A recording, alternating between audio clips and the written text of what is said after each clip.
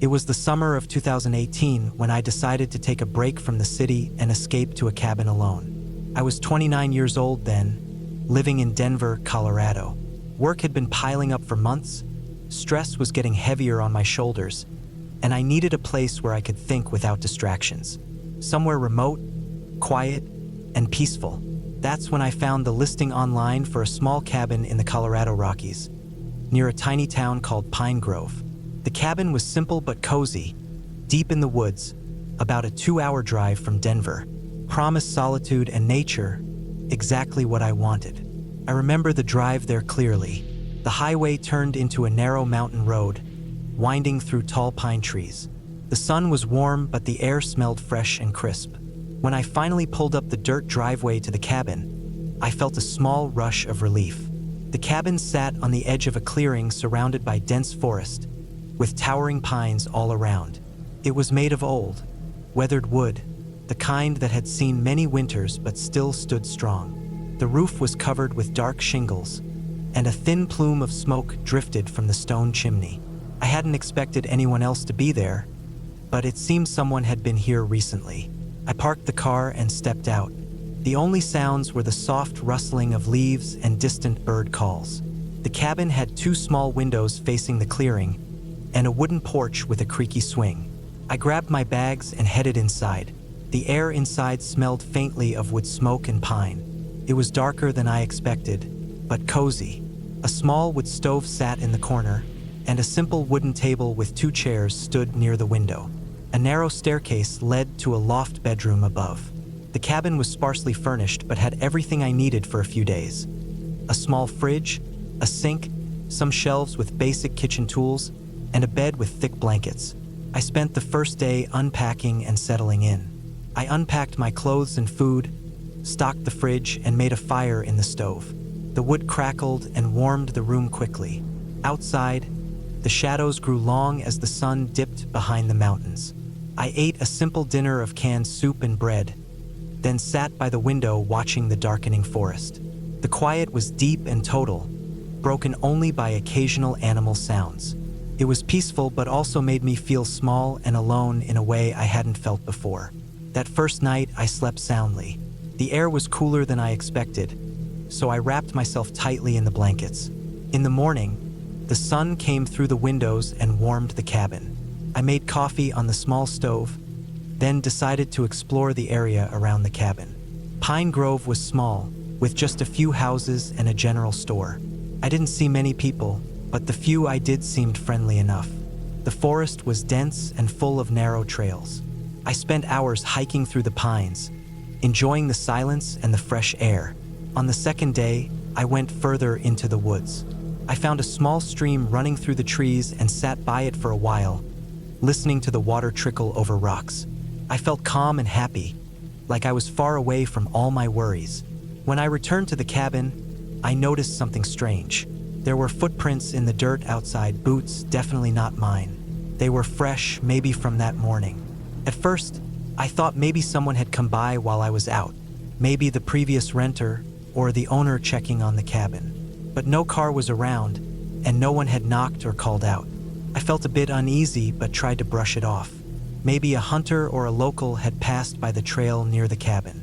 I checked all the locks on the doors and windows just to be safe and sat by the fire again.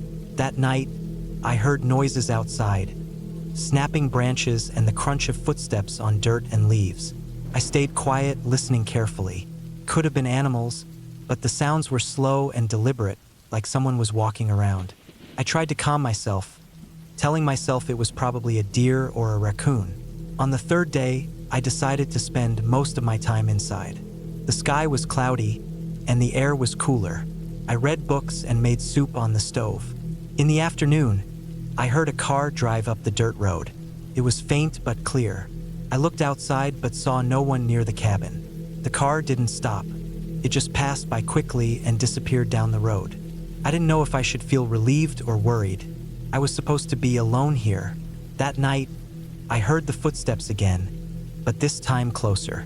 It felt like someone was pacing near the cabin, circling it slowly. I stayed in bed, heart pounding. The cabin felt smaller and less safe than before. I wondered if I should call someone, but I had no cell signal here. The nearest town was miles away, and the road was dirt and narrow. I was truly isolated. I tried to ignore it and eventually fell asleep. When I woke up the next morning, the door to the cabin was slightly open. I was sure I had locked it the night before. The lock was intact, but the door was cracked just enough to slip a finger in. I closed and locked it firmly, checking every window again. The feeling of being watched was growing stronger.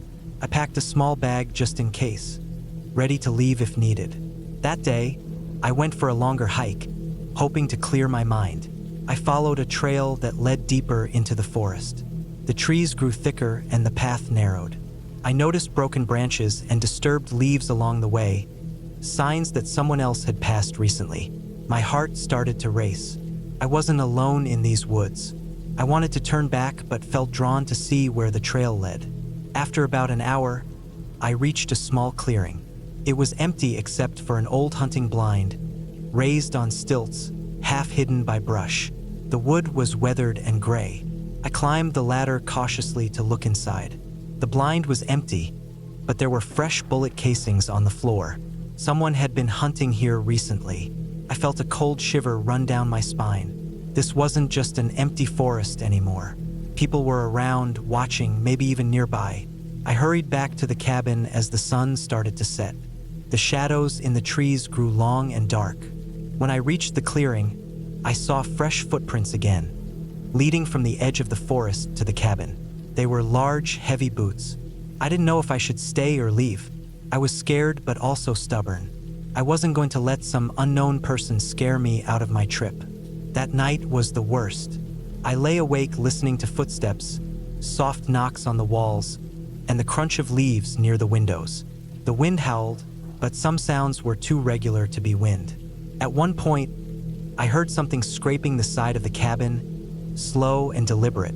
I gripped my flashlight and a small kitchen knife, too scared to sleep but too exhausted to stay awake. Around midnight, the door rattled as if someone was trying to open it. My heart jumped into my throat. I called out, hoping the sound would scare whoever was outside. The noise stopped. I stayed as quiet as possible, breath shallow, waiting. After a long silence, I finally drifted off. Morning brought light and some comfort. I decided then that I wouldn't wait around anymore. I packed everything quickly, double-checked the locks, and loaded the car. As I started the engine, I saw a figure standing just inside the tree line watching me leave. The person didn't move or wave, just stood there like a shadow. I didn't look back until I reached the highway. Once I was back in Denver, with the noise and life of the city around me, the fear slowly faded. But I never forgot that week in the cabin. The quiet beauty of the forest mixed with the creeping dread of being watched and followed. I never told anyone what really happened, afraid they'd think I was crazy. Looking back now, I know the woods hold many secrets. Some people come to places like that for peace, but others use the silence to hide things. I learned the hard way that solitude can be dangerous, not because of ghosts or monsters, but because of people. Not everyone in the wilderness is friendly or harmless. And sometimes the scariest things are the ones that don't say a word.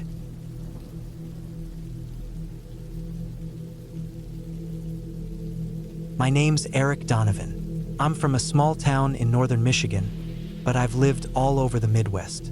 Back in 2013, I was 33 and going through a rough time. My relationship had just ended, and I'd been laid off from a job I gave a lot of my life to. I wasn't in the best headspace, so I thought being alone for a while might help. I had some savings, no real obligations, and I just wanted to disappear for a bit. Somewhere quiet, away from people. A guy I used to work with had a family cabin near Ely, Minnesota. It was old, had no running water, no electricity except for a small generator, and it sat deep in the woods, maybe 8 or 9 miles from the nearest paved road. I asked him if I could use it for a while. He told me sure, as long as I didn't mind roughing it. That was exactly what I wanted. Just a couple of months, maybe longer, depending on how I felt. It was late October when I got there. The leaves were mostly gone, and the cold had already settled in. I drove my old pickup as far as the trail would allow, then hiked the last half-mile through dense trees with a pack full of food and gear. I went back for more supplies later that day, did that back and forth hike about 4 or 5 times. It was exhausting, but I didn't care. The cabin was exactly what I was hoping for. No neighbors, no noise, just quiet. The structure itself was simple. One room, a little wood stove in the corner, a cot, a table, a couple of shelves. There was a tiny outhouse about 40 yards out through the trees, and a rain barrel that collected runoff from the roof for water, though that would freeze up soon. I brought a ton of bottled water just in case. I had a shortwave radio, a battery-powered lantern, and a couple of small solar panels I rigged up to charge my phone and a few essentials, though I barely used the phone. It only worked in 1 or 2 spots if I climbed out to a ridge north of the cabin. The first couple of weeks were exactly what I needed. I chopped wood, cooked simple meals, read old paperbacks by lantern light, and just sat outside watching the wind move through the trees. At night, I'd build a fire, wrap myself in a sleeping bag, and stare at the stars through the cracks in the window shutters. I felt peaceful for the first time in months. But things changed fast once the snow came. Early November brought a heavy storm that dumped over a foot of wet snow in a day. That was fine, I was prepared for it. What I wasn't ready for was how different the forest felt after that. Quieter, heavier. The snow muffled everything. I could walk for an hour and not hear a single bird or branch. It was like the whole world had gone to sleep overnight. I started noticing little things. Nothing huge at first, just oddities. Like I'd stack firewood next to the cabin wall, and in the morning it would be scattered. Not all of it, just a few logs. I figured maybe it was animals, but it kept happening. Sometimes I'd find small branches stuck upright in the snow nearby, standing up straight like someone had poked them into the ground. One morning I found boot prints circling the cabin. They weren't mine. They were wider, with a tread pattern that didn't match mine. They came out of the woods and vanished back into the trees. That was the first time I really got uneasy. I stood there staring at those prints for a long time. I walked the perimeter, didn't see anything else. No dropped gear, no path leading away, just prints that circled the cabin twice and disappeared the way they came. I kept telling myself it had to be a hunter, or some hiker who got turned around. Maybe someone just curious. But why not knock? Why come at night? Why not follow a trail? And the snow was fresh. Those prints were new, no more than a few hours old. I started keeping the axe inside at night after that. A few days later, I woke up around 3 a.m. I wasn't sure why. No sound or anything. Just that instinct you get when something's off. The cabin was dark. My fire had gone out. I lay there listening. First, it was dead quiet. But then I heard crunching. Slow, deliberate footsteps. Not an animal. Something heavy. Human. I didn't move. I just stayed still in my cot, listening to it walk back and forth outside the wall. It circled. Then it stopped. I didn't breathe. After a minute, I heard a faint knock. Not at the door. On the wall. Just a tap. Then nothing. I lay there until morning. When I finally opened the door, there were no prints. None. The snow was undisturbed. That was impossible. I heard it. Something walked through that snow. I'd staked a lantern to the porch post, and it was lying on the ground, glass shattered. I hadn't touched it since the day I set it up. That day, I hiked out to the ridge and got a signal on my phone. I called my brother, told him everything was fine, just checking in. I didn't want to sound paranoid. I didn't mention the knocks or the boot prints. I felt crazy even thinking about them. But that night, something new happened. I came back from the outhouse just after dark. I kept the area well lit with a headlamp, and I always cleared the path of snow so I knew where to step. But as I approached the cabin, I noticed something strange in the snow. A handprint, just one, not mine, 2 wide and longer fingers. It was pressed into the snow right by the doorframe, like someone crouched there, leaning in, listening. I stood there in the cold for what felt like forever, staring at it. I didn't want to go back inside. I didn't want to be in that cabin, but I also didn't want to be out in the dark. I stepped over the handprint and locked the door behind me. That night, I didn't sleep. I sat up with the axe in my lap and a lantern burning until sunrise. From that point on, I started keeping track of everything. I made notes in a little journal. Every sound, every print, every odd sign. It happened every few days. Sometimes I'd find new markings in the snow, shapes made with sticks, small circles or patterns. Once I found a torn scrap of what looked like burlap hanging from a branch. It was old, moldy, and stank like rot. I burned it in the stove. A few nights before Christmas, things got worse. I was chopping kindling just before sunset when I noticed a shape in the trees. Far back, maybe 70 or 80 yards. It didn't move, just stood there. I stared at it, trying to make it out, but it was too far and shadowed. I turned my back for 1 second to set the axe down, and when I looked again, it was gone. That night, I locked the door, braced it with a chair, and didn't sleep. Around 2 a.m., I heard something scrape against the roof. Slow, dragging, like a branch or someone crawling. I didn't go outside. I waited until daylight. When I finally got the nerve, I climbed out and checked the roof. Nothing was up there, but I found prints near the back of the cabin. Same ones as before, big, heavy, same tread. They led up to the wall and stopped. I couldn't do it anymore. I packed up as much as I could fit in my backpack and hiked to the truck. I left half my gear behind. I didn't care. I just wanted out. When I got back to town, I told my buddy I was done. I didn't go into the full story, just said I didn't feel safe out there. He didn't ask questions, just nodded and said he understood. A few weeks later, I was staying with my brother in Duluth when he handed me a newspaper clipping. It was from a local paper out near Ely. Some hikers found something deep in the woods, an old campsite, tattered clothing, bone fragments, and a tarp that had been buried under logs. Police thought it might be connected to a missing person from the 90s, a drifter or maybe a hunter who disappeared one winter. The article was short, no photos, but the location they described, it was maybe half a mile from that cabin. I tried to forget about it. I really did, but something stayed with me, a feeling, like I'd been watched, followed, studied. I went back one last time out of some need for closure. It was late spring. Snow was gone. I brought a friend this time just in case. We hiked to the cabin. It looked untouched, exactly how I'd left it. But the woods felt different, lighter in a way, like whatever had been there was gone. We found nothing. No footprints, no markings, nothing strange. I never saw the figure again. But when we opened the stove to check inside, we found something I hadn't put there.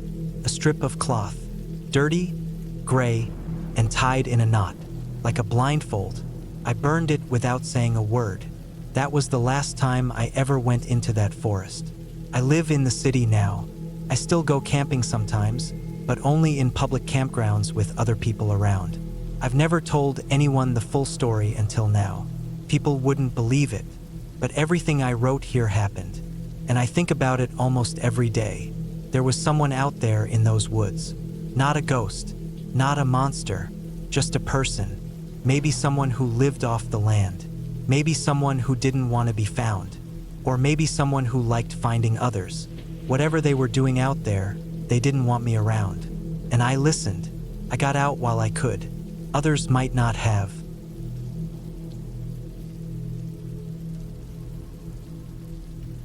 My name's Lucas Barnes. Back in late October of 2016, I decided to rent a small cabin in the mountains of northern Idaho, about 30 miles outside a town called Wallace. I was 34 at the time, living in Spokane, Washington, and working remote IT contracts. I'd been in a rough place mentally after a hard breakup, feeling disconnected from people and burned out from staring at screens all day. My plan was to unplug for a couple of weeks, clear my head, and maybe even finish a little personal writing project I kept putting off. I found the cabin on a local rental site, simple, off-grid solar panels with stove, hand pump for water, propane for cooking, and no Wi-Fi or cell service. The place was set up about 10 miles off a Forest Service road, past a dirt path that climbed steeply along a ridge. The listing said four-wheel drive was required, especially in fall when weather changed fast. I borrowed my brother's old Toyota Tacoma and packed it with a cooler full of food, a bunch of firewood, my clothes, some books, and my laptop just for offline writing. The cabin sat on the edge of a clearing surrounded by dense pine forest. From the front porch, you could see miles of layered hills rolling out toward Montana. The silence was something else. No traffic, no buzz of electricity, no voices. Just the wind moving through trees and the occasional hawk or raven passing overhead. For the first few days, it felt like exactly what I needed. I fell into a routine. Mornings, I'd cook eggs or oatmeal on the propane stove, drink instant coffee while sitting on the porch wrapped in a blanket, and just watch the sunlight move across the trees.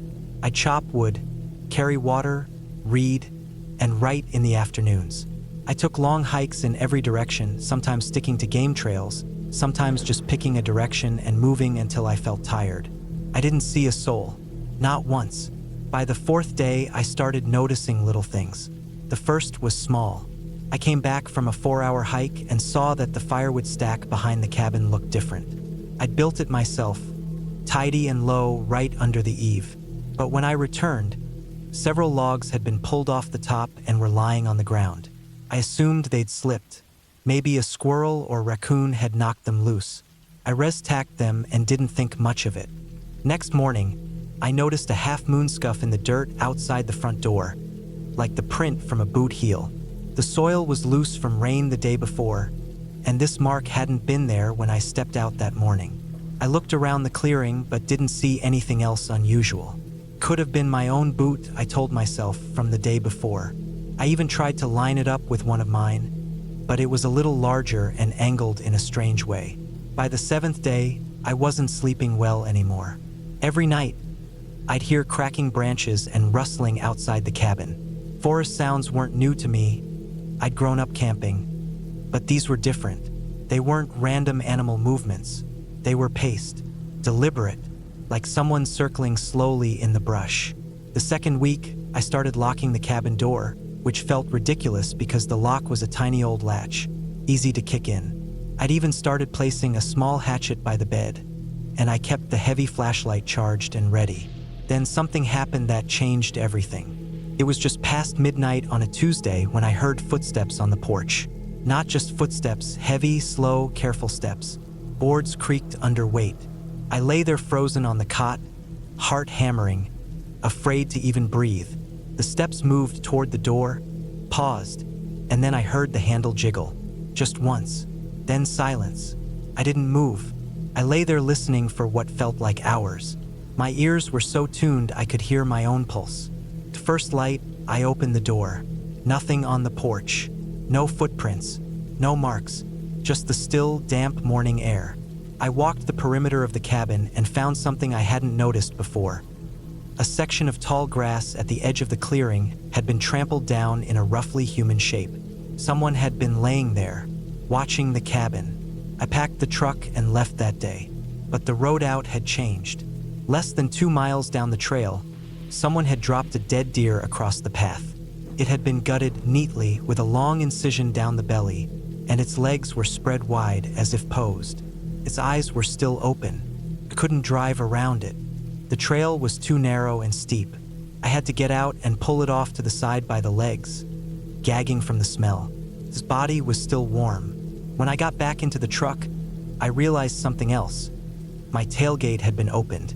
I always checked it twice because the old latch sometimes stuck. Someone had been in the truck bed. My cooler was still there, but some of the food was missing. I didn't remember hearing anything while I slept. I didn't understand how someone could have done that without waking me. I pushed the truck hard the rest of the way down the trail, scraping it in spots I should have been more careful with, just trying to reach the main road. I didn't stop until I was past Wallace and back on the interstate heading west. I stayed with my brother that night and didn't tell him what happened. I didn't sleep either. Back in Spokane, I filed a report with the Forest Service, mostly just to document what had happened. They said it sounded like someone squatting in the area, maybe a poacher, but there was no patrol in that part of the forest. They told me to stay away from unmonitored land for a while. A week later, I went through the photos on my phone. I'd taken dozens of landscape shots, wildlife, even some pictures of the cabin itself from the outside. In one of them, taken on the second day, I noticed something in the tree-line. A figure, way in the background. At the time, I must not have noticed. But zoomed in, you could just make out the shape of a person standing perfectly still among the trees. No color, no movement, just there. I haven't been back since, and I don't think I ever will.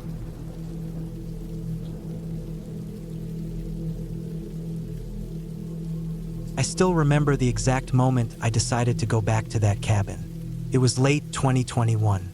I had spent years hearing about it from my Uncle Joe, who owned it up in the mountains near a little town called Miller's Creek in western Montana. The cabin was built back in the 70s, tucked away on a ridge surrounded by thick pine trees, not far from the Black Pine River. It was rustic, rough around the edges, but for my uncle, it was a place of peace. After he passed away unexpectedly from a heart attack, I inherited the cabin. I wasn't sure what to do with it at first, but then I thought I'd go there for a few days, clear my head, and figure things out. I was 32 at the time, and life had been pretty rough lately. My job in Denver was stressful, my relationship was falling apart, and I was carrying around a weight of exhaustion I couldn't shake off. The idea of getting away from the city and spending time in the quiet woods sounded like the right thing to do. I packed my car with the basics: some food, water, a first aid kit, a flashlight, a battery-powered radio, and a small gas stove.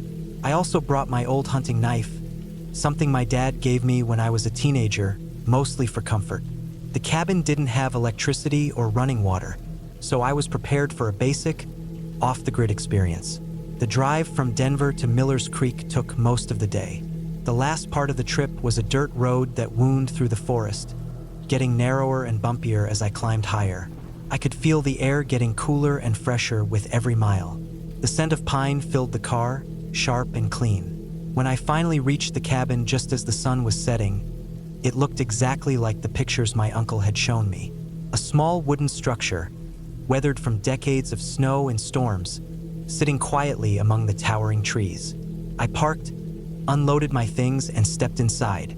The cabin smelled of old wood, dust, and a faint trace of mothballs. A faded green couch sat against one wall. A small wood-burning stove was in the corner, and a table covered in scratches took up the center of the room. There were shelves with old books, canned food, and some dusty tools. A small bedroom was tucked behind a door, with a single bed and a thin mattress. The first night was peaceful. I made a simple dinner, heated by the stove, and settled in early.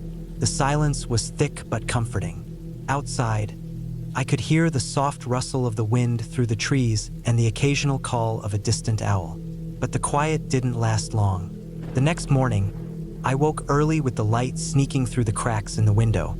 The forest outside was wet from a light rain. I decided to explore the surrounding area, curious to see the place my uncle loved so much.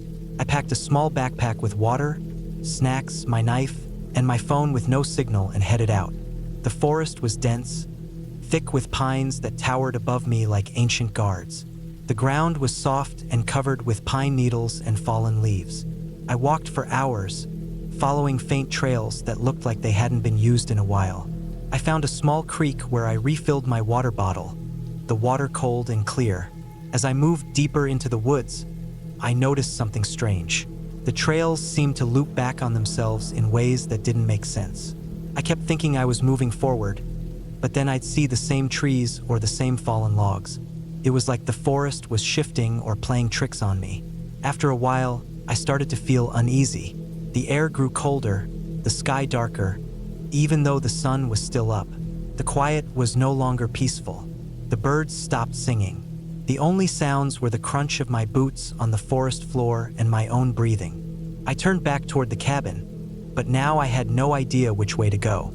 Every direction looked the same. Tall pine trees with dark bark, twisted branches, and thick underbrush. My heart started pounding. I stopped and tried to calm myself.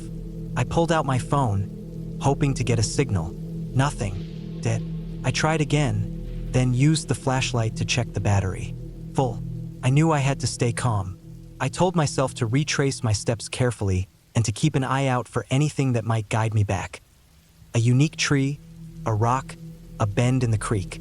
I moved slowly, looking carefully. But the forest was confusing. Nothing looked familiar anymore. It was as if the woods themselves were swallowing me whole. After what felt like hours, the light was fading quickly. The forest grew colder, darker. My phone's flashlight was the only thing that cut through the thick shadows. Then I saw it, a figure just at the edge of the light. At first, I thought it was a man standing still, watching me from behind a tree. But when I blinked, it was gone. My skin crawled. I couldn't tell if my mind was playing tricks or if someone was actually out there.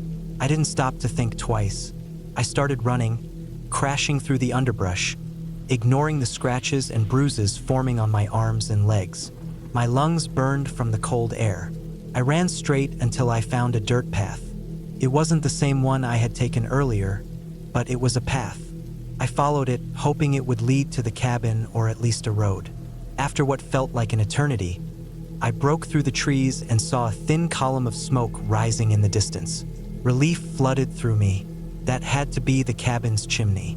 I ran faster. When I finally got back, the sun had almost completely disappeared. I bolted inside, locked the door, and bolted the windows. My heart was still pounding. I sat near the stove and tried to calm down. I kept thinking about the figure. Was it real? Was someone watching me? Was there a person in those woods who didn't want me there? The next day was worse. I decided I wasn't going back into the forest until morning. But then I heard noises outside. At first, I thought it was just the wind or animals. But then, faint footsteps, slow, deliberate, around the cabin. I didn't dare look outside. I grabbed a heavy metal poker from the fireplace and stayed close to the door. The footsteps circled the cabin for what felt like hours, then faded away. The entire night I barely slept, jumping at every sound. The radio crackled occasionally with static, but no clear signals. In the morning, I found something that chilled me. Outside the cabin door, someone had left a crude carving on the wood.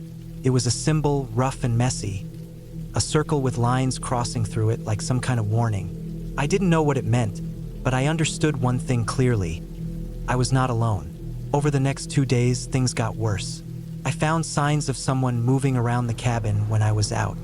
Broken branches, footprints in the dirt that didn't match mine. Things moved slightly when I returned from short walks. My food supply had been tampered with, cans moved, some missing. I tried calling for help on my phone, but no signal. The nearest town was over an hour away, and there was no way to get there without a vehicle that could handle the rough terrain. I started keeping the doors locked, windows shut, and the stove poker close by. At night, I slept in the corner by the door, listening for sounds. One night, I heard scratching at the door. Not loud, but persistent. Someone trying to get in. I grabbed the poker and flung the door open, but no one was there. Only footprints leading into the forest. That was the breaking point. I knew I had to leave. I packed up what I could carry quickly, stuffing clothes, food, water into my bag. I left behind most of my gear, including the stove and some food, just to travel lighter. I unlocked the door and stepped outside in the gray, early morning light. The forest was quiet again. The eerie kind of quiet that made the hairs on my neck stand up. I kept moving down the dirt road, following the direction I had come in. Hours passed. The sun rose higher. I passed familiar landmarks, the fallen log where I had rested, the rock shaped like a bear, the bend in the creek. But as the day wore on, I realized something terrible. I was lost again. The road split into two, and both paths looked worn. I chose one, hoping it would lead me to a highway or a ranger station. After walking for another hour, I spotted an old, rusted truck parked near a clearing. I approached cautiously. Inside, I found a map and a pair of binoculars. The map showed the forest, the trails, and the roads. According to the map, the nearest highway was at least 5 miles away. I felt a mix of hope and dread. That night, I camped near the truck, making sure to cover myself with leaves and branches.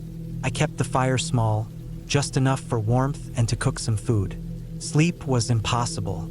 Every noise, twigs snapping, leaves rustling, made me jump, but nothing came close. The next morning, I started walking again.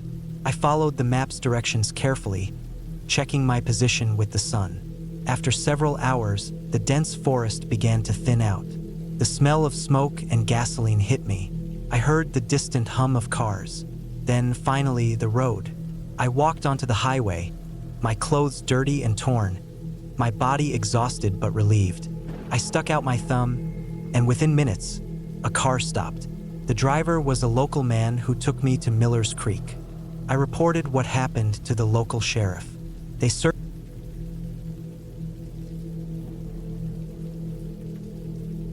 I was 34 when I decided to take a break from work. I'd been working in a small auto repair shop in Columbus, Ohio, for almost a decade without any real time off. My boss owed me vacation time anyway, and I felt drained, like the kind of tired that doesn't go away after one night of sleep. I needed quiet.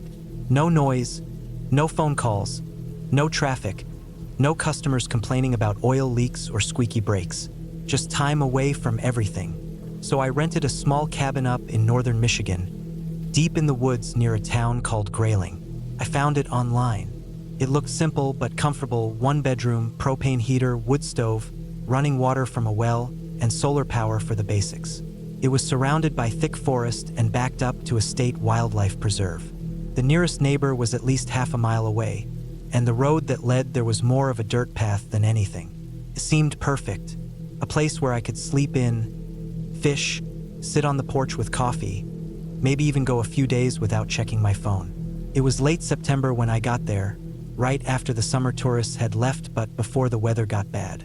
Leaves were turning, and the air had that dry, cold smell of fall. I drove my truck down the long dirt road for nearly 20 minutes, passing through trees that crowded in on both sides like walls.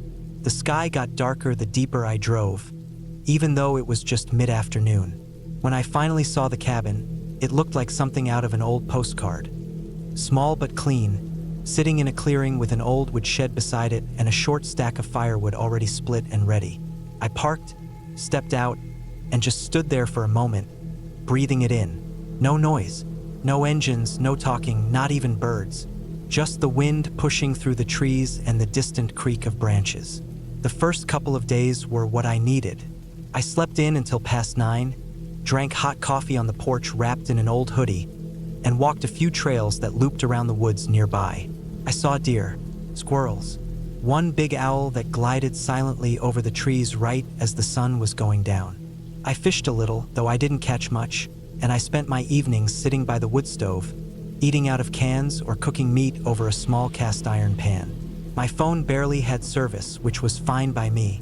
I texted my brother just once to let him know I made it and then shut the phone off and left it in a drawer. Everything changed on the 4th night. That afternoon had been colder than the others. I stayed close to the cabin and split some wood to keep busy. Around 5, I noticed something strange. It felt like someone had been watching me.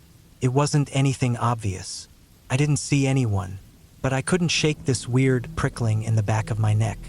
I looked around more than I normally did, and every time I stared into the trees, I expected to see someone. A hunter, maybe, but the woods were empty. That night, I locked the door, even though it felt silly. I'd been leaving it unlocked before. No one was out here. I pulled the blinds tight, fed the wood stove, and sat back with a book. I must have dozed off because the next thing I knew, it was after midnight. The fire had burned low, and the room had that cool, empty feeling that wakes you up even when you don't know why. I stirred in my chair and looked toward the window. That's when I saw the shape. Just outside the window, past the edge of the porch, there was something standing still between the trees. Couldn't make it out clearly. It was tall, maybe 6 feet, and thin like someone who hadn't eaten in weeks. My eyes weren't adjusted well to the dark, and the fire barely lit the room. I didn't move, afraid that if I did, whatever it was would see me. I just sat there, breathing slow, staring at it. After a few minutes, it stepped back into the trees and was gone. I told myself it was a hunter, maybe someone passing through, but something about the way it moved, slow, deliberate, didn't feel right. It wasn't like someone casually walking. It was more like someone trying not to make noise. The next morning, I found footprints near the edge of the clearing. They weren't boot prints. They looked like old running shoes, worn and flat. The prints came from the woods, circled the side of the cabin, and stopped just below the window. That same window I'd looked out of. I stayed close to the cabin that day. I kept the axe with me, and I carried my old hunting knife in my belt. I started thinking about packing up, heading out early, but I hated the idea of running away just because some weirdo passed through. I tried to push it from my mind. Maybe it was nothing. Maybe it was a camper who got lost. But the footprints kept bugging me. They were too close, too deliberate. That night, I slept with the axe by the bed. At 3:27 a.m., I woke up to the sound of the doorknob turning. It wasn't loud. It was subtle, almost quiet enough that I thought I imagined it. But then I heard it again. A slow twist, back and forth, like someone testing it gently. I didn't move. I held my breath and stayed perfectly still under the blanket. The door was locked. I'd made sure of it. But I knew the cabin was old. The lock wasn't strong. I sat up slowly, grabbed the axe, and waited. The knob stopped. For a minute, there was nothing. Then I heard footsteps on the porch. Not the heavy kind, but the soft kind. Someone barefoot or in worn-out shoes. I sat there in the dark for a long time, heart racing, until I finally heard them step off the porch and move back into the woods. I didn't sleep the rest of the night. In the morning, I found more footprints. This time, they were right up against the front door. Whoever it was had stood there for a while. The prints were deeper, more pressed in. I followed them with my eyes. They led into the woods across the clearing, disappearing into the thick trees. I wanted to leave. I packed my bag, stuffed what I could into the truck, and got ready to drive. But when I turned the key, the truck wouldn't start. Dead. I checked the battery. It was fine. No corrosion, no loose cables. I opened the hood and looked everything over, but nothing obvious stood out. It was like someone had just drained it while I slept. I checked the fuse box. A couple of the fuses were gone. I keep spares in the glove box, so I replaced them, and finally the engine turned over. That's when it really sank in. Someone had been messing with my truck. Not a lost hiker, not a camper. Someone was watching me, waiting until I slept, walking right up to the cabin, and cutting off my way out. I didn't sleep that night. I kept the lights off and sat by the front window with the axe in my lap. Around 2 in the morning, I saw movement in the trees again. Same tall figure, standing dead still between 2 thick trunks, staring at the cabin. I didn't move. I didn't blink. I just stared back. I wanted to scream at them. I wanted to charge out and swing the axe, but I couldn't move. My hands were sweaty, fingers clenched so tight around the handle that they cramped. After maybe 10 minutes, they moved, slowly stepping backward, fading into the black between the trees. By the 5th day, I'd stopped going outside. I sat inside with the stove cold, food running low, and every curtain drawn tight. The cabin had no signal. I couldn't call anyone. I thought about trying to leave, but I knew the road was rough and the chance of getting stuck or turned around was too high. I decided I'd leave at first light. That night, they came back. This time, I heard them walking around the cabin. Slow footsteps in the leaves, circling the whole place. They tapped on the back window, then the side, then the front, like they were waiting for a reaction. I didn't give them one. I stayed still in the dark, sitting on the floor with the axe in my hands. I didn't sleep. I didn't move until the sky turned pale. At first light, I ran for the truck, turned the key, and prayed it would start. It did. I floored it, tearing down the dirt road, throwing mud and stones behind me. I didn't stop. I didn't look in the rear view. I just drove until the trees started to thin and I saw pavement. I made it to a gas station just outside Grayling and called the police. They sent a car out to check, but they didn't find anyone. Just footprints, lots of them. They said maybe it was a squatter or a drifter, someone mentally unstable, maybe living off the land. They couldn't say for sure. I didn't go back.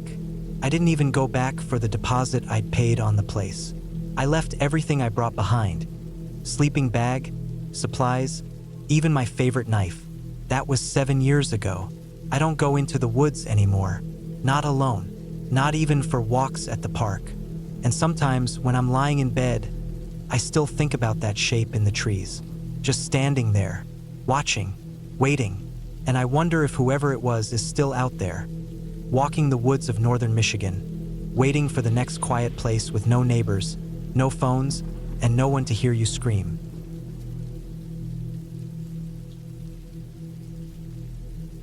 My name is Thomas Blake. This happened in 2017 when I was 32 years old. I had been working nonstop for nearly 6 years at a logistics company in southern Nevada, just outside Henderson. I'd never taken a real vacation, not the kind where you shut your phone off and disappear. I didn't have a family and I lived alone. After a sudden wave of burnout and a mild panic attack at work, my manager suggested I take a week off. Not just a long weekend, but an actual break. I didn't want to fly anywhere or deal with people. I wanted quiet. I wanted stillness. So I looked up remote cabins online. I didn't want a touristy lodge or anything in a campground with RVs lined up like trailers at a drive-in. I wanted off-grid, no cell reception, surrounded by trees. After a few days of looking, I found a listing posted on a small rental site by a man named Gary. It was a cabin tucked deep in central Idaho, outside a town called Loman. I'd never been to Idaho.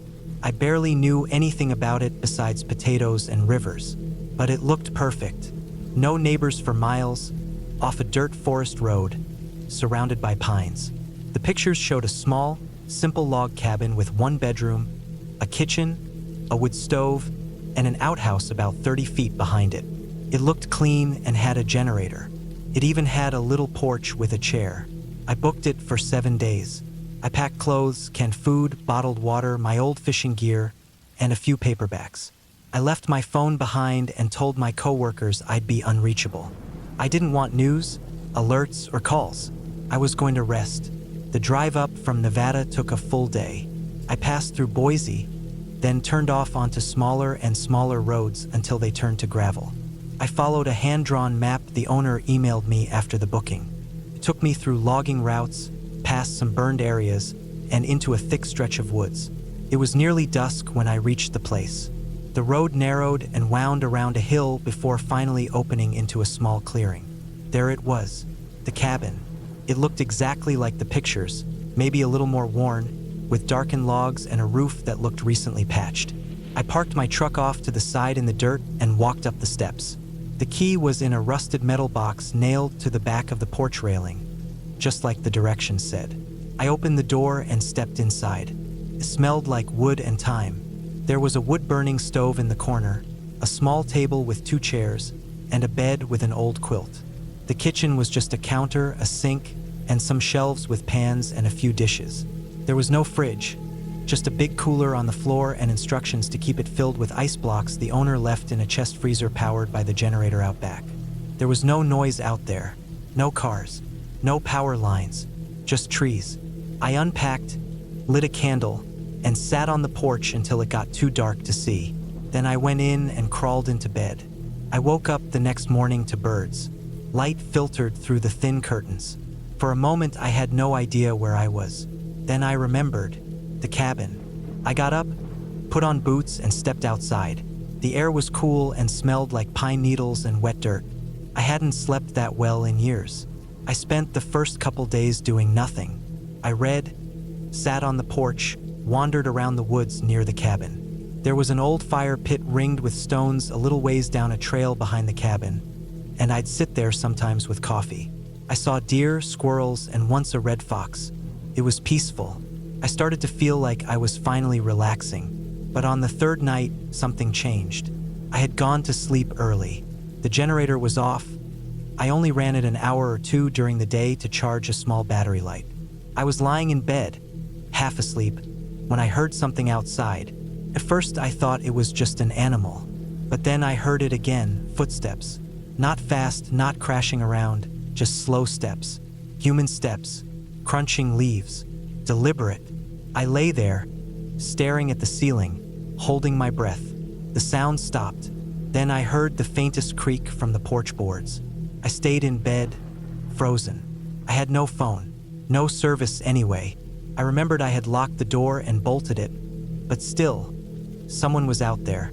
I didn't move. I waited, heart pounding. I had no clock, but it felt like forever. Then nothing. No more sounds. Eventually, I fell back asleep out of sheer exhaustion. The next morning, I got up and stepped outside. Everything looked normal, but I saw it right away. Muddy prints on the porch steps. Boots, not mine. I stared at them for a long time. They came up to the porch, then turned back toward the woods. I didn't know what to do. My truck was still there.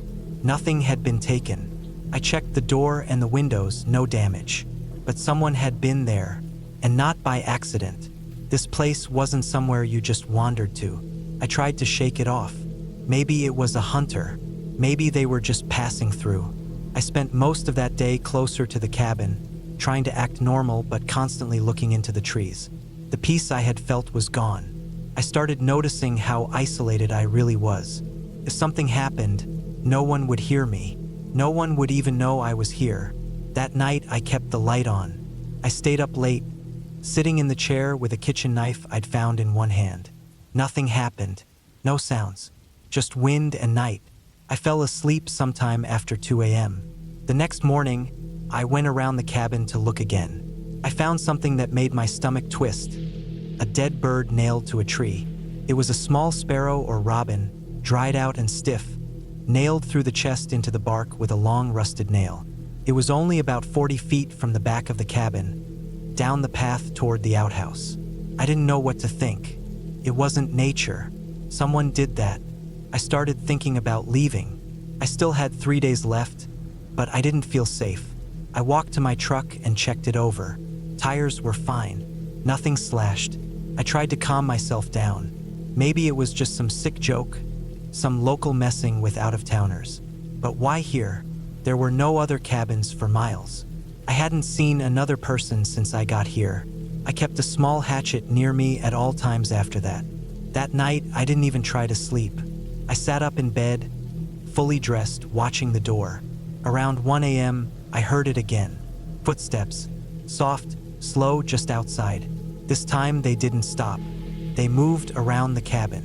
I heard them go from the front to the side window, then toward the back. I didn't breathe. I just gripped the hatchet and listened. Then I heard the door handle jiggle. I jumped up and ran to it, pushing against it. The bolt held, but the handle moved again. Someone was trying to open it. I didn't shout. I didn't make a sound. I pressed myself against the door, heart racing. Then silence. Minutes passed. I waited. I slowly stepped to the window and peeked through the curtain. It was too dark to see anything. I stayed awake the rest of the night. At first light, I went outside with the hatchet in hand. No one was there. No footprints this time. It hadn't rained, and the ground was dry. But I knew what I heard. I didn't imagine it. That was it for me. I packed everything fast. I didn't eat, didn't clean up. I threw my gear in the truck and started the engine. I took the same road out, back toward the town. But about 5 miles down the dirt road, I had to stop. A tree had been dragged across the road. It wasn't a fallen tree from a storm. It had been cut clean across the base. A saw or chainsaw, not wind. It blocked the whole road. Couldn't go around it. Ditches on both sides were too steep. I got out and stared at it. It hadn't been there when I arrived. Someone had done this after I got there. Maybe last night. I looked around but saw no one. The woods were quiet. There was an old tow strap in my truck. I hooked it to the base of the tree and tried dragging it, but my truck couldn't move it much. It was too thick. I had a small saw in the back, a cheap folding one. I used it to cut branches and started working on cutting the trunk down enough to pull it off the road. Took me nearly 2 hours. The whole time, I kept looking over my shoulder. I didn't hear anything. No footsteps, no voices, but I couldn't shake the feeling someone was watching me. When I finally got the road clear, I drove fast. I didn't stop until I hit pavement and cell signal. I pulled over, called the rental site's number, and told them I left early because of an emergency. I didn't give details. I didn't call the police. What would I say? Someone walked around at night and nailed a bird to a tree? I never heard from the owner. I never left a review. I never told my coworkers what happened. I didn't go back to Idaho. To this day, I don't know who it was. A local? A squatter?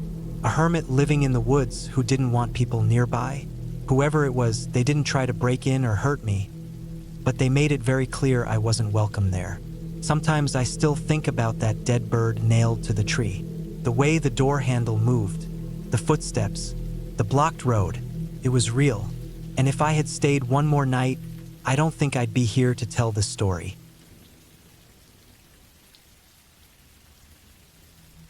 I want to share a story about a trip I took a few years ago, back in 2017 when I was 28. It's a story about a cabin in the woods in northern Michigan, a place called Oscoda, a small town near the Huron National Forest. The trip started as a simple weekend getaway, but it quickly turned into one of the most unsettling experiences of my life. This is not a ghost story or something from a horror movie. It's a real experience, something that felt very wrong but had nothing to do with the supernatural. Just real fear, and the kind of tension that comes from being alone in a remote place with no easy way out. I remember the morning I left clearly. It was early September, the leaves just starting to turn yellow and orange, but the air was still warm. I was living in Detroit then, working a regular office job, and needed to get away from the noise, the city crowds, and the endless traffic. I found a cabin online, a small wooden cabin listed for rent through a local property manager. The cabin was about 20 miles outside Oscoda, right on the edge of the forest, near a lake. It wasn't fancy, no internet, no cell reception for most of the area, and only the basics inside. Just a small kitchen, a wood stove, a bed, and a little porch looking out onto the trees. I packed what I thought I'd need for 3 days' food, some firewood, water, and a few books. I wanted peace, quiet, and a break from everything. The drive from Detroit was about 4 hours, mostly highway until the last part where I turned onto a narrow, gravel road lined with tall pine trees. The road was bumpy, the kind where you have to drive slow to avoid rocks and deep potholes. I was alone, and my phone already showed no service before I even reached the last 5 miles. When I finally arrived, the cabin was smaller than I expected, but cozy. It smelled faintly of old wood and something like pine sap. The porch creaked under my boots as I stepped out and looked around. The lake was visible through the trees, shimmering under the afternoon sun. The forest seemed dense and quiet, except for the occasional chirp of birds or rustling of leaves. It was the kind of quiet that feels heavy, like something is holding its breath. I unpacked, built a small fire in the stove, and made some coffee. The first day was peaceful. I spent most of it reading and sitting on the porch watching the lake. At night, the stars were bright, far brighter than anything I'd seen in the city. I went to bed early, feeling relaxed and a little sleepy. The trouble started the next morning. I woke up to an odd sound. It was faint at first, almost like scratching, but it wasn't coming from inside the cabin. I lay still, trying to figure out where it was. It seemed to come from the woods, just beyond the clearing where the cabin sat. I told myself it was probably just a deer or some small animal moving through the brush. I wasn't worried, but I felt a little more alert. I spent the day hiking a bit around the area, staying on marked trails. The forest was beautiful, with tall trees and thick undergrowth. But as the day went on, I noticed something odd. I kept hearing that scratching sound again and again, like something was moving close by but never coming into view. At one point, I stopped and looked around carefully. Nothing moved, but the sound continued off and on. When I got back to the cabin, I locked the door behind me, a habit I picked up after reading about break-ins in remote areas. I tried to shake off the unease, but I couldn't help feeling like I was being watched. I kept the curtains drawn and didn't go outside after dark. That night, the sounds grew worse. The scratching became more persistent, and at times I heard heavy footsteps crunching on the gravel path outside. I checked the windows multiple times but saw nothing. I thought about calling someone, but my phone was still dead, and the cabin had no landline. I didn't sleep well. Every creak of the cabin, every snap of a twig outside, made me jump. I stayed awake for hours, clutching a kitchen knife I'd brought along just in case. The more I listened, the more I felt something was wrong. I could feel eyes on me, though I couldn't see anyone. The next day, I decided to leave early. I packed quickly, eager to get back to the road and civilization. As I opened the cabin door, I saw fresh footprints in the soft dirt outside. They were large, almost the size of a man's boot, but the pattern was strange. The prints didn't look like any ordinary hiking boot I'd seen, and they led straight into the forest. No prints led back toward the cabin, just those heading away. My heart sank. Whoever or whatever had been near the cabin was still close. I debated calling the police, but didn't know if it would do any good with no solid proof or even a phone signal. I decided to drive out as fast as I could. As I drove down the gravel road, I saw a figure standing among the trees near the side of the road. At first, I thought it was another hiker or camper, but the figure didn't move, just stood there staring. I slowed down, but before I could get closer, it disappeared into the woods. I tried to keep calm and not look back. Once I got to the highway, I called a friend and told her everything. She told me to report it to the sheriff's office, which I did as soon as I could. The sheriff said there had been a few reports of strange people seen near cabins and campsites in the area, but no crimes had been reported. Still, he advised me to stay away from that part of the forest and to always let someone know where I was going if I camped again. Looking back, I think what made that trip so scary wasn't anything supernatural, but the feeling of being vulnerable, alone, and possibly watched by someone with unknown intentions. The forest is beautiful, but it's also wild, and sometimes that means people with bad intentions can hide there, unseen. I didn't go back to that cabin. Instead, I stick to campgrounds with more people and cell service. The memory of those nights, the sounds outside, and those strange footprints stay with me.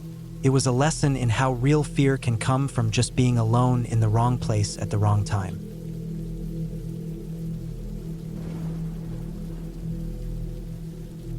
I never thought a simple weekend getaway to a cabin in the woods would turn into one of the most unsettling experiences of my life. I didn't grow up camping or anything like that. I'm not the type to easily scare myself with dark thoughts or worry about what might be out there. But that trip changed the way I think about being alone in the wilderness. It all started in the fall of 2019. I was 34 at the time. I live in a small town in northern Vermont, near the border with New Hampshire. Work had been stressful. I'm a graphic designer who mostly works from home, but deadlines were piling up, and I was feeling burned out. I wanted to get away somewhere quiet, where I could clear my head.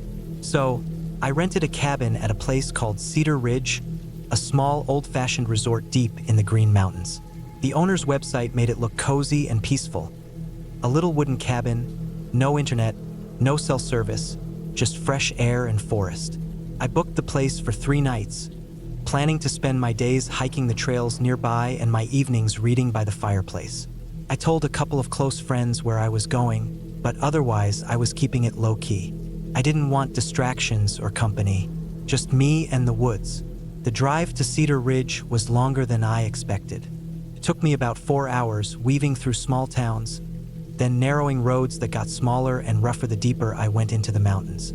The last 5 miles were dirt and gravel, bumpy, with trees crowding in close on both sides. It was late afternoon when I finally arrived. The sun was dipping low, and the shadows were already stretching long between the trees.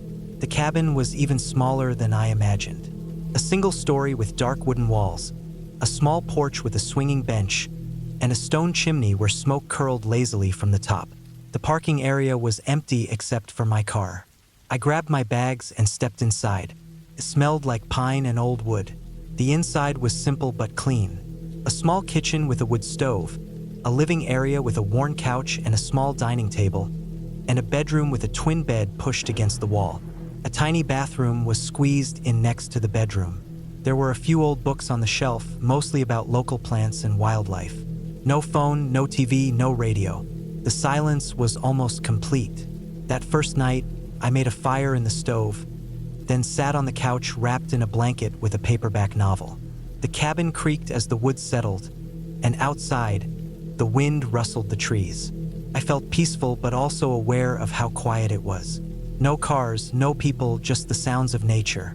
Before I went to bed, I opened the cabin door and looked out into the dark woods.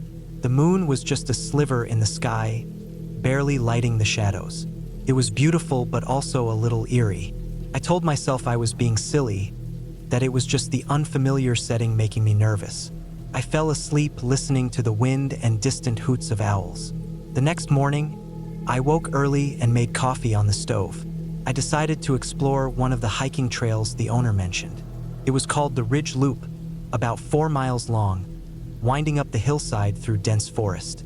The air was cool and crisp, and the sun filtered through the leaves. I saw a few squirrels, some birds, and even a red fox darting across the path. It was quiet, peaceful, and exactly what I needed. But even then, I noticed something odd. The trail wasn't well maintained. Parts of it were overgrown, branches brushing against my jacket, rocks scattered unevenly. Felt like no one used it often. That was strange because the website said Cedar Ridge was popular with hikers. I brushed it off. Maybe the place was just a hidden gem, known mostly to locals. By late afternoon, I was back at the cabin. I cooked some canned soup and heated it over the stove. Outside, the wind had picked up. The trees bent and swayed, sending a constant tapping sound on the roof. I settled in again with a book, but after a while, the silence started to feel heavy, like the cabin itself was holding its breath. Around 7 p.m., I noticed the power was out. The cabin never had electric lights, but I had brought a few battery-powered lamps just in case. I switched one on and moved it near the window. The woods outside were dark, the shadows thick and shifting. Then I heard it, a faint noise, like a twig snapping far off. Then another, closer this time. My heart rate picked up. I reminded myself it was just animals moving around. Deer maybe, or raccoons. Still, the noises kept coming. Snaps, rustles, soft thuds. They didn't sound like normal wildlife. They sounded deliberate, like something moving carefully through the underbrush. I got up and closed the window curtains tightly. The next day was worse. I planned to hike the other trail nearby, the Pine Ridge Path, which was supposed to lead to a lookout point with a great view. I packed a small backpack with water, snacks, my phone. Even though I knew I'd have no signal, and my flashlight, the trail started well. It was wider and clearer than the first one. I passed a small creek, the water bubbling over rocks. Birds sang overhead. For a while, it was peaceful. But as I climbed higher, I noticed strange marks on the trees. Deep scratches, vertical as if made by something sharp. They didn't look like claw marks from bears. They were too straight, almost like deliberate cuts made with a blade. I stopped and stared at them for a long time. My mind ran through possibilities. Could someone have been here recently? Hunting? Trapping? Or worse? I shook the thought away and continued. When I reached the lookout point, the view was stunning. I could see the valley below, the patchwork of forests and fields stretching to the horizon. The sky was clear, a soft blue with fluffy white clouds. But then I noticed something else. Far off, near the edge of the valley, was a thin plume of smoke rising into the air. It looked like a small fire burning in the woods. That made me uneasy. There had been warnings about forest fires in the region that fall due to dry weather. I debated whether to call it in, but without cell service, there was no way. I took pictures with my phone anyway and started back down. That evening, back at the cabin, I tried to relax. I cooked some instant noodles and sat by the fire with my book again. But the feeling of unease from the morning lingered. Then, around 9 p.m., I heard it again. That snapping noise, but this time closer. Much closer. I went to the window and peered out. The beam from my flashlight cut through the darkness, but I couldn't see anything. Suddenly, I heard a low, heavy breathing just outside the cabin door. I froze. My mind raced. It wasn't an animal breathing like that. It was too deep, too steady. I moved back, heart pounding. I grabbed a heavy cast iron skillet from the kitchen counter and held it tightly.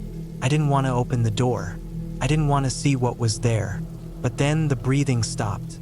For a long moment, there was silence. Then a loud thump against the door. I jumped back and dropped the skillet on the floor. The thumping came again, slower, deliberate. I spent the rest of the night sitting in the corner of the living room, clutching a kitchen knife I found in a drawer. I didn't sleep. Every noise outside made me jump. The wind howled, branches scraped the roof, and I imagined something lurking just beyond the windows. When morning finally came, I forced myself to open the door a crack. There was nothing there, only muddy footprints leading away from the porch into the woods. They were large, too large for me to recognize, like someone big had been there. I called the police from the nearest town as soon as I had service again, which was about an hour down the mountain. They said they'd send someone to check the area. The officers arrived in the afternoon and searched the woods around the cabin but found no one. They told me the footprints might belong to a hunter or a hiker. They also mentioned the smoke I saw was a small campfire that had been put out. They suggested I leave the cabin and stay somewhere safer. I agreed without hesitation. On the drive back, I kept looking at the woods, wondering what had been out there. The police said it was probably just someone passing through, but the heavy breathing, the knocking on the door, it wasn't normal. That trip changed how I see the wilderness. It's not about ghosts or monsters. It's about real people and real dangers, people who might be watching, following, or waiting. Being alone out there isn't just quiet and peaceful. It can be frightening in ways you don't expect. Since then, I've never stayed in a remote cabin alone again. I tell my friends to be careful, to trust their instincts, and to always have a way to call for help. The woods at Cedar Ridge are still beautiful, but I don't think I'll ever forget that night. The feeling of someone breathing just beyond the door, the heavy footsteps in the mud. Sometimes the scariest things are the ones you don't see.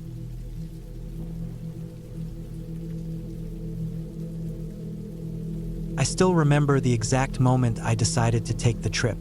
It was the summer of 2012. I was 24 years old, living in a small town in northern Vermont. I had been working long hours at a local hardware store, a job I didn't particularly like, but that paid the bills. My days were filled with the sounds of hammers, saws, and the constant buzz of fluorescent lights. I was craving something different, something quiet and far away from the rush of people and city noise. I found the cabin by chance. It was a small rental, owned by an old man who lived in a nearby village called Eastford. The cabin was nestled deep in the woods, about 15 miles off the main road, accessible only by a narrow dirt path that wound through the dense pine forest. The old man said it was perfect for anyone wanting to be alone, to disconnect, to find peace. The price was reasonable, and I had saved enough money for a week. I decided to book it for the last week of August. The days leading up to my trip were filled with restless energy. I packed everything I thought I'd need: clothes, food, water, a flashlight, batteries, a small camping stove, and some books. I had no cell phone reception at the cabin. The owner warned me, so I left the phone at home. I wanted a break from technology anyway. The drive there was long but beautiful. The sun was bright and warm as I left the town behind. The road became narrower, lined with tall trees that seemed to reach for the sky. Birds sang high above, and the air smelled like pine and earth. When I reached the dirt path, I slowed down and carefully drove the last few miles. The car bounced over rocks and potholes, and I felt a thrill. This was real. This was what I had been waiting for. When I pulled up to the cabin, it looked smaller than I expected. It was made of rough wooden logs, weathered by time and weather. The roof sagged slightly in places, and moss grew on the shingles. The windows were small, dusty, and framed with peeling paint. A thin chimney rose from one end, though I wasn't sure if the fireplace inside still worked. The front porch was cluttered with old chairs and a rusty grill. There was no electricity, no running water, just the cabin and the forest. I grabbed my bags and took a deep breath. The silence was complete except for the distant sounds of the forest, the occasional rustle of leaves, the chirp of crickets, and a faint wind that stirred the treetops. No cars, no voices, no radios, just the woods. Inside, the cabin was small but cozy. A single room with a worn wooden floor, a low ceiling with thick wooden beams, and a fireplace against one wall. There was a small kitchen area with a rusty sink that didn't work, a stove that ran on propane tanks, and a wooden table. In the corner, a small bed with a thin mattress and old blankets. I set my things down and opened the windows to let in fresh air. The glass was grimy but intact. The light from outside cast long shadows across the room. I felt a strange mix of excitement and nervousness. That first night, I ate some canned beans and crackers, then settled into bed early. I wanted to rest before exploring the woods the next day. The night was quiet, but I found it hard to sleep. Every little sound from outside seemed amplified. A branch tapping against the window, the distant howl of a coyote, the shifting of tree limbs in the wind. I told myself it was normal, just nature. The next morning, I woke before sunrise. The sky was still dark, but lightening slowly. I brewed some coffee on the camping stove and sat on the porch, watching the first rays of sunlight filter through the trees. The air was cool and fresh. The smell of damp earth and pine was stronger in the early morning. I planned to hike the trails I had found on an old map the cabin owner gave me. They led deep into the forest, around a small lake, and up to a ridge with a view of the valley below. I packed a backpack with water, snacks, a compass, and my camera. I left the cabin door unlocked, thinking I'd be back before dark. The trail was overgrown in places but still visible. I walked slowly, listening to the sounds of the forest. Birds, squirrels, the occasional rustle of leaves from small animals moving through the brush. The forest was peaceful, almost magical. About 2 miles in, I came across the lake. It was small and clear, surrounded by thick trees. The water was calm and dark, reflecting the sky and branches above. I stopped to take photos and rest.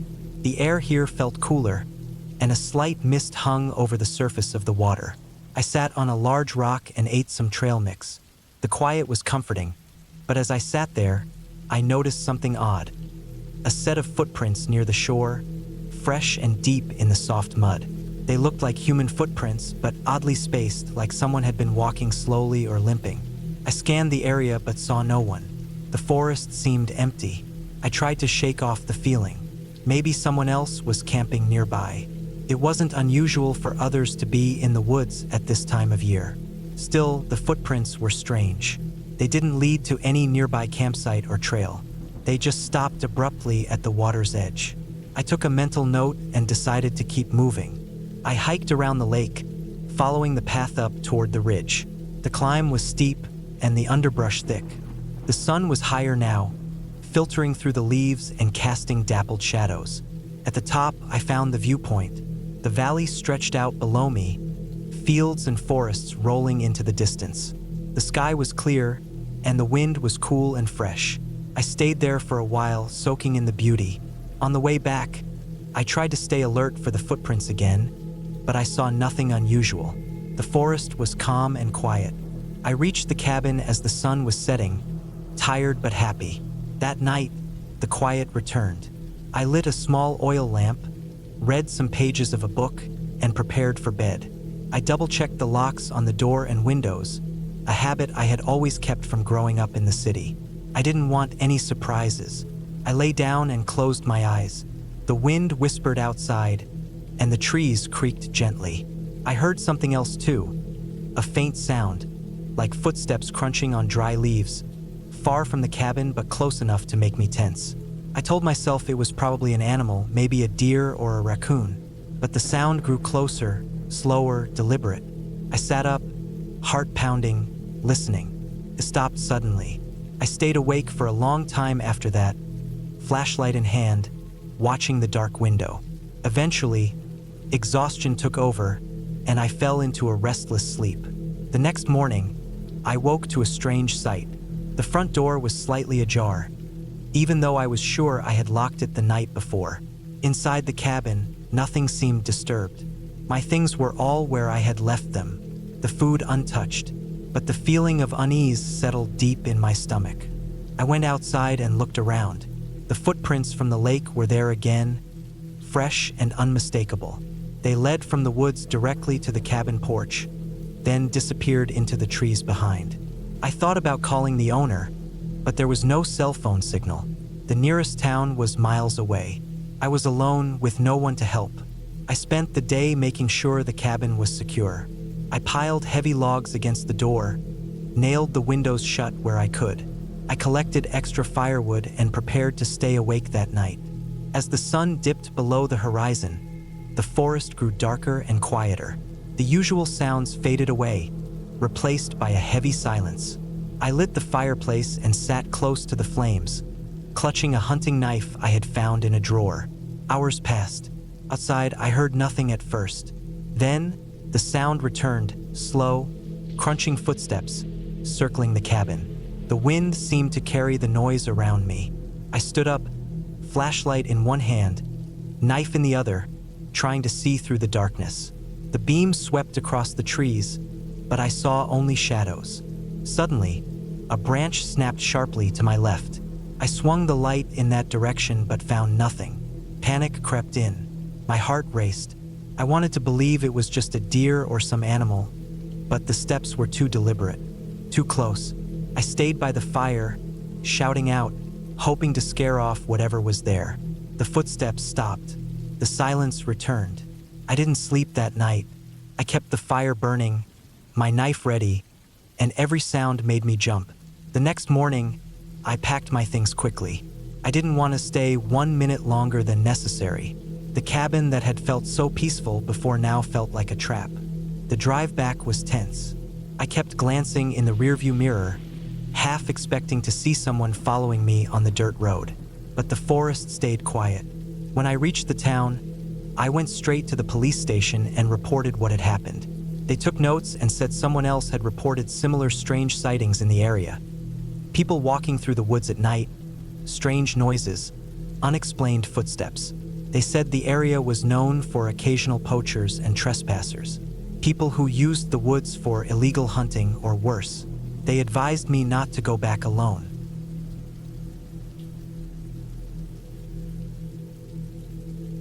It was the fall of 2017, and I was 32 years old. I had recently decided to take some time off from my busy job in Chicago to recharge. For years, I worked long hours in a marketing agency, the kind of job where every day felt like a race against the clock.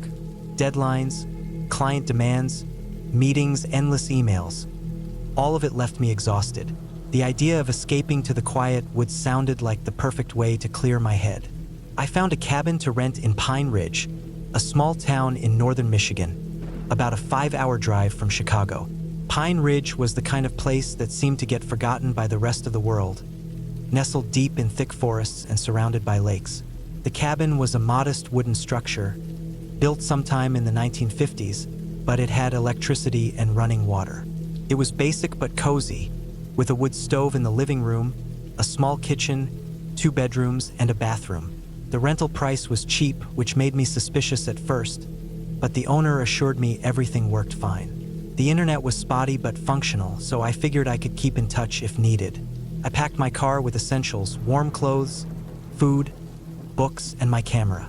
I was hoping for some solitude, maybe to take pictures of nature and write in my journal. The drive up was uneventful but long.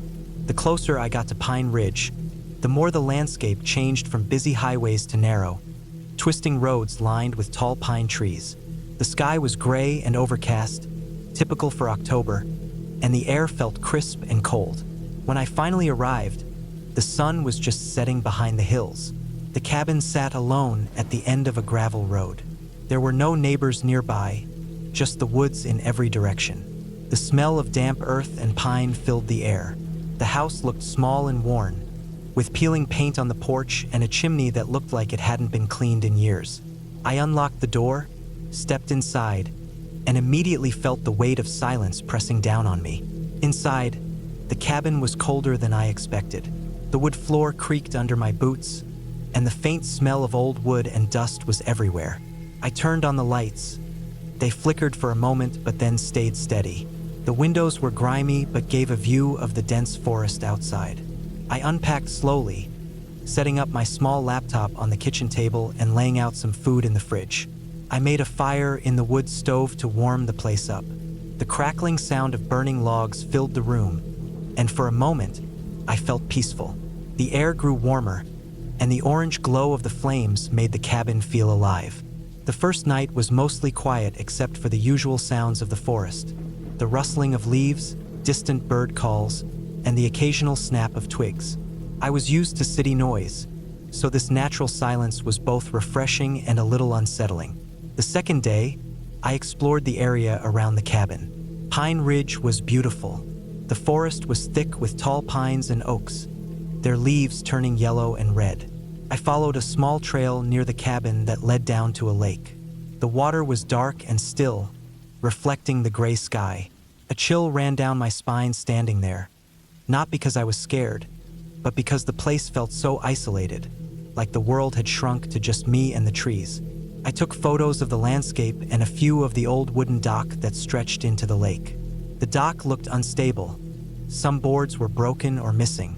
I imagined what it would be like to live here year-round, how the winters must be harsh and lonely. On the third day, I noticed something strange. My phone lost service completely. The little signal bar in the corner disappeared, leaving me with no calls, no texts, no internet. I wasn't entirely surprised. Remote places often had poor coverage, but it still felt isolating. I tried resetting the phone and moving to different spots inside the cabin, but nothing worked. I thought it was temporary, so I didn't worry much. After all, I was here to disconnect. But then things started to feel off. That night, the cabin felt colder than before. I woke up several times, each time hearing soft noises outside. At first, I thought it was the wind rattling the windows, but the sounds were too deliberate. It was like footsteps crunching on gravel or dry leaves, moving slowly around the cabin. I lay still, heart pounding, trying to convince myself it was nothing. I kept a flashlight on the nightstand and stayed awake for hours, listening. The steps would stop and start again, circling the cabin. It was faint but persistent. The next morning, I went outside to check around. The ground was dry but cold. I looked for footprints or any signs of whoever might have been walking near the cabin. The dirt and gravel were hard and frozen in some spots, and I found some shallow footprints around the back porch. They weren't mine. They looked fresh, maybe from last night. I felt a sudden rush of fear but tried to stay calm. Maybe a local hunter or hiker had wandered near the cabin. I was on private property, but the forest wasn't fenced off. It made sense that someone might be nearby. I decided to leave a note on the door asking them to stay away, just in case. That afternoon, I planned to explore a little further, hoping to find a ranger station or a small town nearby. I packed a small bag with water, snacks, and my camera, and set off on foot down a rough dirt road that led away from the cabin. The forest around me was thick, and the trail was overgrown in places. I walked for nearly an hour, but no signs of civilization appeared. No houses, no cars, no people. Just trees and more trees. The sun began to dip lower, and the temperature dropped. I turned back, not wanting to get lost. When I returned to the cabin, something had changed. The door was slightly ajar. I was sure I had locked it before leaving. My heart hammered in my chest as I pushed it open fully and stepped inside. The cabin was in disarray. The kitchen drawers were open, and some utensils were scattered on the floor. My backpack was pulled from where I had left it on the table and lay by the stove. I felt a cold wave of panic wash over me. Someone had been inside while I was away. I checked all the doors and windows. None were broken, just unlocked or forced slightly. Whoever it was had let themselves in quietly. I didn't see any sign of the intruder, and there was no indication that anything was stolen, but my personal space had been violated. I packed up some essentials quickly, my wallet, phone, keys, and camera, and decided I wouldn't stay another night. But I had no way to call for help. The phone was dead, and my car was parked a half-mile down the road, out of sight from the cabin. I could walk to it, but the thought of leaving the cabin, alone in the woods, unsettled me. That evening, I stayed up in the cabin, watching the windows with a flashlight on hand. I kept a knife from the kitchen nearby, though I hoped I wouldn't have to use it. The footsteps returned, circling the cabin again. This time, I heard low, muffled sounds, like someone whispering or muttering. It sent chills down my spine. I tried to stay calm, thinking maybe it was just an animal or the wind playing tricks, but the voices were definitely human. Sleep was impossible. I lay on the bed staring at the ceiling, listening to the forest outside. The noises stopped just before dawn, leaving only the sound of my own breathing and the occasional creak of the cabin settling. In the morning, I made my plan. I would walk to my car, drive to the nearest town, and report what had happened. I didn't want to stay a moment longer in that cabin. I packed quickly, checked the locks, and stepped outside. As I walked down the gravel road, I kept looking back. The forest seemed alive in a different way now. The trees loomed taller, the shadows darker. About halfway to the car, I saw footprints again. They weren't mine, They were large, heavy boots heading deeper into the woods away from the cabin. I felt a sudden urge to quicken my pace and not look back. I reached the car, got inside, and locked the doors. The engine started on the first try. As I drove away, I kept watching the rearview mirror for any sign of movement. Back in Pine Ridge, I found a small diner and used the payphone to call the local sheriff's office. They told me they would send someone to check the cabin as soon as possible. Later that day, a deputy met me at the diner. I gave him a detailed description of the cabin, the footprints, and the noises. He seemed serious but skeptical, saying sometimes people's minds played tricks in isolated places. I understood that. I had felt uneasy even before the break-in. The deputy went to inspect the cabin. A few hours later, he called me back. He told me there was no sign of anyone there, no footprints around the cabin other than mine, and no evidence of forced entry. He said maybe it was an animal or local kids playing pranks. But I knew what I heard. I knew someone was there. I decided not to stay in Pine Ridge any longer. I rented a motel room for the night and booked a bus ticket back to Chicago the next morning. The whole experience stayed with me for years. I never returned to that cabin or to Pine Ridge. I never found out who had been there with me in those woods. Sometimes, when I'm home late at night, I still feel the echo of those footsteps circling.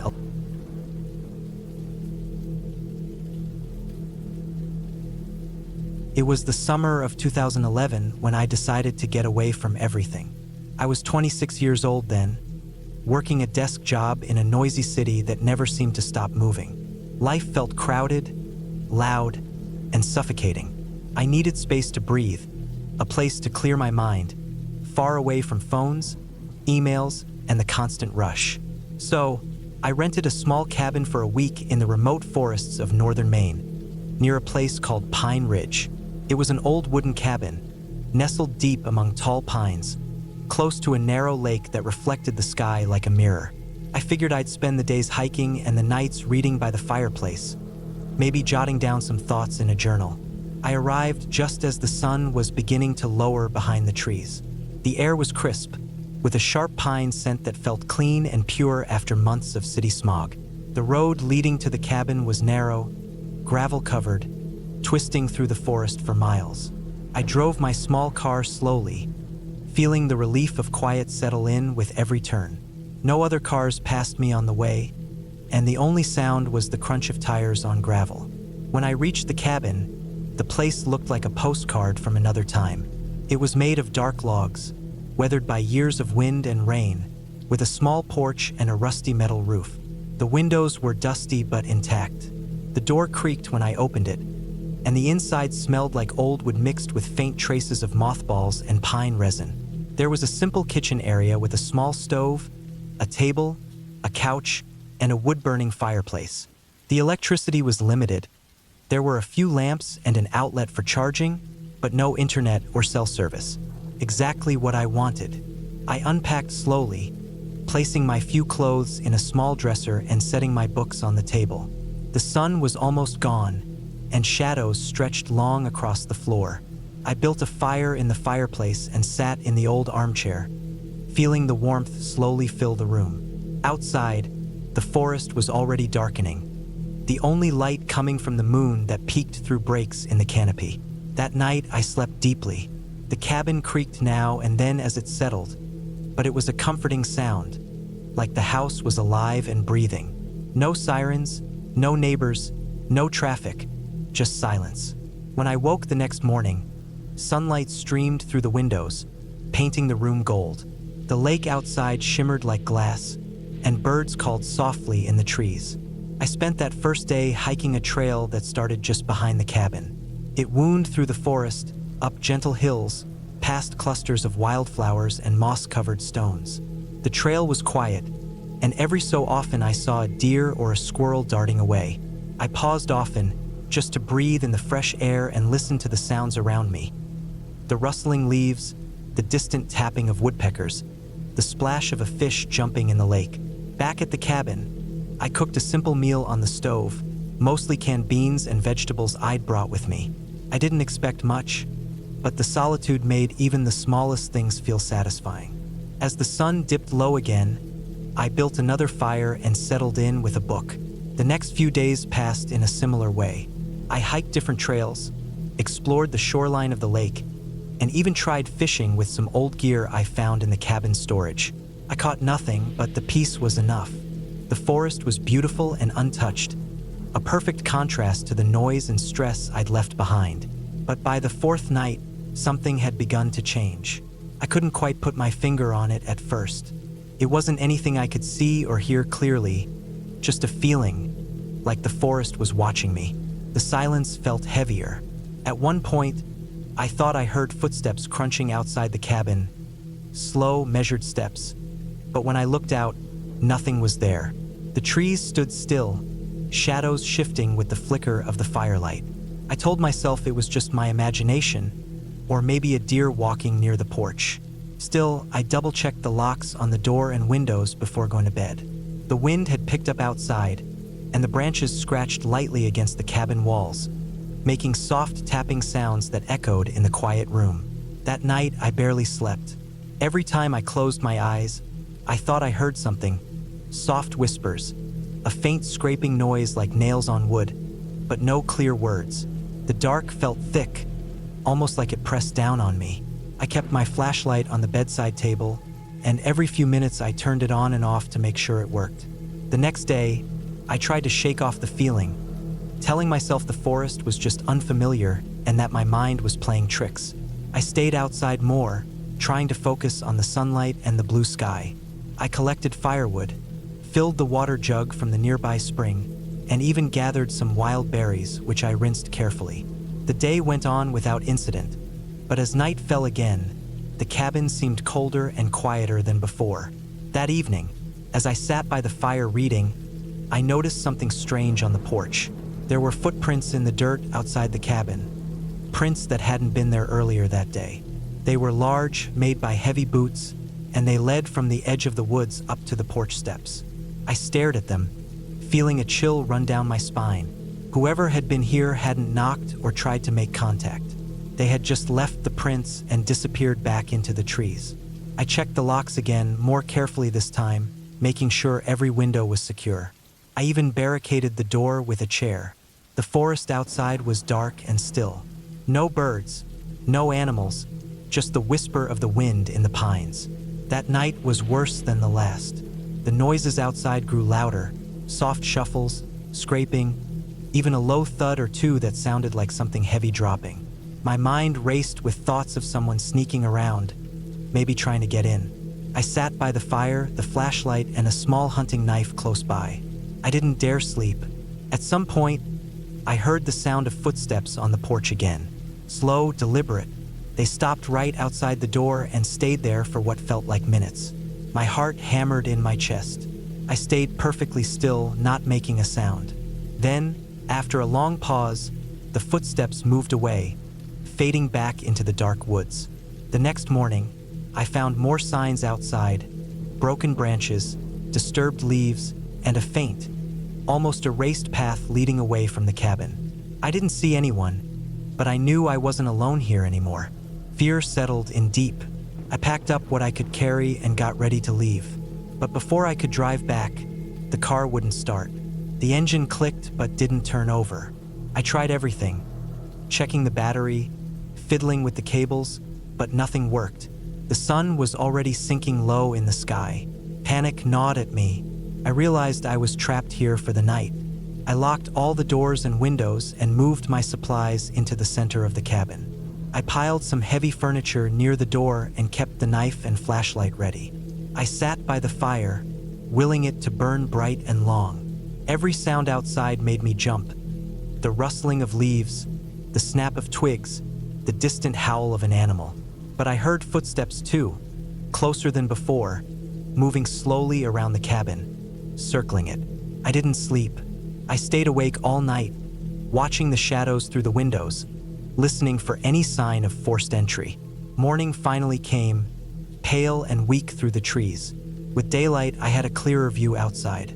No footprints, no broken branches. Whatever had been here during the night had vanished. I tried the car again. This time it started with a reluctant growl. I didn't hesitate, I loaded my things quickly and drove out of Pine Ridge, never looking back. Back in the city, I told myself it was just a random trespasser or a hiker who got lost and passed through. No ghosts, no monsters, just a person. But the experience left me shaken. The feeling of being watched, trapped, and powerless stayed with me long after. I never went back to that cabin. I never told anyone exactly what happened because I knew it sounded crazy. But sometimes, when I'm alone in a quiet room at night, I think about those footsteps outside the cabin and remember how thin the line is between peace and fear.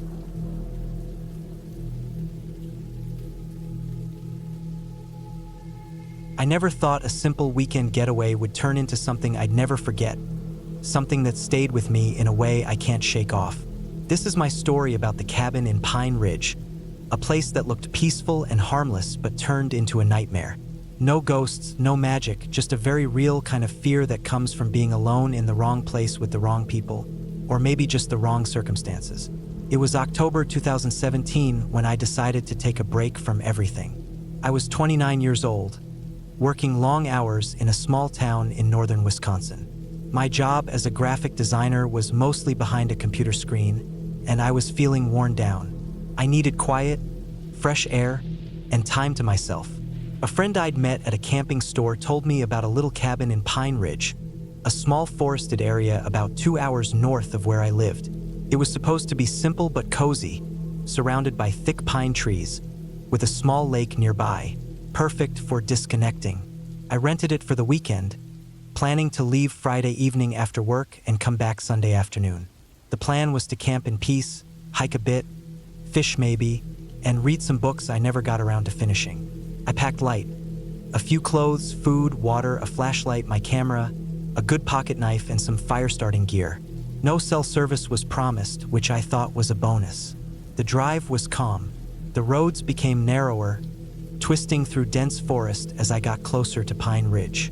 The trees were tall and thick, the kind that block out the sky and make you feel like you're driving into a tunnel of green. I passed a few small cabins as I neared the rental spot, all spaced apart by 100 yards or more. The last stretch was a gravel road, rough and dusty. I arrived just before sunset, the sky a soft orange melting into pink. The cabin was smaller than I imagined, but well kept. It was a wooden structure with a slanted roof and a stone chimney. A small porch ran along the front, with a couple of old rocking chairs that looked inviting in the fading light. The door creaked as I pushed it open, revealing a tiny living space.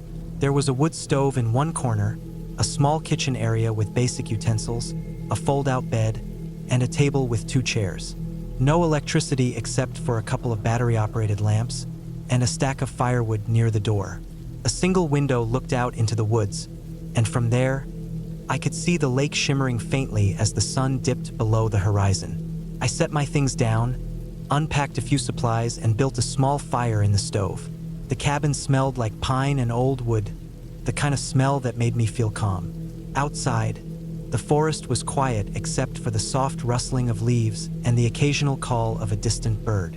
I cooked a simple meal, ate, and then sat by the window watching the sky turn dark.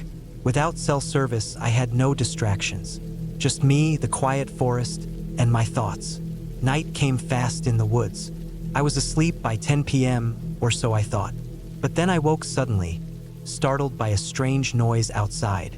It wasn't loud, more like a faint scraping, like something dragging against the ground or tree roots.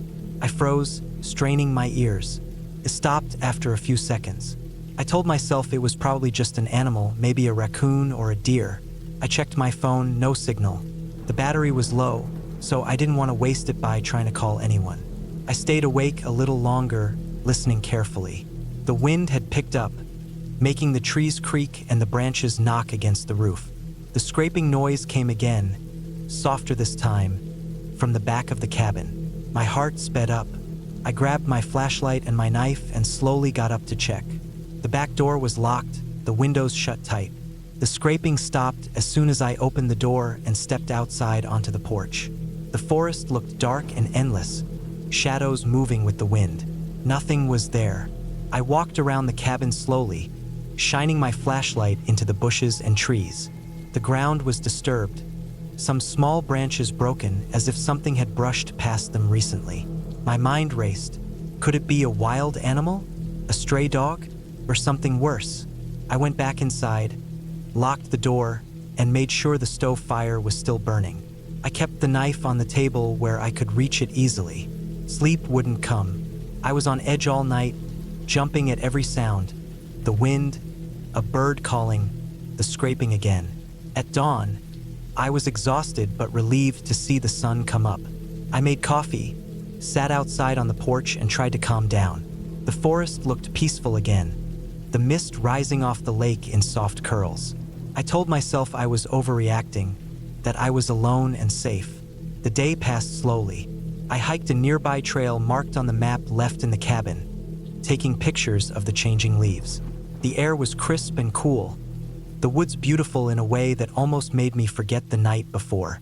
I fished by the lake for a while, catching a couple of small trout, and cooked them for dinner.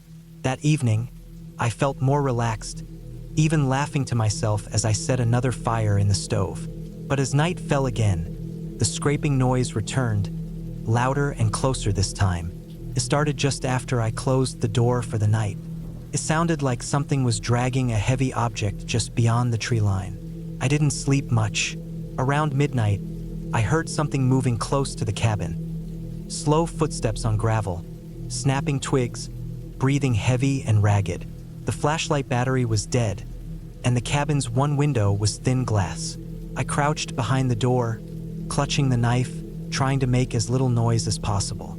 I heard scraping at the back door again. This time, the door handle rattled like someone was trying to open it.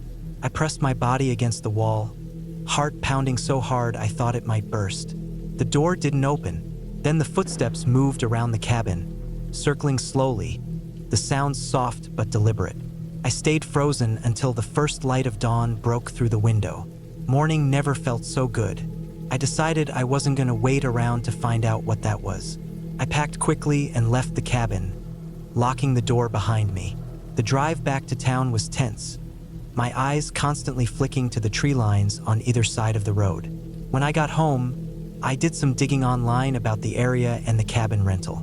Nothing mentioned any dangers or bad experiences. The cabin owner had good reviews, and the area was supposed to be safe. That made me even more uneasy. Weeks later, I got a call from the rental company. They told me the cabin had been broken into recently. Someone had forced the back door open and vandalized the place. The scrape marks I heard were from whoever broke in. The cabin was a target for squatters who lived rough in the woods and sometimes tried to use it for shelter. I never went back to Pine Ridge, but sometimes, when the wind blows just right, I remember the scraping sounds and those footsteps circling the cabin in the night. That feeling of being watched, trapped, and helpless was real. Not because of ghosts or monsters, but because of other people who aren't supposed to be there. I learned a few things from that weekend. Nature isn't always safe, even if it looks peaceful. Being alone can be dangerous, not just from animals, but from other people. And sometimes the scariest things are very real, very human, and very close. That cabin in Pine Ridge taught me to respect the quiet places, but also to be prepared for what can hide in the shadows. Not fantasy, but reality. I carry a stronger knife now, always check my surroundings, and never go alone without telling someone exactly where I'll be.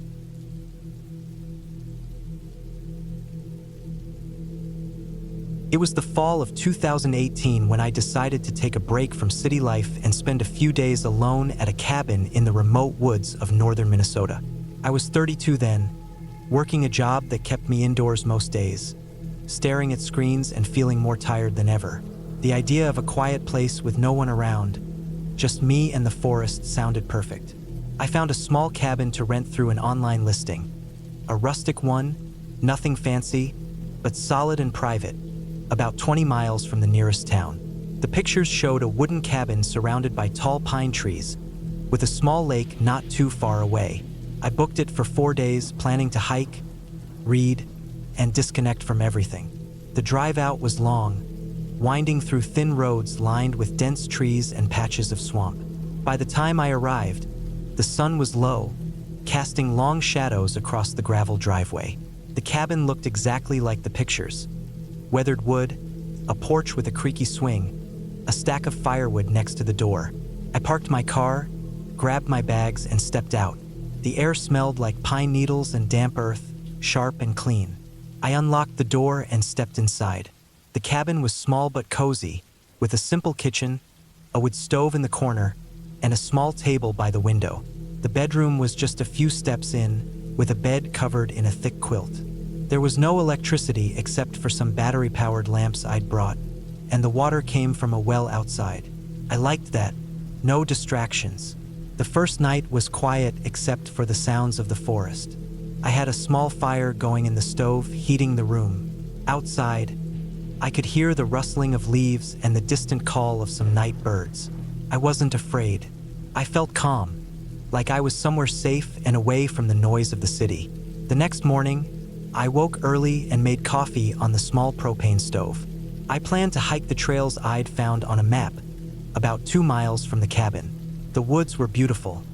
Tall pine and birch trees, moss-covered rocks, and a carpet of fallen leaves. The trail was narrow but clear, winding beside a small creek.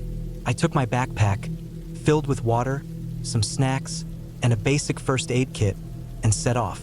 As I walked deeper into the forest, I noticed how quiet it was. No other people, no cars, no planes. Just the sounds of nature. The air was cool, the sky overcast. I kept an eye out for wildlife, squirrels, birds, maybe a deer. I saw none, but I didn't mind. The solitude was peaceful. About an hour into the hike, I came to a small clearing with a bench and an old rusty sign. The sign was hard to read, but seemed to mark the boundary of some private property. I didn't go any further. I turned around and headed back, feeling a little tired but satisfied with the walk. Back at the cabin, I decided to explore the area around it. There was a small path leading down to the lake. I followed it and found a quiet spot where the water was clear and cold. I sat on a rock and watched the surface, disturbed only by a light breeze and occasional falling leaves. I stayed there for a while, just listening and breathing the fresh air. The next day, I planned to hike a longer trail, about 5 miles, that went around a larger part of the forest. I packed a small day pack with food, water, a map, and my phone, though I didn't expect to get any signal out there. I left the cabin just after dawn, hoping to get back before dark. The trail was more challenging than the first, with some steep sections and uneven ground. I carefully stepped over roots and rocks, occasionally stopping to catch my breath or take a sip of water. The forest seemed denser here, the trees older and taller. I noticed some signs of animals, tracks in the mud, broken branches, and a few scattered feathers. At one point, I came across an old hunting blind made of wood and camo netting. It looked unused but sturdy. I thought about the person who might have built it and the stories this place could hold. I felt a strange sense of being watched, but I told myself it was just my imagination. I kept walking until I reached a small ridge with a view over the forest canopy.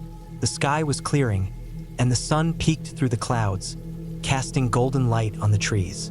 I took a break, ate some granola bars, and drank water. I felt good, tired but happy to be out here. On my way back, I took a different path that looped closer to the cabin. As I walked, I noticed the light was starting to fade, and the temperature dropped quickly. The forest took on a different feel in the late afternoon, shadows stretching and deepening between the trees. When I was about a half-mile from the cabin, I thought I heard a noise behind me, a branch snapping, like someone stepping on dry wood. I stopped and looked around, but there was nothing. The wind might have moved a branch, I told myself. I started walking again, but kept glancing back, feeling uneasy. The forest felt darker, heavier somehow, like it was closing in. I decided to hurry. After a few minutes, I thought I heard the noise again, closer this time. My heart began to beat faster. I broke into a light jog, scanning the trees for any sign of movement. Nothing, but the noises kept coming. A twig snapped here, a rustle there. I kept moving faster, nearly running now. The sun was almost gone. Then I tripped on a root and fell forward, scraping my palms and knees on the rough ground. I cursed under my breath and looked back quickly. Nothing, but the noises stopped too. I stood up, brushed off the dirt, and sprinted the last few hundred yards to the cabin. When I reached the porch, I slammed the door behind me and locked it. I leaned against it, breathing hard, my heart pounding in my chest. I checked all the windows, they were shut tight. I didn't hear anything outside anymore.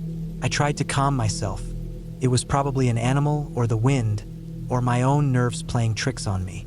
But the fear stayed with me the rest of the night. I didn't sleep well, keeping the fire going and checking the door every so often. The next morning, I decided to cut my trip short. I packed up my things quickly and loaded the car. Before leaving, I walked around the cabin and checked the perimeter. The forest was quiet again, peaceful like before. On the drive back to town, I thought about what had happened. The noises, the feeling of being followed, it wasn't supernatural, just real. Maybe some hunter or a wild animal or someone else in the woods. But it scared me deeply because I was alone, unarmed, and vulnerable. That experience taught me something important. The forest is not a place of ghosts or magic. It's a place where real dangers exist. Wild animals, people with bad intentions, accidents, or simply getting lost. And when you're alone, far from help, those dangers feel much bigger. Since then, I've gone camping and hiking a few more times, but never alone in such a remote place. I always make sure someone knows where I am, carry better gear, and trust my instincts. The woods are beautiful, yes, but also wild and unpredictable. That cabin trip wasn't just a vacation. It was a wake-up call, a reminder that nature demands respect and caution. I'm grateful I made it home safely, with only a few scrapes and a story to tell. And I never forgot how alone and exposed I felt that night, with shadows closing in and no one around to help. That feeling, more than anything else, stayed with me long after I left the forest behind.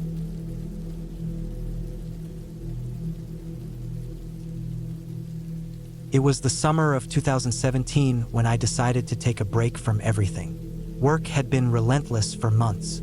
The endless emails, the tight deadlines, and the constant pressure were eating me alive. I needed a place to clear my head, away from city noise and the constant buzz of people.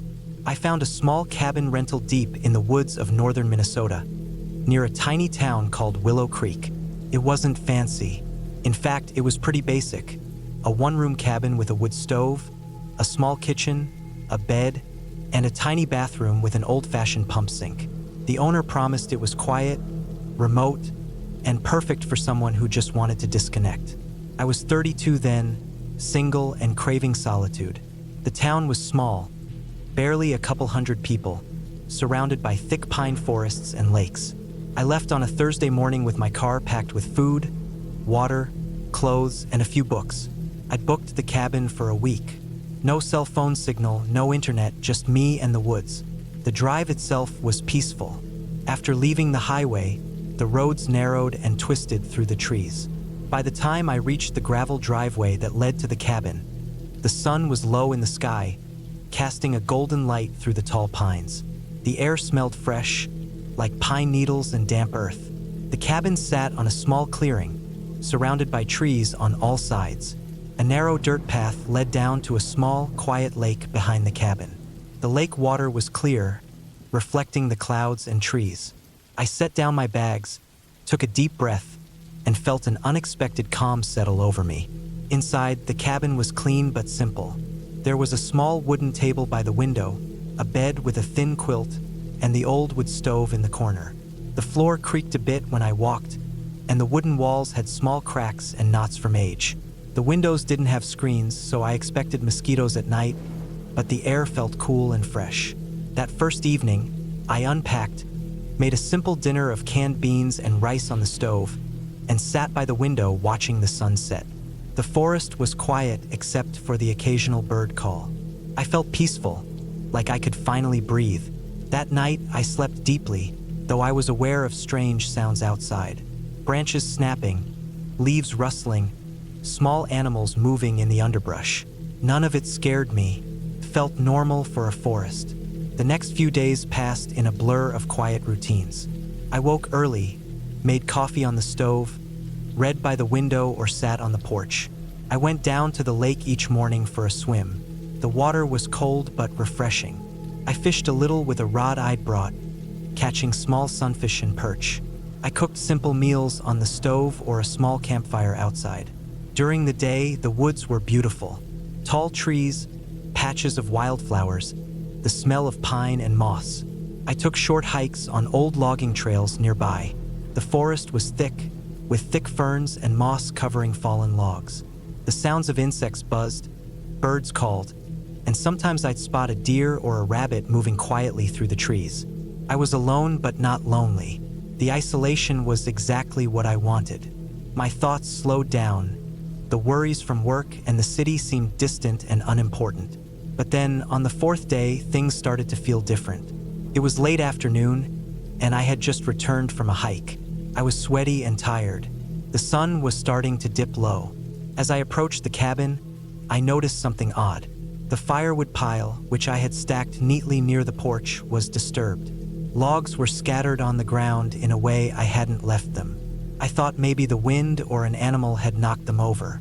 But the logs didn't just fall down, they looked pushed or moved. I shrugged it off and went inside.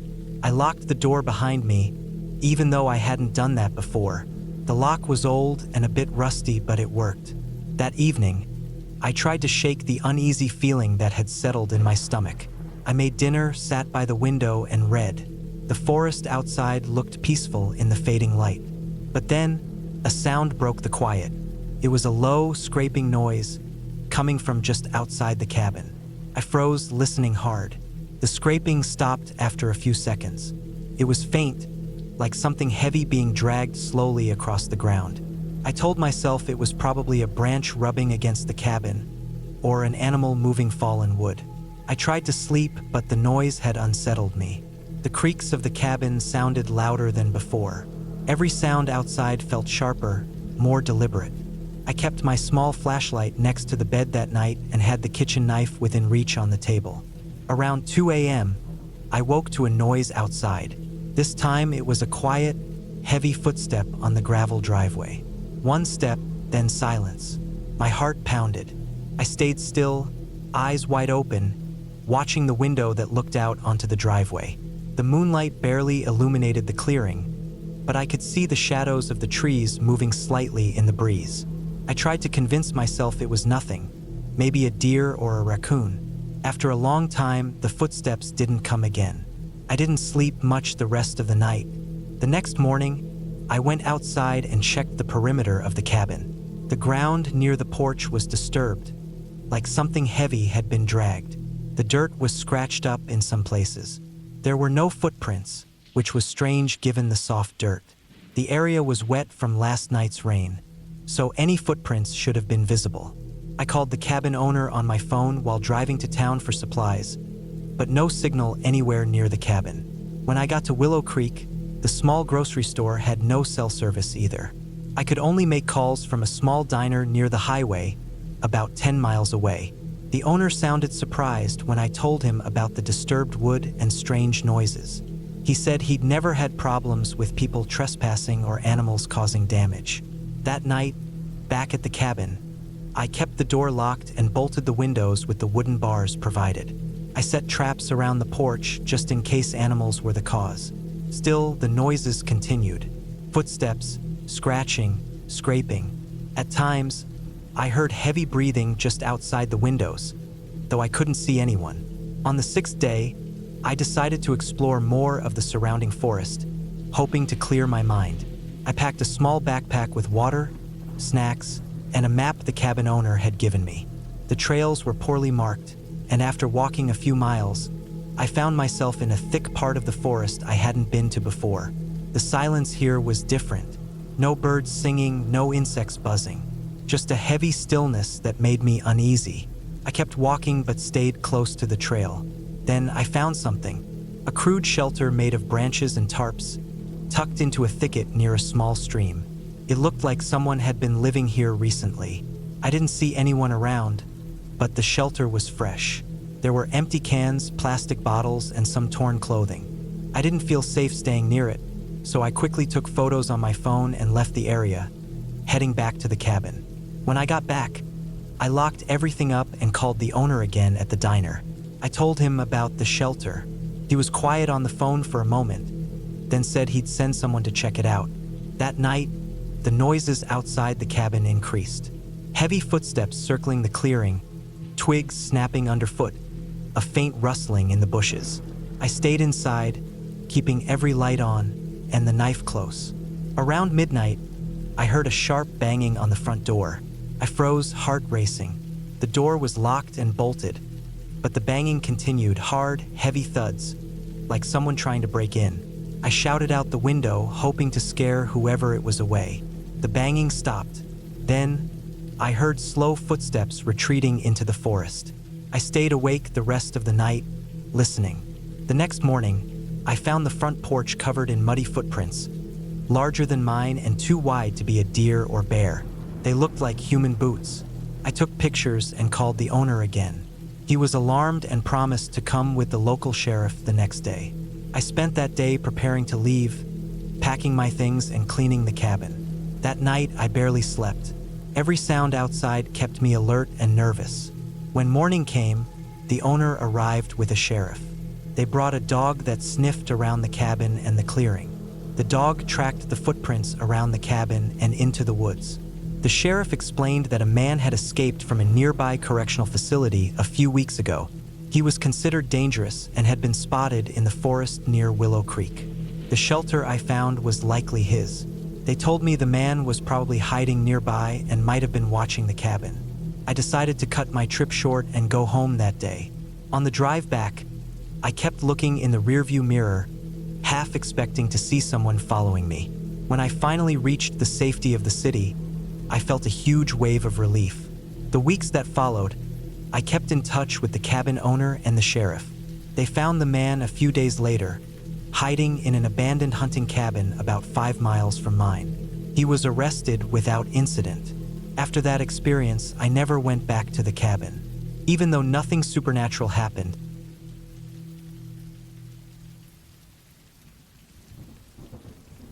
I didn't expect this trip to turn out the way it did. It was supposed to be a simple weekend getaway. Just me, some quiet woods, and a small cabin far away from the city noise. I had been looking forward to it for months. My life had become too busy and noisy, the kind of noise you don't always hear, but you feel it pressing on your chest when you lie awake at night. Endless thoughts, deadlines, traffic, and the constant hum of other people's voices. So when I found that cabin rental online, I thought it was perfect. It was in northern Maine, near a little town called Millbridge. The listing said the cabin was secluded, rustic, and peaceful, right on the edge of a dense forest by a small lake. The pictures showed a wooden house with a porch, a stone fireplace, and windows that looked out onto trees and water. No neighbors close by, no internet, no cell phone service. Just nature. That's what I wanted. I booked it for the last weekend in September, hoping to catch the fall colors at their peak. I didn't bring anyone with me. I was 32 years old, living alone in a small apartment in Boston. I work in IT support, which means I spend all day sitting in front of a screen helping people fix computer problems. I don't mind it, but it can get draining. This trip was my chance to breathe. I drove all day Friday, leaving Boston before dawn, making my way through endless highways, tiny towns, and finally winding roads through the forests of Maine. I stopped once or twice to stretch my legs and grab food. The air got cooler and crisper as I drove north. By the time I reached Millbridge, the sun was already low in the sky, casting long shadows over the hills. I pulled off a narrow dirt road onto a gravel driveway. The cabin was right there, just as described. Weathered wood, moss on the roof, and a stack of firewood neatly piled near the porch. There was an old rusty mailbox by the road with the cabin's name painted on it, Pine Hollow. I parked my car and grabbed my bags. The first thing I noticed was the silence. No cars, no voices, no music. Just the wind rustling through the trees and the faint sound of water lapping against the shore of the lake behind the cabin. I opened the door and stepped inside. The cabin smelled like old pine wood and damp earth. It was small but cozy, a living room with a stone fireplace, a kitchen with basic appliances, a bedroom with a narrow bed, and a small bathroom with a hot shower. There were a few shelves with books and a radio that looked like it hadn't been used in years. No TV. I unpacked my things slowly, feeling more relaxed than I had in weeks. I started a fire in the fireplace, hoping it would keep the chill out once the sun went down. The cabin was chilly inside, even with the fire going. I made a simple dinner of canned soup and some bread I brought with me. I ate sitting on the porch, watching the lake. The sky was clear, stars beginning to appear. The trees stood tall and dark around me. That first night, I went to bed early. The bed was hard but comfortable enough. Outside, I could hear the wind and some distant animal calls. I had no cell phone signal, but I didn't mind. I wanted to disconnect completely. I fell asleep easily, but that night I woke up suddenly around 2 a.m. The wind outside had picked up, rattling the windows and making the old cabin creak. I lay still for a while, listening. Then I heard something else, a faint tapping sound, like someone knocking on the porch railing. I told myself it was just the wind or maybe a branch brushing against the wood. But the knocking came again, slow and steady. I got up, feeling uneasy. I opened the front door and stepped outside, firelight flickering behind me. The porch was empty. The yard was dark except for the moonlight shining on the lake. I looked around but didn't see anything or anyone. The knocking stopped. I closed the door and locked it. For the next few hours, I kept hearing noises, footsteps crunching on the gravel driveway, rustling in the bushes, even what sounded like a faint whisper carried by the wind. But every time I checked, no one was there. I told myself to stay calm, that it was probably animals or the wind playing tricks on my mind. I was alone after all, just me and the cabin in the woods. The next day, I stayed inside most of the morning. I read one of the books on the shelf, a weathered paperback about Maine's history. I made coffee on the old stove and ate some breakfast. The sun came out and warmed the cabin through the windows. Around midday, I decided to explore the area. I packed a small backpack with water, snacks, a flashlight, and my phone. Even though I didn't expect to have signal, I walked down a narrow dirt path from the cabin to the lake. The lake was small and clear, surrounded by tall pines and maples turning bright red and orange. I sat on a fallen log by the water, watching a few ducks swim lazily. The peacefulness of the place was real and soothing. I followed the trail a little farther, deeper into the woods. The trees grew denser and taller. The forest floor was thick with fallen leaves and moss. I saw some deer tracks in the mud, but no animals. I tried to lose myself in the walk, but a strange feeling kept creeping up my spine. It was subtle at first, a sense of being watched. I kept turning around, scanning the trees, but there was no one. As the afternoon wore on, I returned to the cabin feeling a little tired but mostly refreshed. I cooked dinner on the stove, pasta and canned sauce. After eating, I sat by the fire again. That night, the knocking started again. This time it was louder, more insistent. I didn't want to open the door. I locked every door and window I could. I sat by the fire, holding a heavy flashlight. The sounds outside got worse.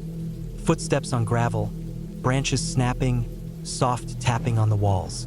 It felt like someone was walking just outside, circling the cabin. I tried to tell myself it was an animal or maybe a neighbor's kid playing a prank, but I knew I was miles from the nearest house. The nearest neighbor was at least a mile away, and I hadn't seen any cars or people around since I arrived. Sleep was impossible that night. Every time I closed my eyes, I imagined shadows moving outside. I kept the flashlight close and a pocket knife under my pillow. The next morning, I was exhausted and jumpy. I thought about leaving, but I had already paid for 2 nights. Besides, driving back in the daylight felt safer. I spent the day trying to ignore the noises. I cleaned the cabin, washed dishes, and read more from the book. I even took a long bath in the old clawfoot tub, which was warm and relaxing. By afternoon, I decided to walk down to the main road to see if I could get cell phone reception and maybe find help if I needed it. The road was a good 30-minute walk through the woods. I took my backpack and flashlight just in case. The woods felt less threatening in daylight. Birds sang, leaves rustled gently, but that feeling of being watched stayed with me. When I reached the gravel road, I checked my phone. Still no signal. I stood there for a while, looking around. The road was empty and quiet. No cars had passed by all day. I walked a little down the road, hoping to find a better spot. That's when I saw the tire tracks. Fresh tire tracks in the dirt, leading off the road into the woods, toward the cabin. I felt a cold chill run down my back. Someone else had been near the cabin. I hadn't heard any cars. Maybe they had come late at night or early morning. I turned and walked back quickly, my heart pounding. When I got back to the cabin, I locked every door and window again. I checked the firewood pile. It had been disturbed. Some pieces were moved, some even broken in half. It was clear someone had been there recently. Not animals, people. That night, the noises returned with even more intensity. Knocking on the porch, footsteps circling the cabin, scratching on the walls. I stayed awake all night, holding the flashlight and clutching the knife.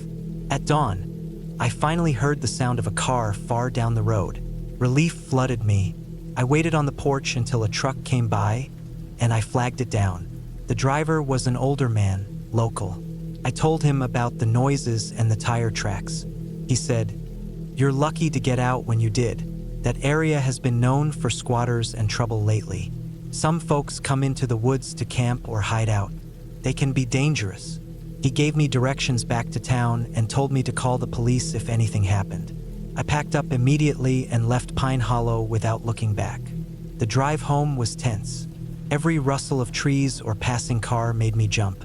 But I kept thinking about the cabin and what might have happened if I'd stayed. Back in Boston, I tried to forget the trip, but I kept checking the news for any reports of crimes in Millbridge or the nearby woods. Nothing came up. I realized the scariest part wasn't ghosts or monsters, but the idea that real people with bad intentions were out there in those woods. The isolation, the silence, they could hide easily. That weekend taught me to respect the quiet places, but also to be careful. Nature is beautiful and peaceful, but alone, with no one around, even a small cabin in the woods can become a place where danger hides in plain sight. I never went back to Pine Hollow.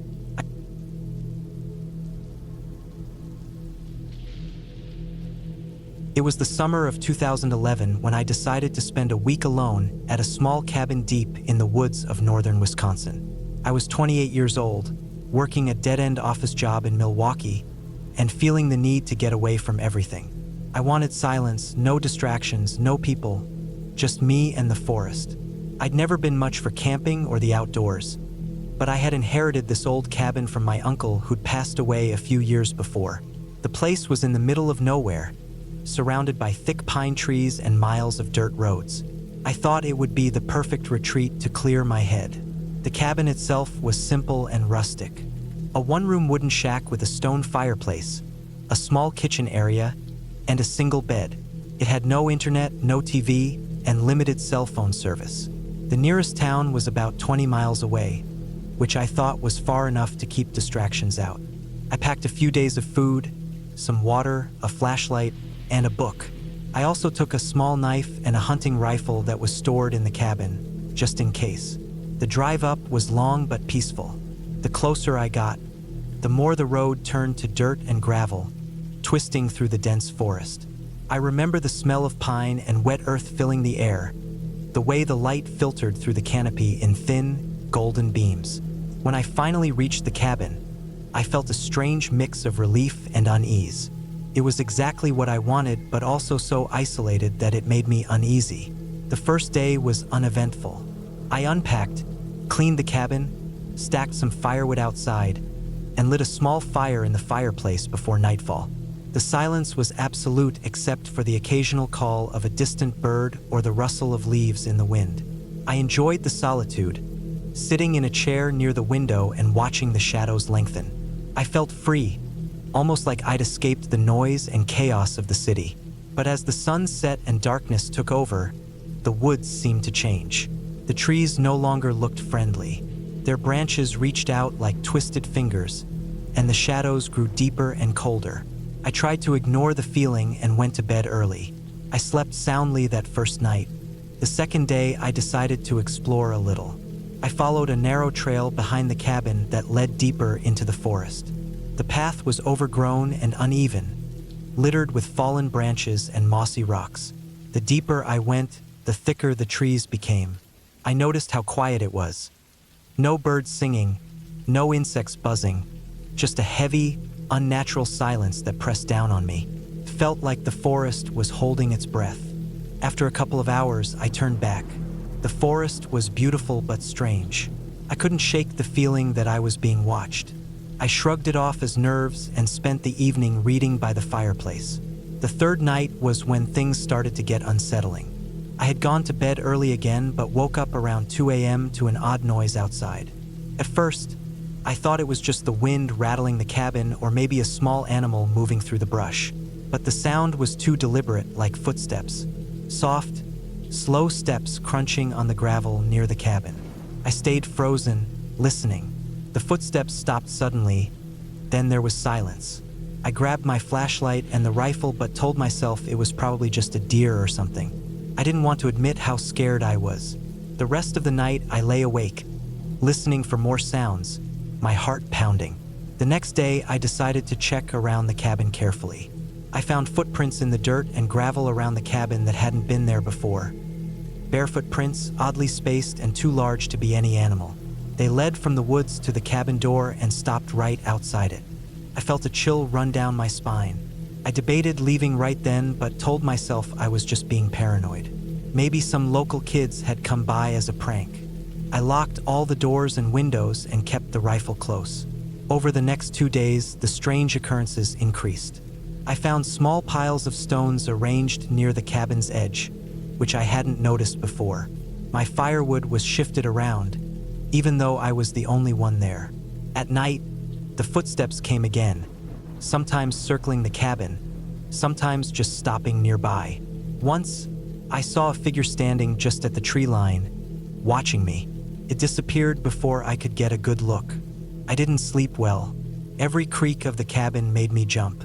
I kept the fire going all night, but the darkness seemed to press in on me like a living thing. The isolation wasn't peaceful anymore. It was suffocating. By the 6th day, I was a wreck. I was hungry, tired, and tense. My nerves were raw. I wanted to leave, but the dirt road had turned muddy from recent rain, and I feared getting stuck. I rationed my food carefully and tried to stay calm.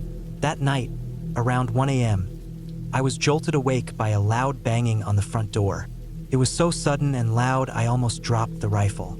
My heart slammed in my chest. I scrambled out of bed and shone my flashlight through the window.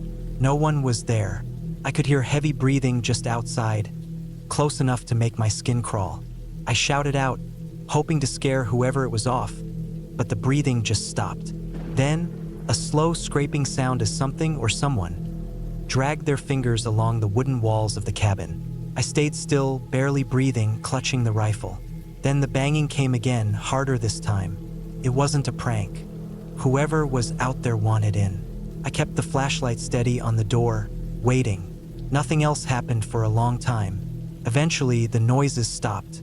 The next morning, I found deep scratches on the wood near the door, claw marks that looked fresh. I realized I was not safe. I packed what I could and set out on foot to the nearest town, leaving the cabin behind. The hike back was exhausting, but I didn't stop.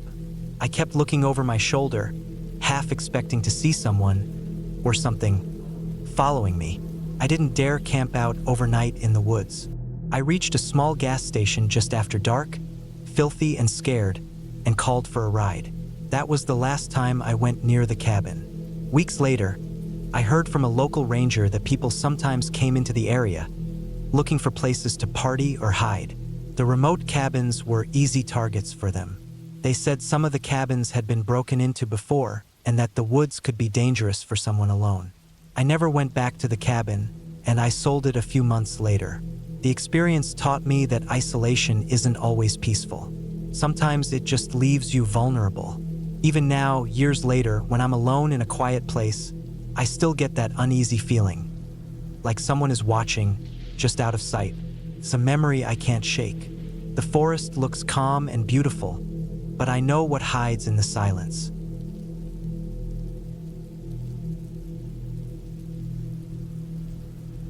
I've never been someone who enjoys the outdoors much. Growing up in the city, I always preferred the buzz of people, the glow of streetlights, and the convenience of everything within walking distance. But after my job became unbearable, and my social life almost non-existent, I felt a desperate need to escape, to get away from everything. So, in the summer of 2018, when I turned 32, I decided to rent a small cabin deep in the forests of northern Vermont. Somewhere quiet, isolated, and far from any distractions. The cabin was nothing fancy, just a modest wooden structure tucked away among tall pine trees about 2 miles from the nearest dirt road. The area was known to be remote, but with a small lake nearby and plenty of hiking trails, it seemed perfect to me. The owner advertised it as peaceful and private, exactly what I wanted. I booked it for a week, thinking I would spend the days hiking and the nights reading by the fireplace. When I first arrived, it was late afternoon. The sky was clear, with just a few clouds scattered across a bright blue canvas. The road leading to the cabin was narrow, winding, and covered with loose gravel. I drove my old hatchback slowly, careful not to slip on the uneven surface.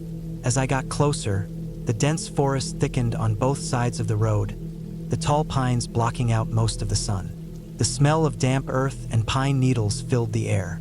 It was different from anything I was used to, and a little unsettling, but I welcomed the quiet. The cabin sat in a small clearing surrounded by thick forest. The wooden porch was weathered but sturdy, with a couple of old rocking chairs and a stack of firewood neatly piled by the door. The windows were dusty, but the inside looked clean and simple. There was a small kitchen with a propane stove, a table with 2 chairs, a single bedroom with a narrow bed, and a living area with a stone fireplace. The place was sparsely furnished, but it had everything I needed for a basic stay. After unpacking my bags, I started a fire in the fireplace to warm up the place. Outside, the wind rustled the pine branches, making a low, whispering sound. I thought it was peaceful at first, the kind of calm I hadn't felt in a long time. I prepared a simple dinner, just canned soup heated on the stove, and settled down in a worn armchair with a book I had brought.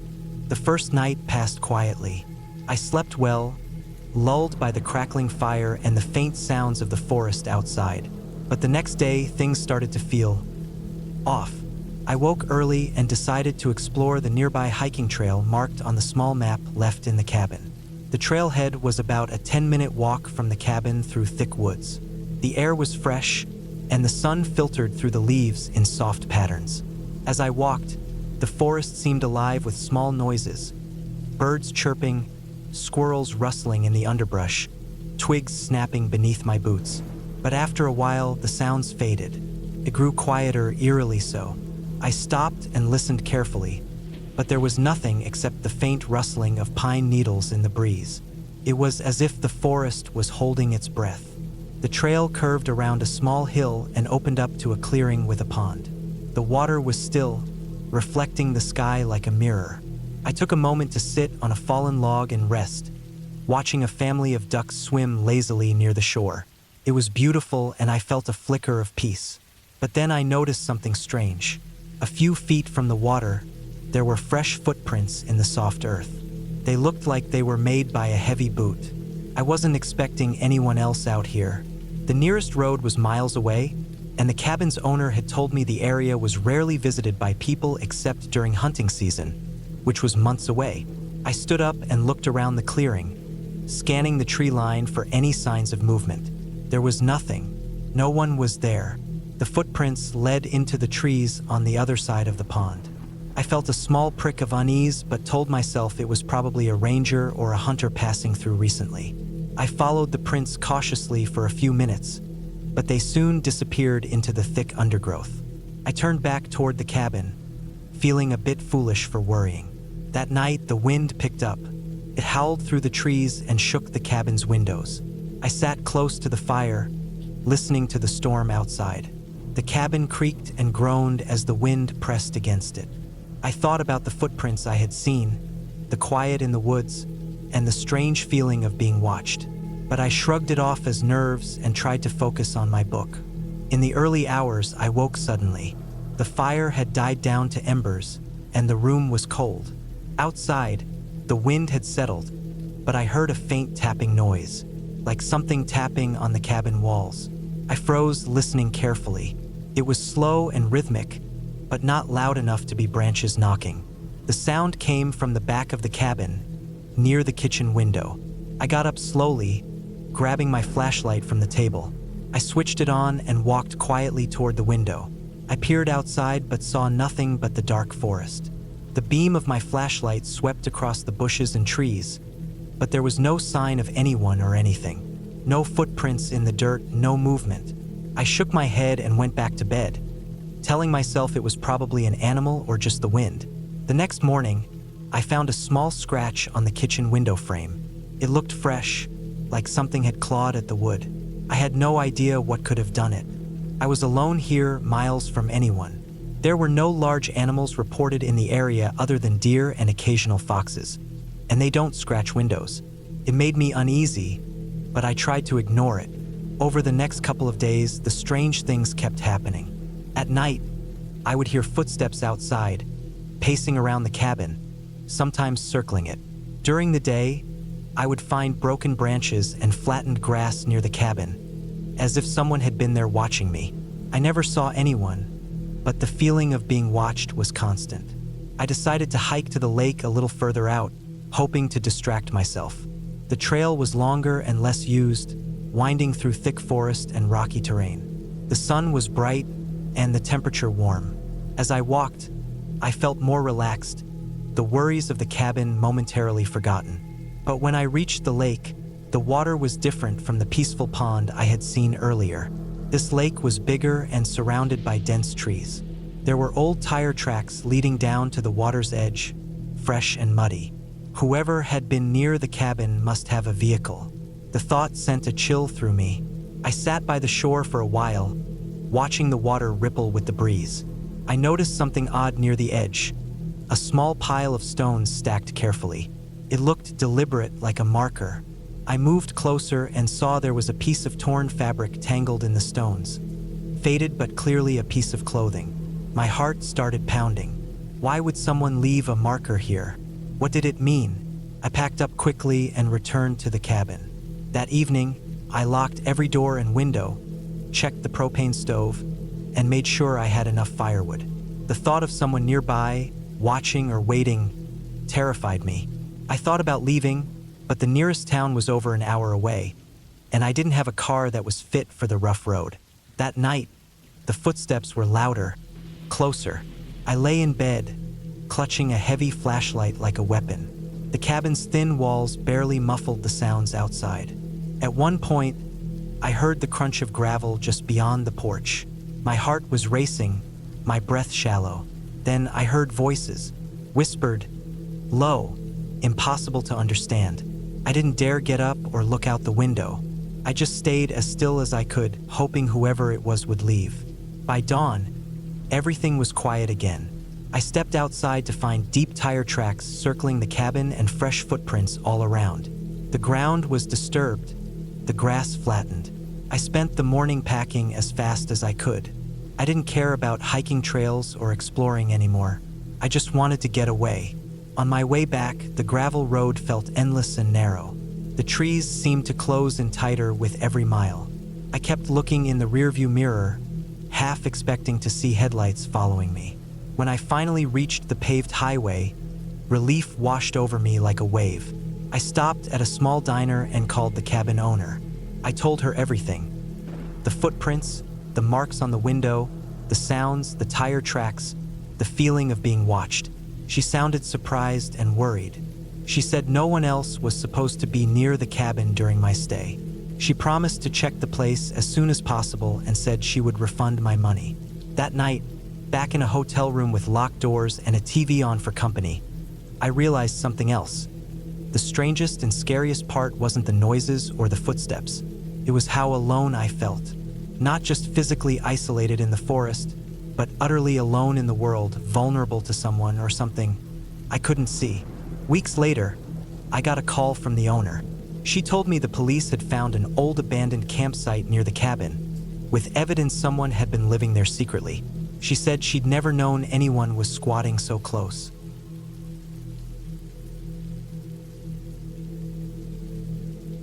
I was 34 when I rented that old hunting cabin in the northern part of Michigan.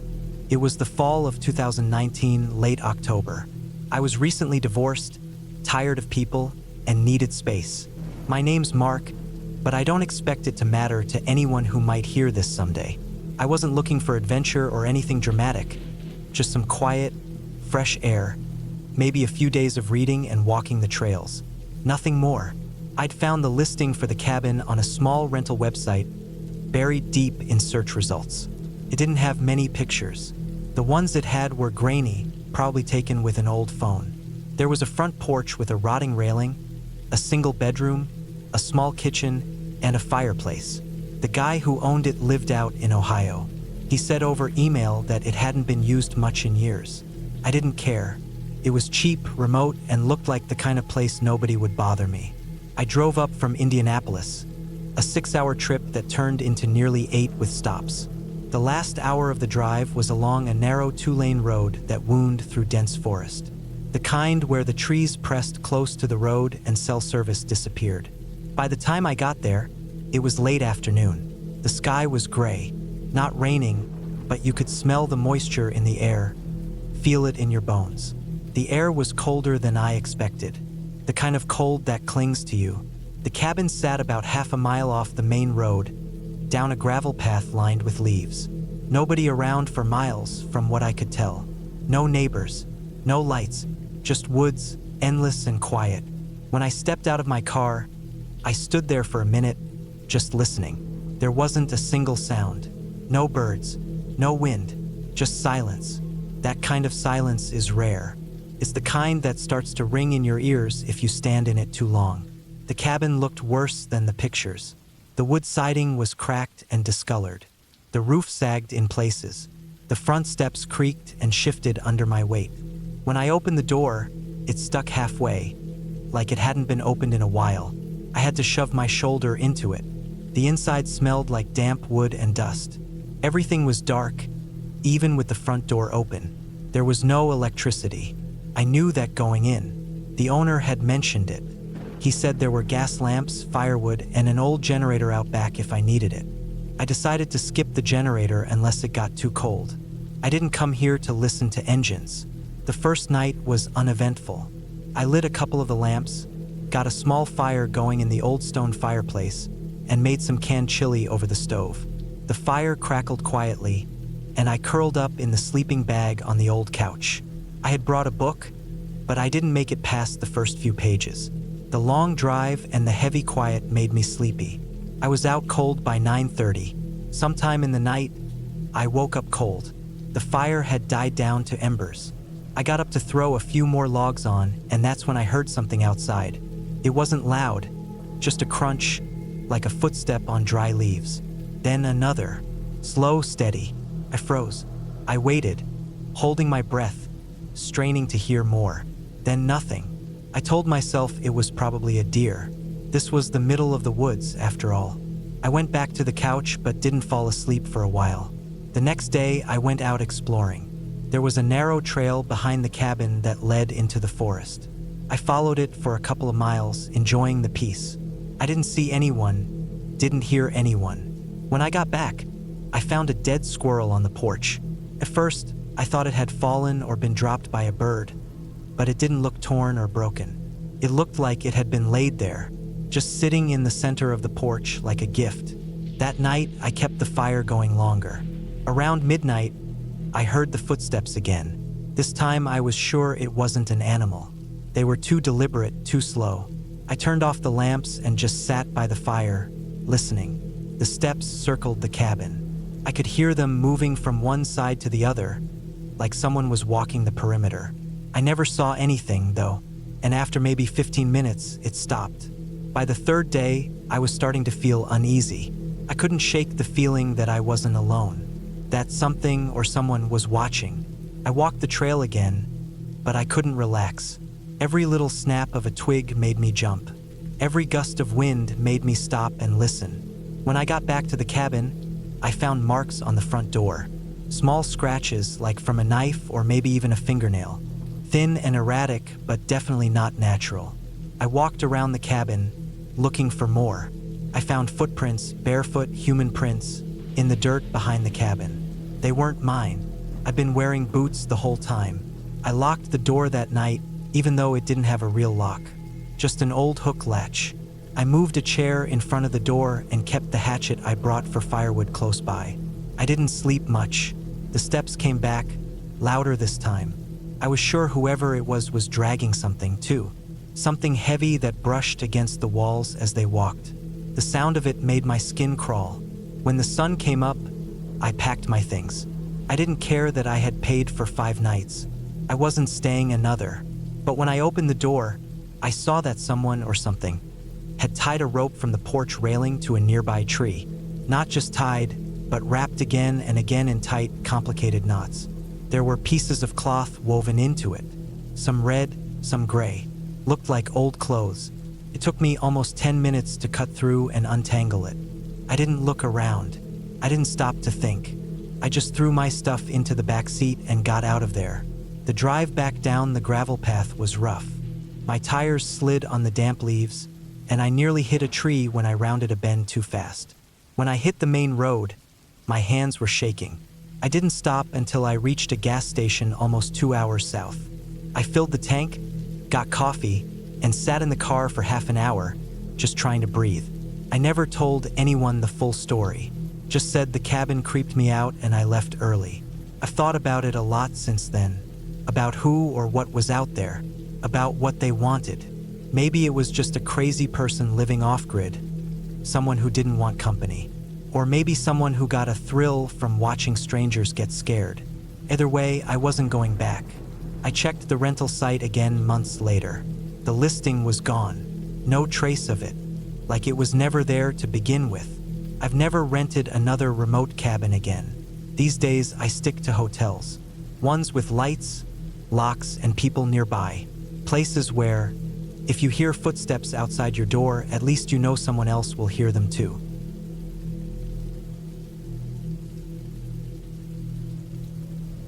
It was the summer of 2018 when I decided to take a break from my usual city life. I was 29 years old, working a demanding job in Chicago that had worn me down over the years. I felt the need to get away from the noise, the crowds, and the constant pressure of deadlines. I wanted peace, or at least something close to it. After some searching, I found a small cabin for rent in the northern part of Michigan, near the Hiawatha National Forest. The place was about a 4-hour drive from my apartment, located in a remote area surrounded by dense woods and a few small lakes. The pictures showed a rustic wooden cabin, nothing fancy, but with a wood stove, running water, and a small porch overlooking the forest. It was exactly what I thought I needed. I arrived there in the early evening, the sun just starting to dip behind the tall pines. The gravel road that led to the cabin was narrow and winding, with patches of old dirt and rocks sticking out, making the drive bumpy. My car's headlights cut through the dimming light as I turned off onto a thin path that ended at the cabin. It was smaller than I expected, maybe 2 rooms and a little kitchen. The wood was aged and weathered, but sturdy. I pulled my bags out, unlocked the door, and stepped inside. The air smelled like old pine and dust.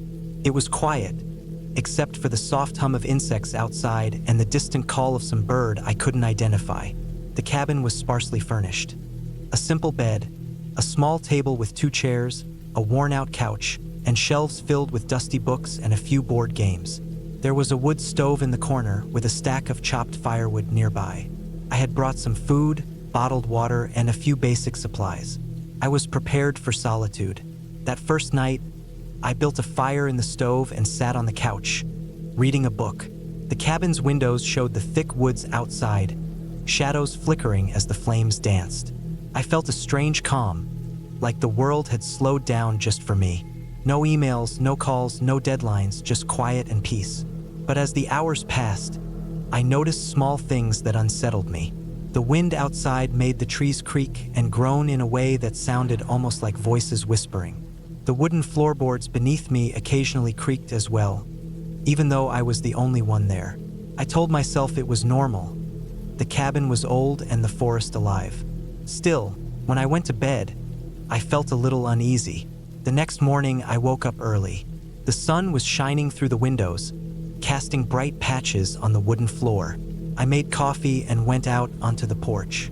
The air was crisp, filled with the scent of pine and damp earth. I took a deep breath and tried to soak it all in.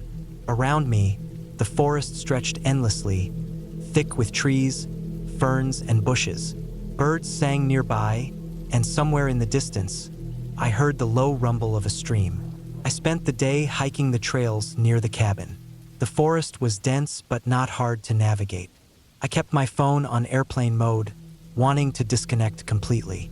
I found a small lake about a mile from the cabin, clear and cool, with rocks along the shore. I sat there for a while, watching dragonflies skim the surface.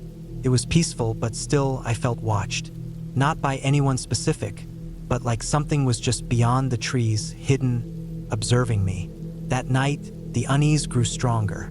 The wind had picked up, making the cabin shudder occasionally. I kept the fire going in the stove, but every crack and pop made me jump. Around midnight, I heard something outside. A snapping twig, a soft rustle through the bushes. I froze, listening hard. The sound moved slowly around the cabin, then stopped. I told myself it was probably an animal, a raccoon or a deer, but I couldn't shake the feeling that it was something else. Over the next 2 days, I stayed mostly inside the cabin, reading and cooking simple meals on the small stove. I noticed strange marks around the cabin's exterior, like scratches on the wood near the back door and deep impressions in the dirt nearby that didn't match any footprints I recognized. I found broken branches lying in patterns that seemed too deliberate to be random. I didn't hear any people around, and the closest neighbor was miles away according to the cabin owner's notes. The phone had no signal, and the old landline wasn't connected. I was truly alone. The isolation started to press on me. I had never been one to panic easily, but the silence was heavy and oppressive. One afternoon, while exploring a little farther from the cabin, I found an old, rusted metal trap set beside a narrow trail. It looked like something a hunter would use to catch small animals. I didn't see any signs of recent activity, but the trap was still there, ready to snap. That's when it hit me. This wasn't just wilderness. People had been here, hunting, maybe trapping illegally, or just using this forest in ways that weren't friendly. Back at the cabin, I secured all the doors and windows, checking each lock carefully. I stacked the firewood near the back door so it could be used to block the entrance if needed. I grabbed a large kitchen knife from the drawer, something to defend myself with if necessary.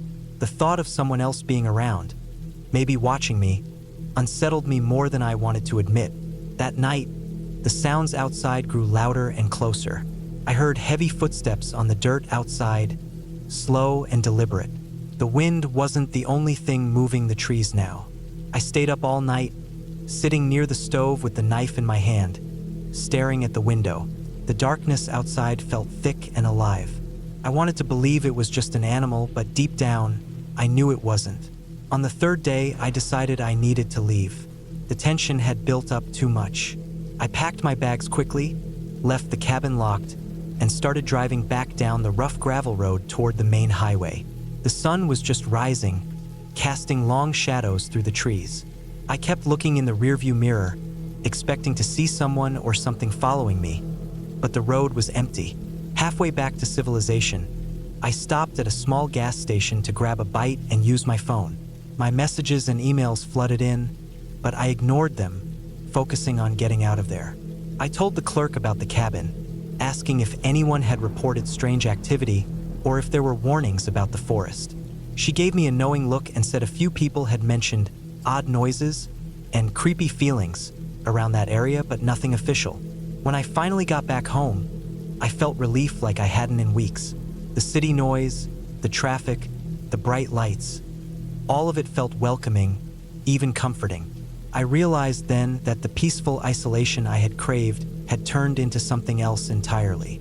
The silence of the woods wasn't always peaceful. Sometimes it was just waiting. After I returned, I reported the marks and the trap near the cabin to the local ranger station.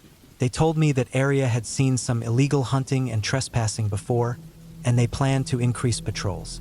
I never went back to that cabin. I found other ways to relax, ones that didn't involve being alone in the woods. Looking back, the experience taught me something important.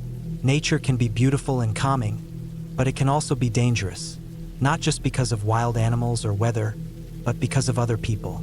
The woods don't just hold trees and wildlife. They hold the actions of those who use them, for good or for harm. And sometimes, the scariest thing isn't what you see or hear, but what you feel lurking just beyond sight.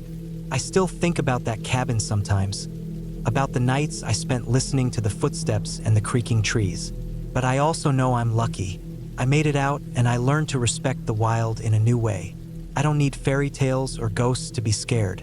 Real life is scary enough when you're truly alone, and when you realize that the most dangerous things in the forest might be the people who hide in it. That summer was the last time I sought silence in the woods. I still go camping now and then, but only in well-traveled places with friends or groups. I keep my phone charged, and I'm always aware of my surroundings. The city may be noisy, but at least it doesn't hide secrets in the shadows. Sometimes the peace you want isn't the peace you get. And sometimes the real danger is knowing you're not as alone as you think, even when you are.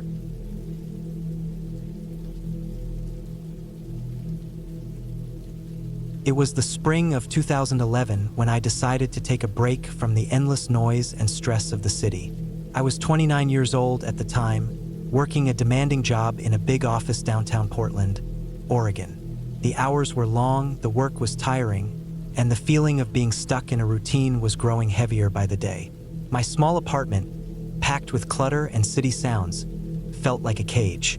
I had never really spent much time in nature by myself, so when I found a small cabin for rent in the forests near Mount Hood, I jumped at the chance to get away. It was a simple, wooden cabin, isolated enough that I wouldn't see anyone else for miles. The kind of place where I could just be alone with my thoughts. The cabin was about 50 miles east of Portland, tucked deep into the forest. The area was known for its dense pines and fir trees, thick underbrush, and winding dirt roads that most people avoided once the snow melted in spring.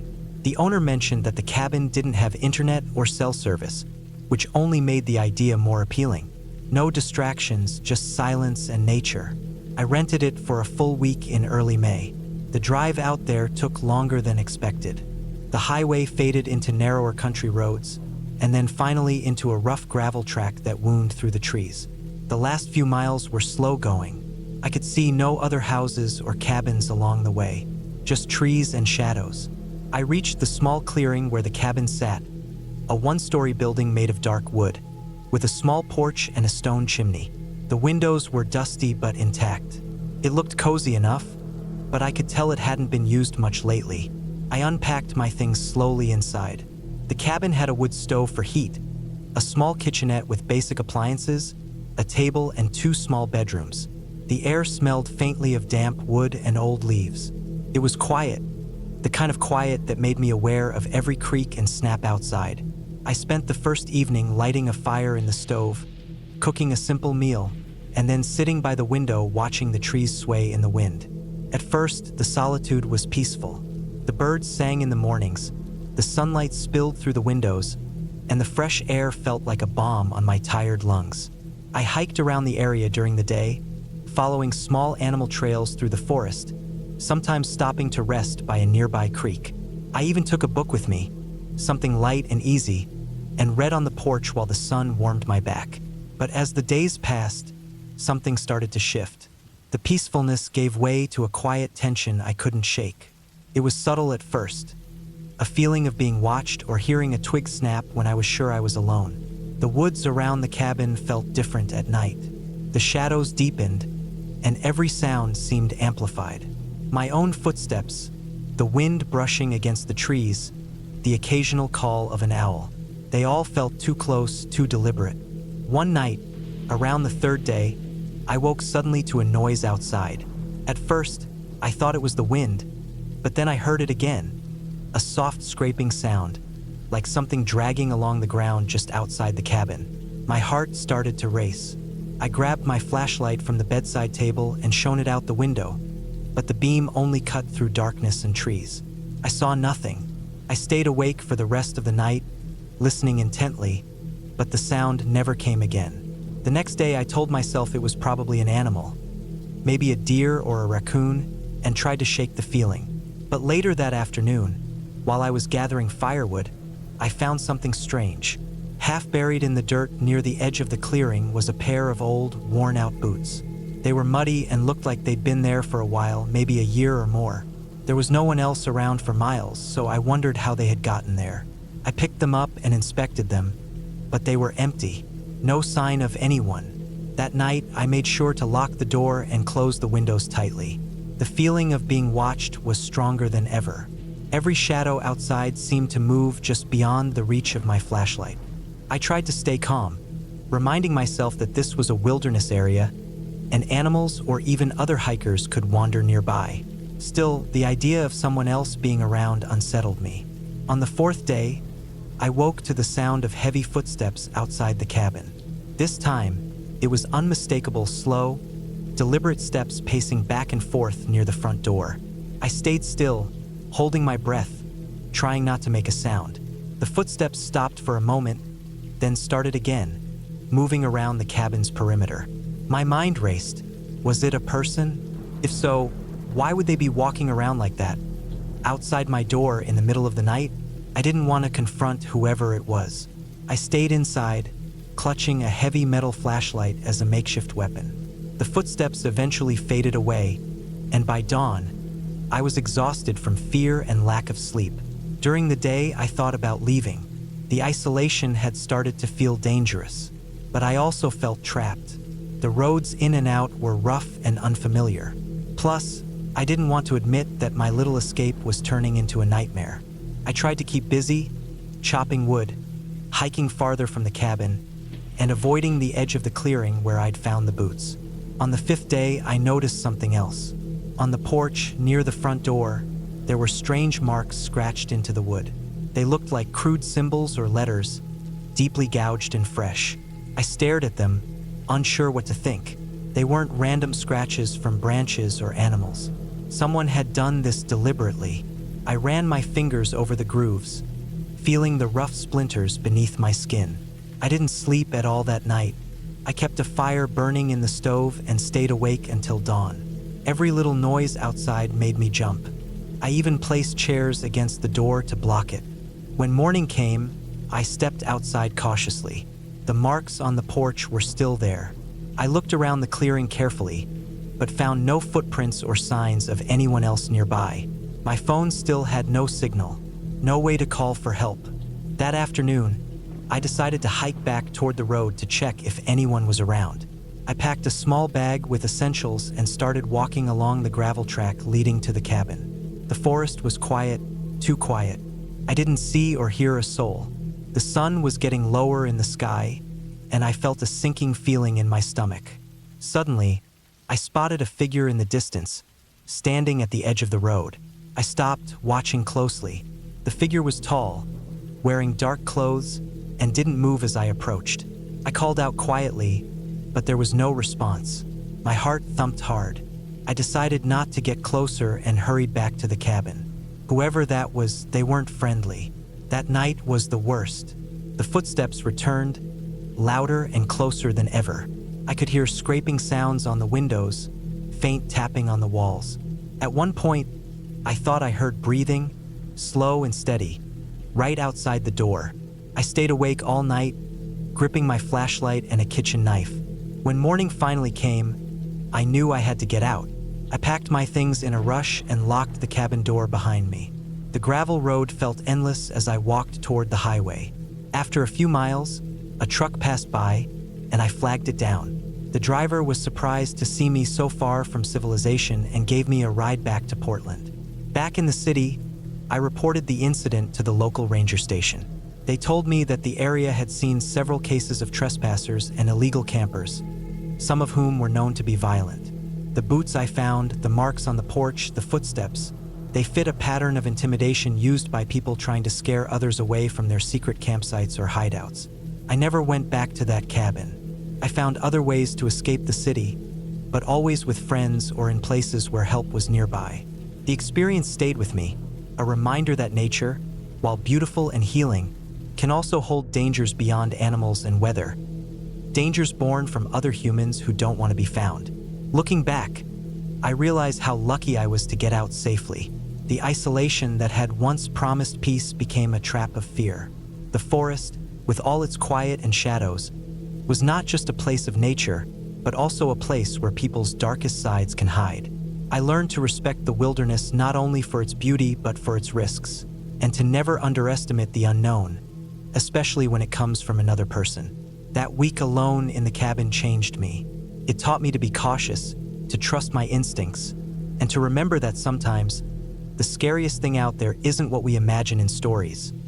It's real people, hidden in the shadows, watching and waiting.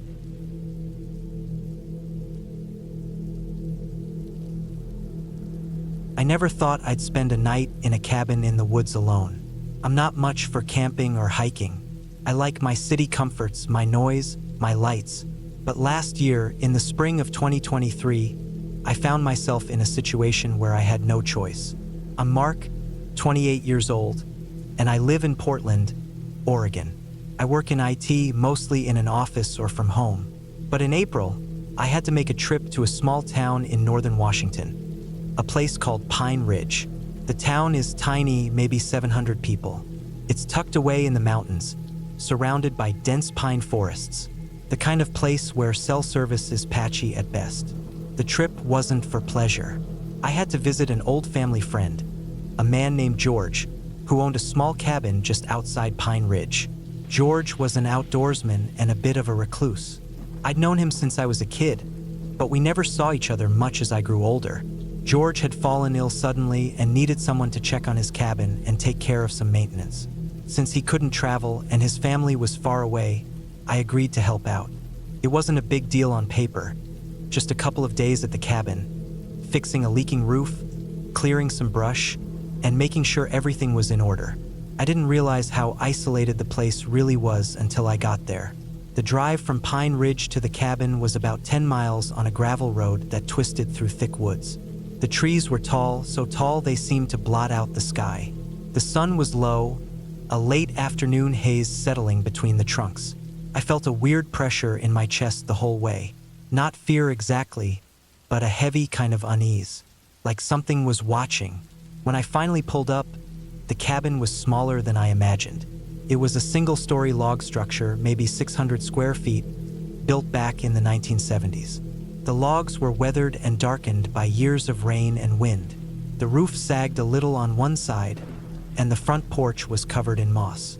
There was a woodpile stacked neatly beside the door. No electricity, no running water. George's cabin was completely off the grid. I knew that going in, but seeing it in person was different. The quiet was the first thing that hit me. No cars, no planes, no hum of wires or distant voices. Just the occasional creak of a tree or the snap of a twig underfoot. Inside, the cabin smelled of old wood and damp earth. There was a small wood stove in the corner, a simple kitchen with a propane burner, and a single bed pushed against one wall. The windows were covered in heavy curtains, but I pulled them back to let in some light. I unpacked my things quickly and started working on the roof. The leak was near the back, where a couple of shingles had slipped loose. The roof was steep, covered in thick pine needles, and the rain from the last few days had left everything slick. As I climbed up to inspect the damage, I noticed how quiet everything was. No birds singing, no insects buzzing. Usually, in the woods at this time of year, you'd hear a chorus of life, but here it was dead silent. That evening, I chopped some firewood and set up the stove. The heat felt good after the chilly day. I boiled water for coffee and sat on the porch, watching the dark creep in. The forest around me was thick and black now. Shapes shifted in the shadows, but it was hard to tell if they were animals or just trees. I tried to relax, told myself it was just the unfamiliar silence playing tricks on me. I'd been in the woods before, and nothing bad had ever happened. That was a mistake. As the night grew deeper, I started to notice sounds I hadn't expected. First, a faint rustling, like something moving through the underbrush just beyond the clearing. Then a low snapping of branches, closer now, as if someone or something was pacing around the edge of the trees. I kept my eyes on the darkness, flashlight ready, but I never saw anything move. No glowing eyes, no shape, just the feeling that something was there. I reminded myself it was probably a deer or some other forest animal. Nothing more. But then the sounds changed. I heard the crunch of footsteps on the gravel road leading to the cabin. Slow, deliberate steps. I froze and listened. The sound stopped suddenly. I grabbed my phone to check for signal. Nothing. No bars, no connection at all. I turned off the flashlight and listened in the darkness. Nothing else came. No footsteps returning, no voices, no sounds at all. I convinced myself I had imagined it. I went inside and locked the door, even though I knew it was just me out here. I checked the windows, bolted the deadbolt, and sat close to the stove for warmth. Sleep didn't come easy. Every creak and whisper in the cabin set my nerves on edge. Around 2 a.m., I was jolted awake by a loud banging on the front door. I sat up, heart pounding, eyes wide in the dark. The banging came again, loud and urgent, like someone was trying to break in. I grabbed the nearest heavy object, a cast iron skillet from the kitchen, and crept to the door. I pressed my ear to it. No voices, no sounds beyond the banging. I shouted, but no response. The banging stopped suddenly.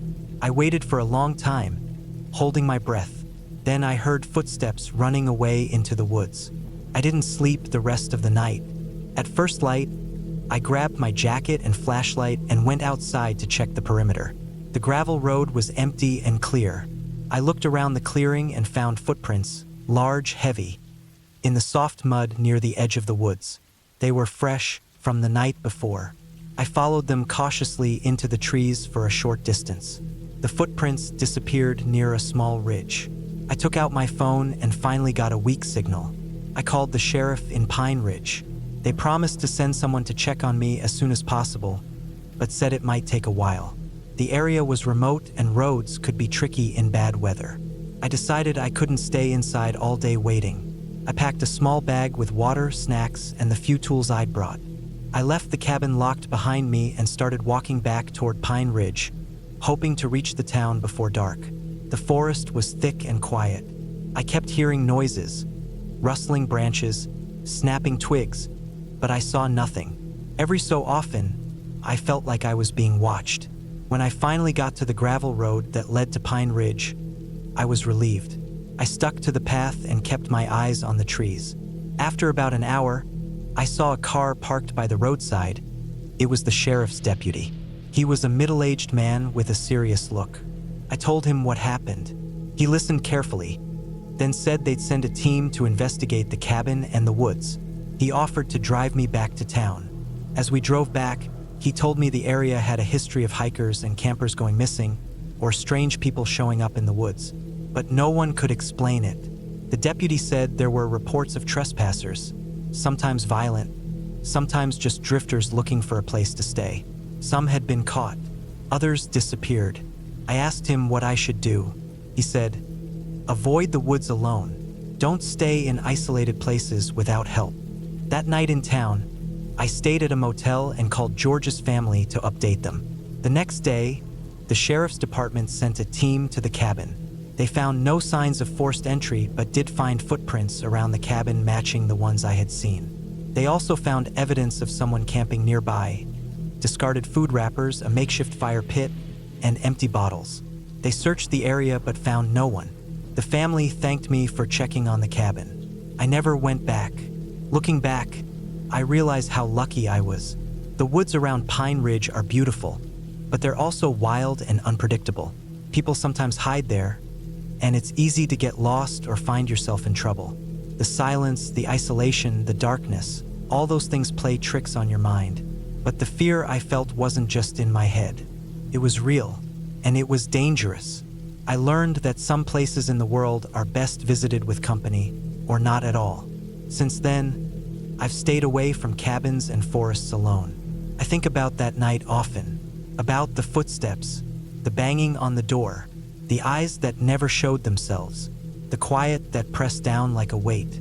I'm grateful to be safe, and grateful that sometimes the scariest things don't come from ghosts or monsters. They come from real people, real danger, and the unknown waiting just beyond the trees.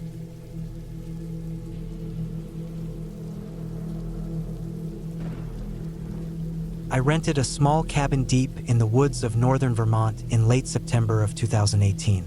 I was 35 at the time and living in Connecticut. I worked from home doing freelance graphic design, and I needed a break. I was recently divorced and had been feeling burnt out. I wasn't interested in resorts or city getaways. I just wanted to be alone in the woods with no one around. No traffic, no screens, no noise. I found the place on a rental site. The listing said it was an old hunting cabin from the 70s, fixed up in the early 2000s, but it looked clean, updated enough, and most importantly, it was secluded. The road leading to the cabin was gravel, narrow, and rough. I drove a Subaru, so I had no problem, but I still had to go slow. Twisted through the trees and felt like it went on forever. I didn't see another car or house the entire drive-in. After maybe 25 minutes of nothing but forest, I reached a clearing where the cabin sat. It wasn't big, just one bedroom, a small kitchen, a main room with a wood stove, and a bathroom. No Wi-Fi, no TV. Cell service was weak but usable if I stood by the kitchen window. Perfect. The first day I got there, I unloaded my stuff and walked the property a bit. The trees were just starting to change, and it was quiet. I couldn't hear anything but the wind and birds. There was a small shed behind the cabin, locked with a rusted padlock. I didn't think much of it. I lit a fire in the stove that night and sat on the couch reading until I fell asleep. The next few days were peaceful.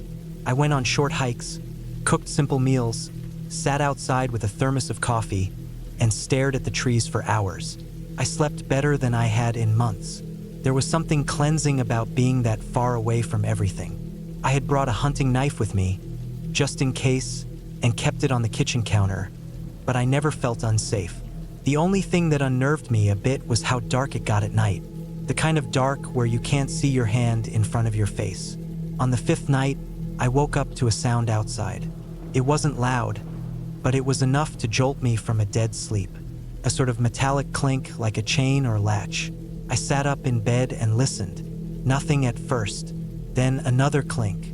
I got out of bed and stood by the window, but I couldn't see anything. No moonlight, no porch light, just black. I stood there for a while and eventually heard a third sound. Came from the back side of the cabin. I grabbed my flashlight and knife and stepped onto the back porch. My heart was racing, but when I swept the beam of light across the yard, I saw nothing. Everything looked normal. I walked to the edge of the porch and listened. Then I saw it. The lock on the shed. It was hanging open. That lock had been rusted shut. I know it was. I had tried to open it the first day out of curiosity and gave up after a few seconds. Now it was dangling loose. The shed door cracked an inch open. I felt my hands tighten around the flashlight and knife. I told myself maybe the metal gave out. Maybe it just broke.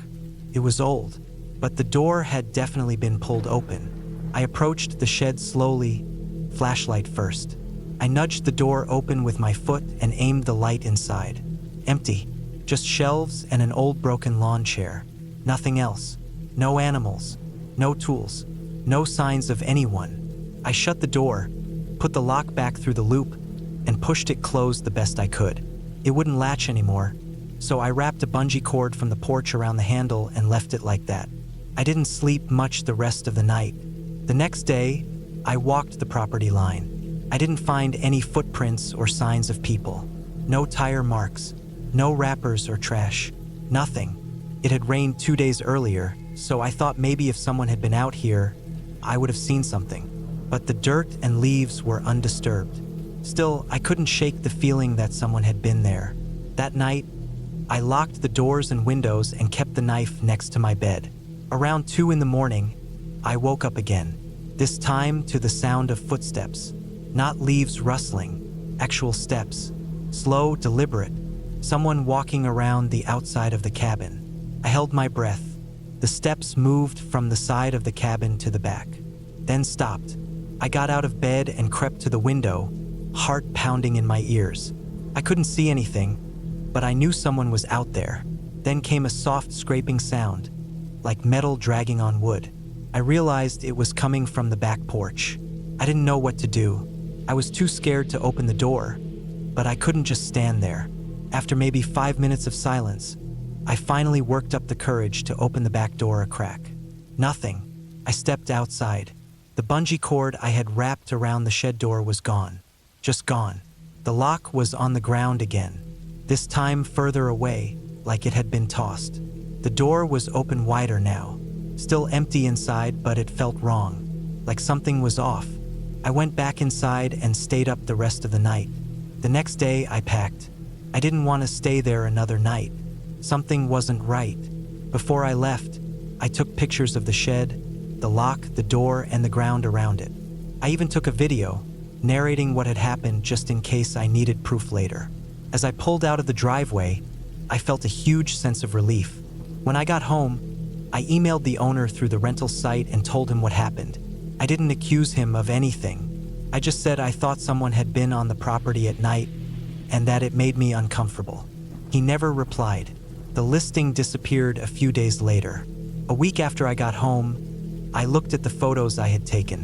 One of them, the shot of the open shed door, caught my attention. In the far corner of the shed, partly behind the shelf, was a shape I hadn't noticed before. It looked like a boot, a worn, dirty work boot, just the toe sticking out. I zoomed in and saw the faint outline of what looked like a pant leg behind the shelf. Someone had been in there when I opened the door. I don't know how they stayed so quiet. I don't know how I didn't see them at the time, but they were there, maybe more than once, watching, waiting.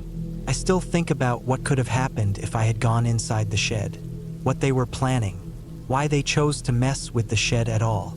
I think maybe they wanted me to find the door open. Maybe they wanted me to come back outside. I never went back to that area. I changed my number, stopped renting cabins from small-time owners. These days, I only go places with cameras, staff, and other people around. I still love the woods, but I never go alone anymore. And I always check the corners of any shed, barn, or garage I pass.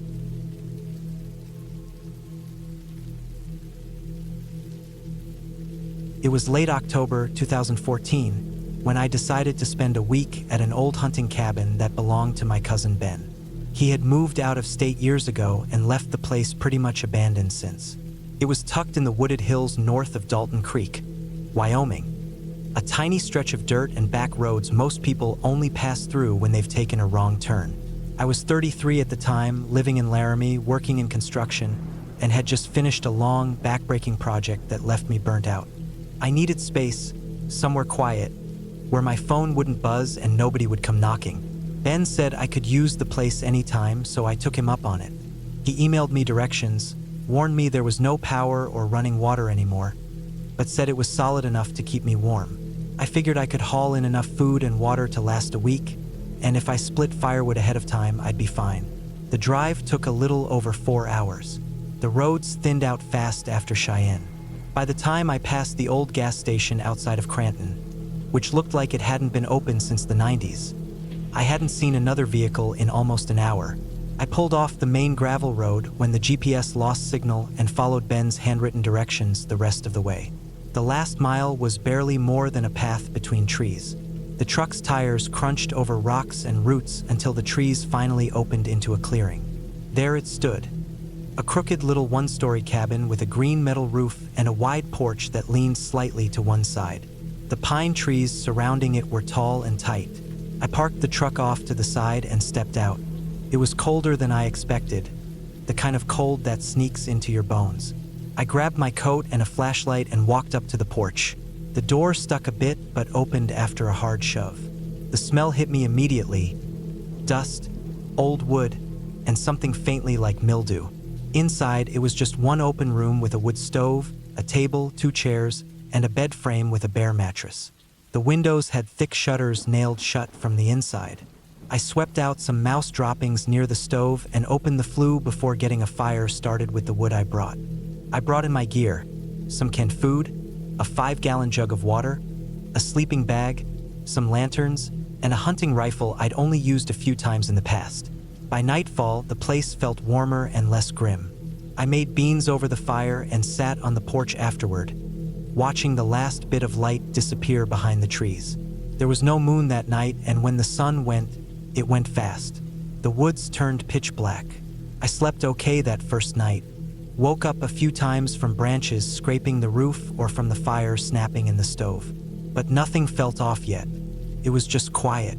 That kind of quiet that only exists miles away from everything.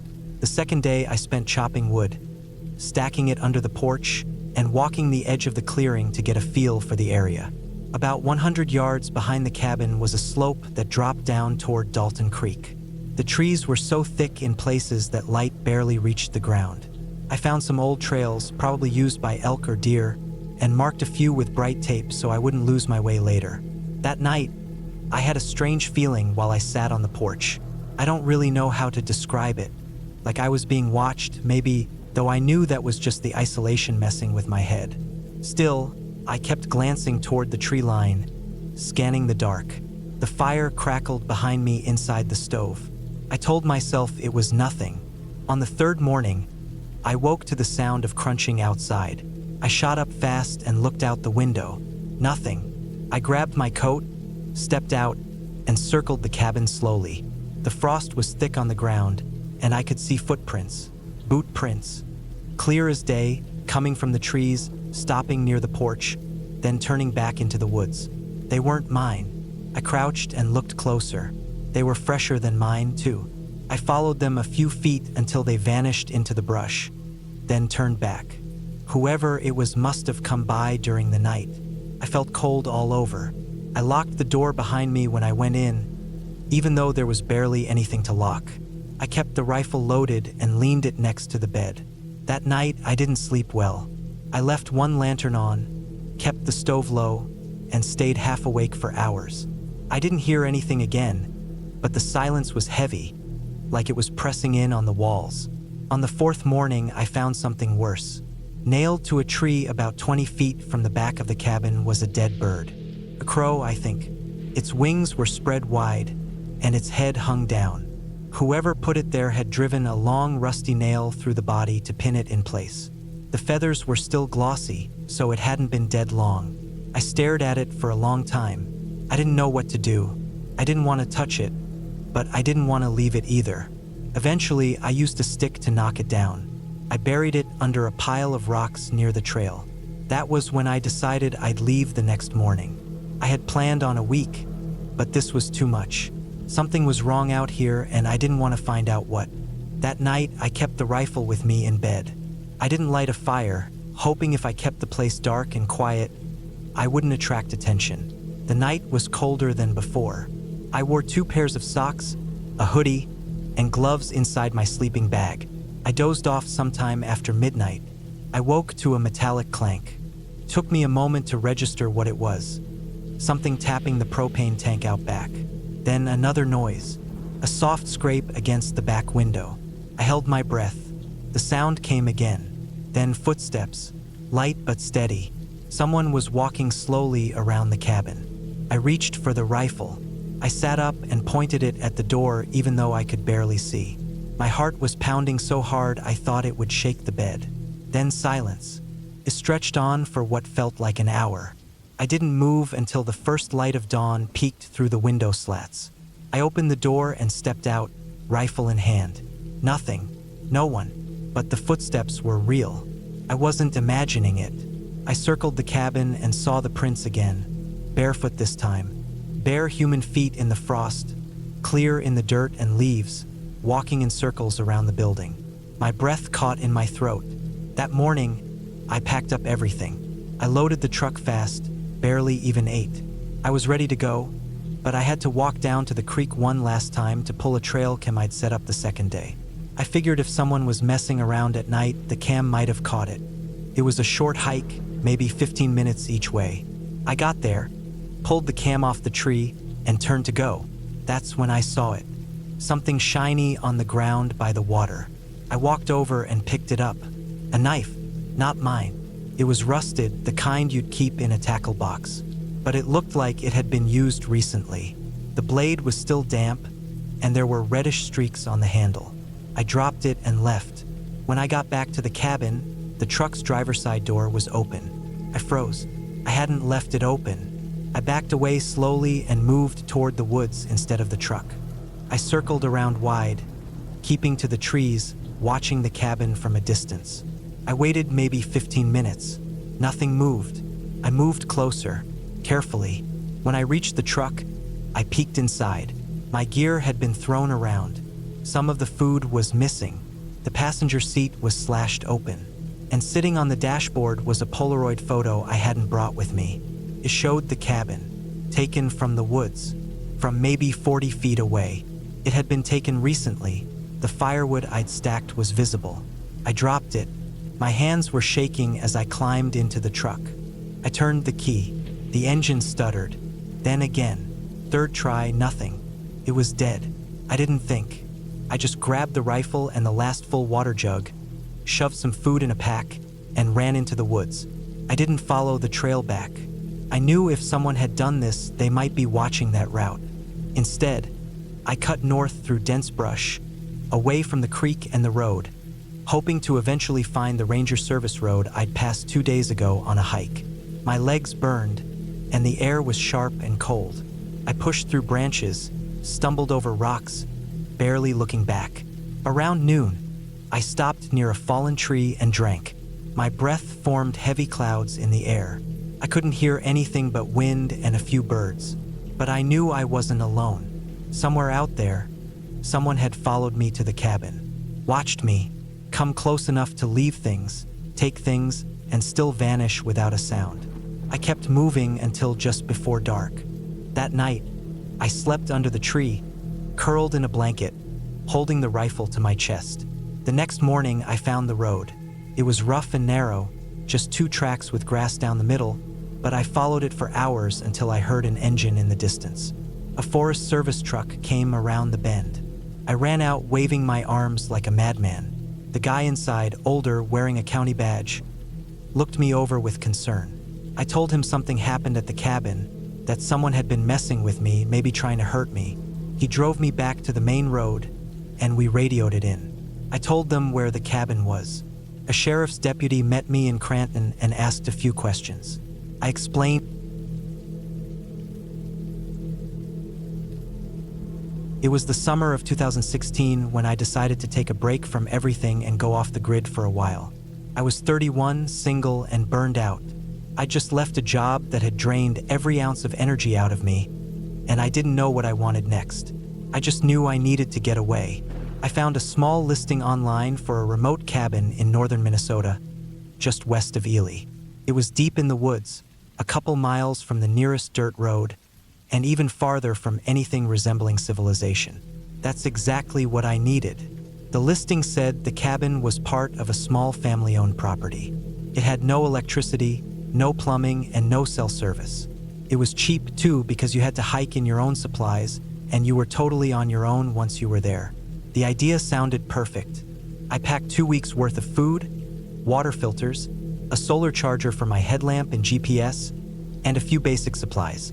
I figured it would be a chance to reset. The hike to the cabin took over an hour through thick woods. The path was barely marked, just occasional strips of faded orange tape tied to branches. The air felt heavy with pine and damp moss. Mosquitoes were already out in full force, and I could hear the buzz as I brushed branches aside. My pack was heavy, but I kept moving. When I finally reached the cabin, it was smaller than I expected. 1 room, a wood stove, a small cot, and a table. The roof looked weathered, but solid.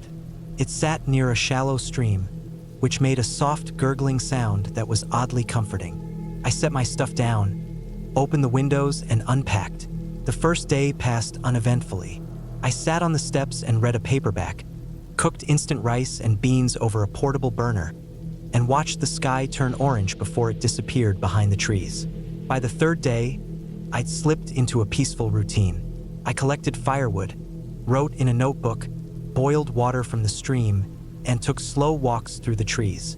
It was quiet in a way that felt unnatural at first. No cars, no phones, no voices. Just wind through branches and the occasional cracking sound of a squirrel darting through brush. At night, I lay in the cot listening to owls and the shifting groans of the cabin's old boards cooling down. But around the 5th day, something changed. That afternoon, I'd hiked farther out than I had before, trying to follow the stream upstream. I wanted to see where it came from, The woods thickened the farther I went, and eventually the stream turned into more of a muddy trickle. As I stood there deciding whether to keep going, I heard something, a distant sound of something crashing through the trees. I froze. It didn't sound like a deer. It was heavier, breaking branches, not running but moving steadily. I crouched behind a fallen log and waited. Whatever it was, it passed by maybe 40 or 50 feet away, but I never saw it. Just the sound of something big moving through thick brush. Then silence. I waited a long time before I moved again. The rest of the hike back felt different. I kept stopping and turning around. Sure, I was hearing footsteps behind me, but there was never anything there. Still, I picked up my pace and got back to the cabin before sunset. That night, I couldn't sleep. Every time I closed my eyes, I imagined someone or something standing outside the cabin watching. The woods that had felt peaceful now felt too quiet, like they were hiding something. I stayed up until almost dawn, sitting by the window with my headlamp off, just watching the dark tree line. Over the next few days, small things started to feel off. I'd leave my hat on the table and find it on the floor. A stick I used to prop the door open was missing. One morning, I found footprints in the damp soil behind the cabin. They weren't mine, I hadn't gone back there. They looked like boot prints, not bare feet, and they led up to the back wall and then away again. I walked in circles for an hour trying to figure out who it could have been, but I never saw anyone. The paranoia started to build. I kept the door locked even during the day. I stopped hiking far from the cabin. I tried to tell myself it was probably another hiker, someone passing through, but that didn't make sense. Who would hike miles into these woods just to walk around someone else's cabin without saying anything? The worst night came on the 12th day.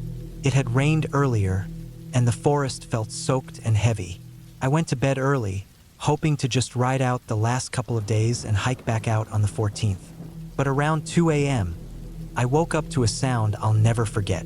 It was the unmistakable sound of the front door handle rattling. Not a knock, not wind. Someone was trying the handle slowly, carefully, like they were testing to see if it was locked. I froze in the cot. My breathing got shallow. I grabbed the small hatchet I kept near me. The rattling stopped after a few seconds. I waited, staring at the door. Then, slowly, the boards on the porch creaked under weight. Someone was walking away. I stayed awake the rest of the night. At first light, I opened the door and looked around. The ground was soaked from the rain, and there were prints again. Same boot prints as before, but this time they led from the edge of the woods right up to the door and back. I couldn't see where they went after that. I packed my bag and made the hike out that day instead of waiting. It was the hardest hike I'd ever done. I kept glancing over my shoulder, stopping to listen for sounds. I didn't eat or rest. When I finally reached my car and drove to the small gas station at the edge of town, I sat in the parking lot for 20 minutes before I could even get out. I reported it, of course. I told the guy who rented the cabin and I filed a police report, but there wasn't much to go on. No cameras, no neighbors, no names. The boots could have belonged to anyone. Maybe it was a drifter, maybe a hunter, or maybe someone else who knew about that cabin and didn't want anyone else using it. I never went back. I still like hiking and being alone in nature, but now I stick to places where I can see other people at least once in a while. That trip did give me what I needed in a strange way. It forced me to think clearly, to trust my instincts, to respect my limits. But it also reminded me that when you're truly alone, there's no one coming to help if something goes wrong. Sometimes when I close my eyes, I can still hear the sound of that door handle turning in the middle of the night. I don't think I'll ever forget it.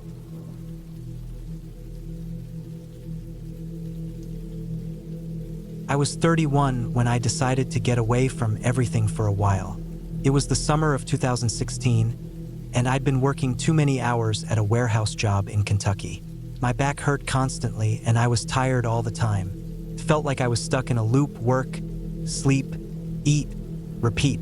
I didn't have many close friends, and I wasn't seeing anyone at the time. I didn't even really know what I wanted out of life anymore. I just knew I needed a break. So I started looking for cabins to rent out in remote areas where I wouldn't have to deal with anyone or anything. I found a small, off-grid cabin deep in the hills of West Virginia. It was on a private piece of land, surrounded by woods and not near any major towns. The pictures showed a simple one-room cabin with a small kitchen area, a bed, a wood stove, and a porch. There was no cell service, no electricity, and no running water. It sounded perfect. I booked it for 10 days. I packed up my old truck with some canned food, bottled water, a cooler full of perishables, a camping stove, my sleeping bag, a few tools, a couple of good knives, and a .22 rifle I kept for small game and general safety. I didn't really expect to need the rifle, but it made me feel better having it. I also brought a solar-powered lantern and a stack of books I'd been meaning to read. The drive took me about 6 hours. As I got closer, the roads narrowed and turned to gravel. I passed fewer and fewer houses until finally, there were none. The GPS gave out somewhere around the last hour, so I followed the written directions the cabin owner had emailed me. After what felt like forever on winding forest roads, I found the narrow driveway. It was barely wide enough for my truck, with trees closing in on both sides.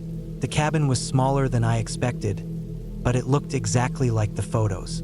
There was a small clearing around it, just enough space for sunlight to come through, but beyond that, nothing but woods. It was dead silent. No cars, no planes overhead, not even birds at that moment. Just the sound of wind moving through the leaves. I unpacked slowly, making a mental note of how isolated the place really was. The front porch creaked under my boots. Inside, it smelled like cedar and dust. There was a table with 2 chairs, a narrow bed with a wool blanket, shelves lined with old mugs and plates, and a small wood stove in the corner. There was a composting toilet about 50 yards from the cabin, hidden behind some thick brush. It all felt simple and raw, exactly what I needed. The first few days were peaceful. I chopped some firewood, went on hikes, made simple meals, and read. I sat on the porch for hours, listening to the forest. Sometimes I'd hear coyotes in the distance, or the rustling of deer moving through the underbrush. The stillness of everything was almost overwhelming, but I liked it. It gave my mind room to stretch out. On the 4th night, I was sitting outside just after sunset, watching the last bit of light fade from the sky. The air was cool, and the crickets had started up. I was sipping a cup of instant coffee when I heard something out in the woods. It wasn't a normal forest sound. It was a deep thud, like something heavy hitting the ground. Then another, then silence. I waited, listening. Nothing moved for a long time. I figured it might have been a branch falling, or maybe a deer slipping on rocks. I tried not to think too much about it, but the sound stuck with me. The next morning, I woke up early and decided to hike a bit further out than I had before. I packed some snacks, filled my water bottle, grabbed my rifle just in case, and headed east through the trees. The forest got thicker the deeper I went. The terrain dipped and rolled, and the underbrush was dense in spots. It wasn't long before I was sweating and covered in spiderwebs. After about an hour and a half of hiking, I came across something strange. It was a clearing, maybe 20 feet across, with no grass or plants, just bare dirt. Right in the center was what looked like an old fire pit made from stacked stones. But what was odd was that there were bones scattered around it. Not a few, but a lot. Rib cages, skulls, leg bones. Some were small, like from rabbits or squirrels. Others looked bigger, maybe deer. They were old, weathered, and picked clean. I couldn't tell if they'd been there for years or just a few months. The pit itself was full of ash and charred wood. I crouched down to get a better look. Something about it didn't sit right with me. The arrangement seemed too deliberate, like someone had used this spot regularly. I looked around the clearing. No signs of recent human activity. No tools, no trash, no footprints in the dirt. Just that ring of stones and those bones. I felt a chill despite the heat. I didn't like being there. I took a few pictures with my phone, even though I didn't have service, then turned around and headed back. I kept looking over my shoulder the whole way. I didn't see anything, but the woods felt different, heavier, like I wasn't alone. That night, I locked the door to the cabin, even though I hadn't done that before. I left the lantern on low and kept my rifle next to the bed. I didn't sleep well. Every little noise made me sit up. Something was crawling on the roof around midnight, slow and scratching. Could have been a raccoon or a possum, but it didn't move like one. It moved slow, heavy, with long pauses. The scratching stopped eventually, but I couldn't fall back asleep after that. The next day, I tried to brush it off, told myself I was just getting inside my own head. I made breakfast, cleaned up the cabin, and spent most of the day on the porch reading. Nothing strange happened, and I started to feel silly about the night before. Maybe I just needed more rest. But that night, I woke up suddenly. I didn't know why at first. It was still dark. The lantern was off. I must have forgotten to charge it. The air felt cold, like the fire had gone out. I reached for my flashlight and clicked it on. The beam lit up the room, and everything looked normal. Then I heard it again, scratching, but this time it was at the door. Slow, dragging scratches like someone running their fingernails down the wood. I froze. My mouth went dry. I grabbed the rifle and crept over to the door as quietly as I could. I didn't want to open it, but I wanted to see what was out there. I leaned close to the window beside the door and lifted the corner of the curtain just enough to peek out. There was nothing there. I waited, barely breathing. The scratching stopped. Then the woods went completely silent again. No crickets, no wind. I stayed up the rest of the night, heart pounding, rifle across my lap. By morning, I'd made up my mind. I wasn't staying the full 10 days. I didn't know what was out there, and I didn't care. I packed up everything quickly, loaded the truck, and checked the cabin one last time to make sure I hadn't forgotten anything. When I started driving back down the narrow road, I felt a wave of relief. But about 5 minutes into the drive, I saw something ahead. A tree had fallen across the path. It wasn't massive, but it was thick enough to stop my truck. I got out and looked around. The tree didn't look like it had just fallen. The leaves were wilted, and the break in the trunk was jagged. It looked like it had been cut, not with a chainsaw, but maybe an axe. There were no fresh marks around it, no sawdust, no chips. Just the tree perfectly placed across the only way out. I pulled my axe from the truck and started chopping. It took over an hour to get through enough of the trunk to move part of it out of the way. I was exhausted, soaked in sweat, and on edge the whole time. When I finally got back into the truck and started driving again, I didn't stop. I didn't look back. I didn't even slow down until I was miles away and had cell service again. Later that night at a motel, I looked back at the photos I took of the fire pit. One of them caught something I hadn't noticed before. Off to the side, just at the edge of the frame, there was a figure, barely visible, crouched low, half hidden behind a tree. The shape of a head, a shoulder. I didn't take any more time studying it. I deleted the photo, shut my phone off, and stared at the ceiling until morning. I didn't tell anyone about what happened for a long time. I stopped camping alone. I sold the rifle. Even now, I don't know what was out there. Maybe it was a hunter. Maybe some kind of hermit who didn't want people on his land. Maybe it was just my imagination, pulling shadows into shapes. But it felt real, and I know I wasn't alone. I never went back to West Virginia, never even drove near the area. I learned what I needed to from that trip. Some places aren't meant for people like me to go wandering into. Some places keep secrets, and sometimes it's best to let them.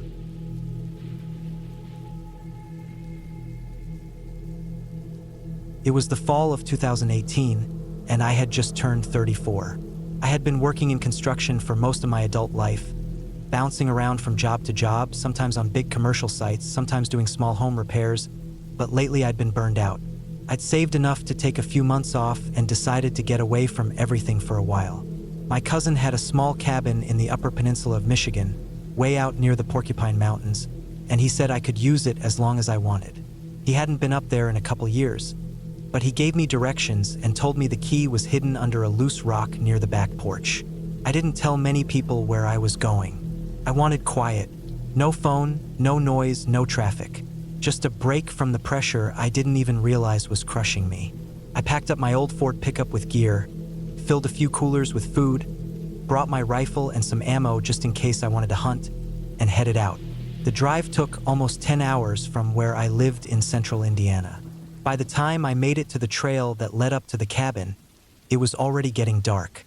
The last mile wasn't paved. It was more like a logging road, overgrown and washed out in places. The truck rocked and groaned the whole way, and a few times I thought about turning back. But eventually, the trees opened up and I saw the outline of the cabin in the clearing. It was small, built from old logs that had gone gray with age. The roof was a little sagged in one corner, but it looked dry. The porch steps creaked when I climbed up. I found the rock my cousin had mentioned and pulled the key out from under it. Inside, it smelled like old wood and dust. There were cobwebs in the corners and dead flies on the windowsills. A small wood-burning stove sat against the far wall, a narrow cot in the corner, and a few shelves with some canned food that looked like it might be expired. I lit a lantern and started cleaning up. Took a few hours to get things in decent shape. I swept, aired the place out, and lit a fire in the stove to push back the chill. That first night, I slept surprisingly well. I figured the fresh air and quiet did something to reset me. The only sounds were the wind moving through the trees and the occasional cracking of the stove as the fire burned down. I stayed in bed late the next morning, then spent the rest of the day walking the area, exploring the woods, and trying to get a sense of the land. There were old trails, probably made by deer or maybe loggers. I even found a rusted-out pickup not far from the cabin, swallowed up by brush and saplings. Each day got easier. I'd wake up with the sun, cook over the fire or the little propane stove I brought, and wander the woods for hours. I brought a book or two, kept a journal, and made notes about what I saw: tracks, bird calls, unusual plants. It was peaceful. By the end of the first week, I stopped thinking about my phone, or work, or the headaches back home. I started to believe I could stay there for good. But around the middle of the second week, things started to feel off. It was small things at first. One morning, I found my cooler had been opened. The latch wasn't broken, but the lid was sitting slightly ajar, and a pack of hot dogs was missing. I thought maybe an animal got into it. Raccoons were smart enough to figure out simple latches, especially if they were hungry. So I started keeping the cooler inside the cabin. A couple days later, I noticed the door to the cabin was open when I came back from a long walk. I was sure I had locked it. I checked the inside and didn't see anything missing, but I still felt uneasy. The woods suddenly seemed quieter. I started keeping the rifle loaded and within reach just in case. That night, I had trouble sleeping. I kept hearing faint noises, branches snapping, footsteps crunching leaves. I told myself it was deer, maybe a bear moving through the woods, but it kept happening night after night. I'd sit up in bed, heart pounding, listening to every creak and groan the cabin made. I checked the windows and door locks over and over. About 4 days after that, I found boot prints in the mud just behind the cabin. It had rained the night before, and the ground was soft. There were 2 clear prints, too large for me and definitely not mine. They led from the woods to the back wall of the cabin, then disappeared. I walked the whole area, looking for more, but didn't find anything. That night, I didn't sleep at all. I sat with my rifle across my lap, staring at the door. The next morning, I checked everything again. I looked for signs of tampering around the door and windows. I even checked the attic crawl space, thinking maybe someone had found a way inside. But there was nothing, just dust and old boards. Still, I couldn't shake the feeling that someone had been watching me. I thought about leaving, but it felt stupid to run off because of some footprints. There could be hunters in the area or hikers. It wasn't likely, but it wasn't impossible either. So I stayed, but I kept my guard up.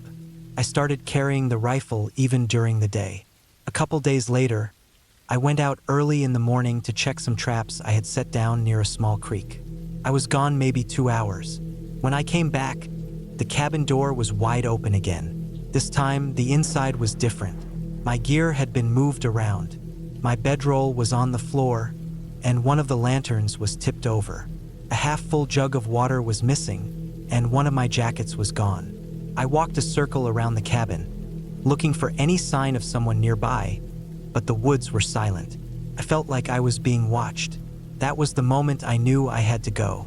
I started packing immediately. It was already afternoon, and I figured I could drive part of the way out and find a motel. I threw everything into the truck, double-checked the cabin, and started down the logging road. Maybe 200 yards from the clearing, I saw something off in the trees. At first, I thought it was just a fallen branch, but then it moved. It was a man, crouched down, wearing a dark green coat. He was just staring at me. He didn't wave, didn't shout, just watched. I froze, foot hovering over the gas pedal, unsure of what to do. After maybe 10 seconds, he stood up and turned, disappearing into the trees. I didn't wait any longer. I slammed the gas and didn't stop until I was back on paved roads. I drove straight through until I reached a small town about an hour away. I found a cheap motel and checked in. I kept the lights on all night, heart still racing. The next morning, I called my cousin and told him what happened. He sounded surprised, said nobody should have been out there. The cabin was on private land, and there weren't any nearby camps or homes. He said maybe it was a squatter or some lost hunter. But the way he said it didn't sound convincing. I never went back. I left a bunch of my gear in that cabin, but I didn't care. I needed to be away from that place. I started sleeping better once I was home, but it took a long time before I felt truly relaxed. I never reported it. There wasn't anything to report, not really. Just a string of strange events and a man in the woods. To this day, I still think about that guy. I wonder if he had been living near the cabin, watching me the whole time. Maybe he was waiting for me to leave, or maybe he was trying to scare me off. Whatever it was, it worked. I don't go camping alone anymore. I don't stay in remote places. I need to see other people, hear cars, lights in the windows. The silence I once loved now makes my skin crawl. And whenever someone asks me about that time I stayed in a cabin up north, I just say it was peaceful. There's no point in telling them the rest. They wouldn't believe me anyway.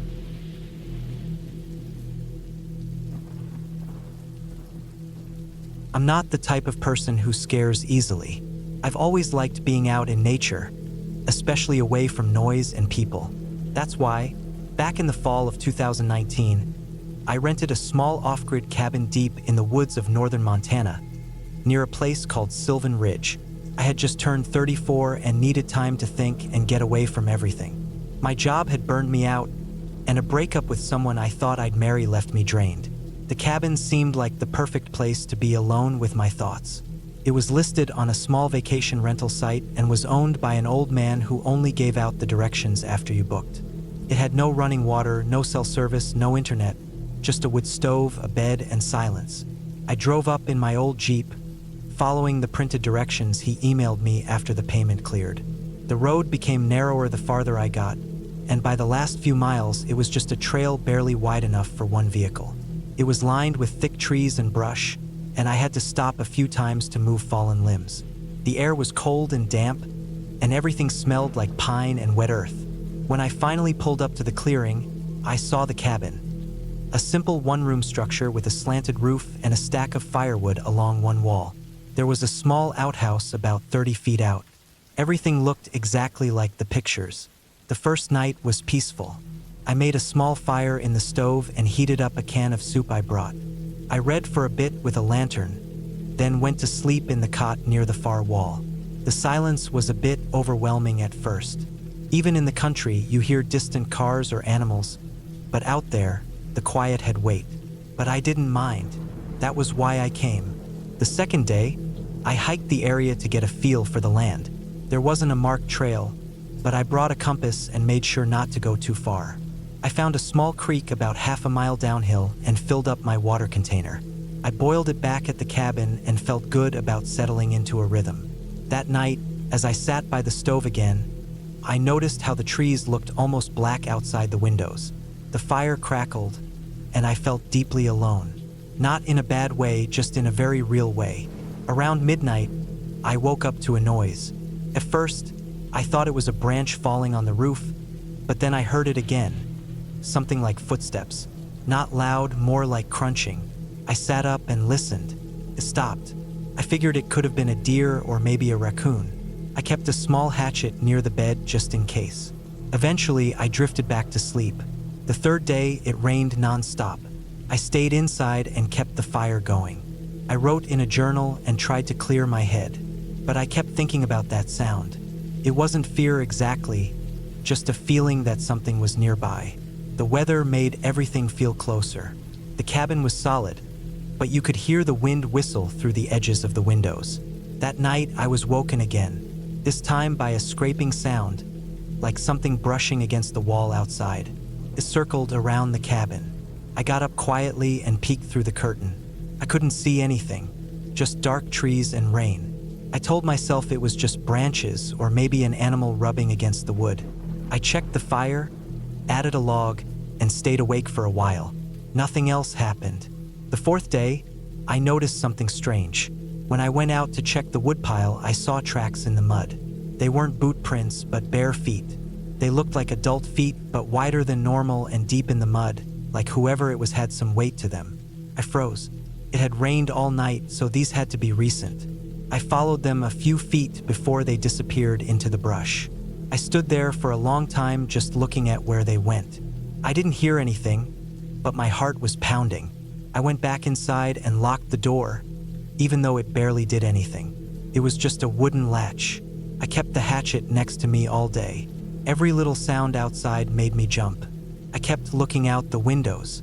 At one point, I thought I saw something move between the trees, but when I blinked, it was gone. I barely slept that night. I kept the fire going and the lantern lit. By the fifth day, I was ready to leave. My stay was supposed to be a week, but I didn't care. Something felt wrong. I packed what I could and got ready to head out at first light. That morning, as I stepped outside, I saw something that made my stomach drop. Across the clearing, on the edge of the woods, something was standing there. Person, just standing completely still. They were far enough away that I couldn't see details, but close enough to know they were watching me. They didn't move. I didn't know what to do. I didn't want to run and draw attention, so I backed into the cabin and shut the door. I stayed there for over an hour, peeking through the window, but they were gone when I looked again. I grabbed my things, got in the Jeep, and started the engine. The road was wet and rough, and I drove faster than I should have. About 2 miles down, I had to stop. A tree had fallen across the road. It wasn't there before. It didn't look fresh either. It looked dragged, like someone had pulled it into place. My stomach turned. I got out and tried to move it, but it was too heavy. I had to use the winch on the Jeep to pull it out of the way. The whole time, I kept looking around, expecting to see someone, but the woods were still. Once I cleared the path, I didn't stop driving until I hit the highway. My hands didn't stop shaking for hours. When I got home, I didn't tell anyone the full story, just that the trip was cut short because of weather. I couldn't explain it without sounding crazy. Months later, I went back online to find the listing again. It was gone. The whole site it was on didn't exist anymore. I tried searching for the owner's name and couldn't find anything. It was like the cabin never existed. But I still have the journal I kept. I still have a picture I took of the clearing the day I arrived. It's blurry, but you can see the edge of the cabin, the trees, and something in the background I never noticed before. A shape between the trees. Looking at it now, I can't tell if it's a trick of the light or a person. I'll never know for sure, but I haven't been camping alone since. I don't think I ever will again.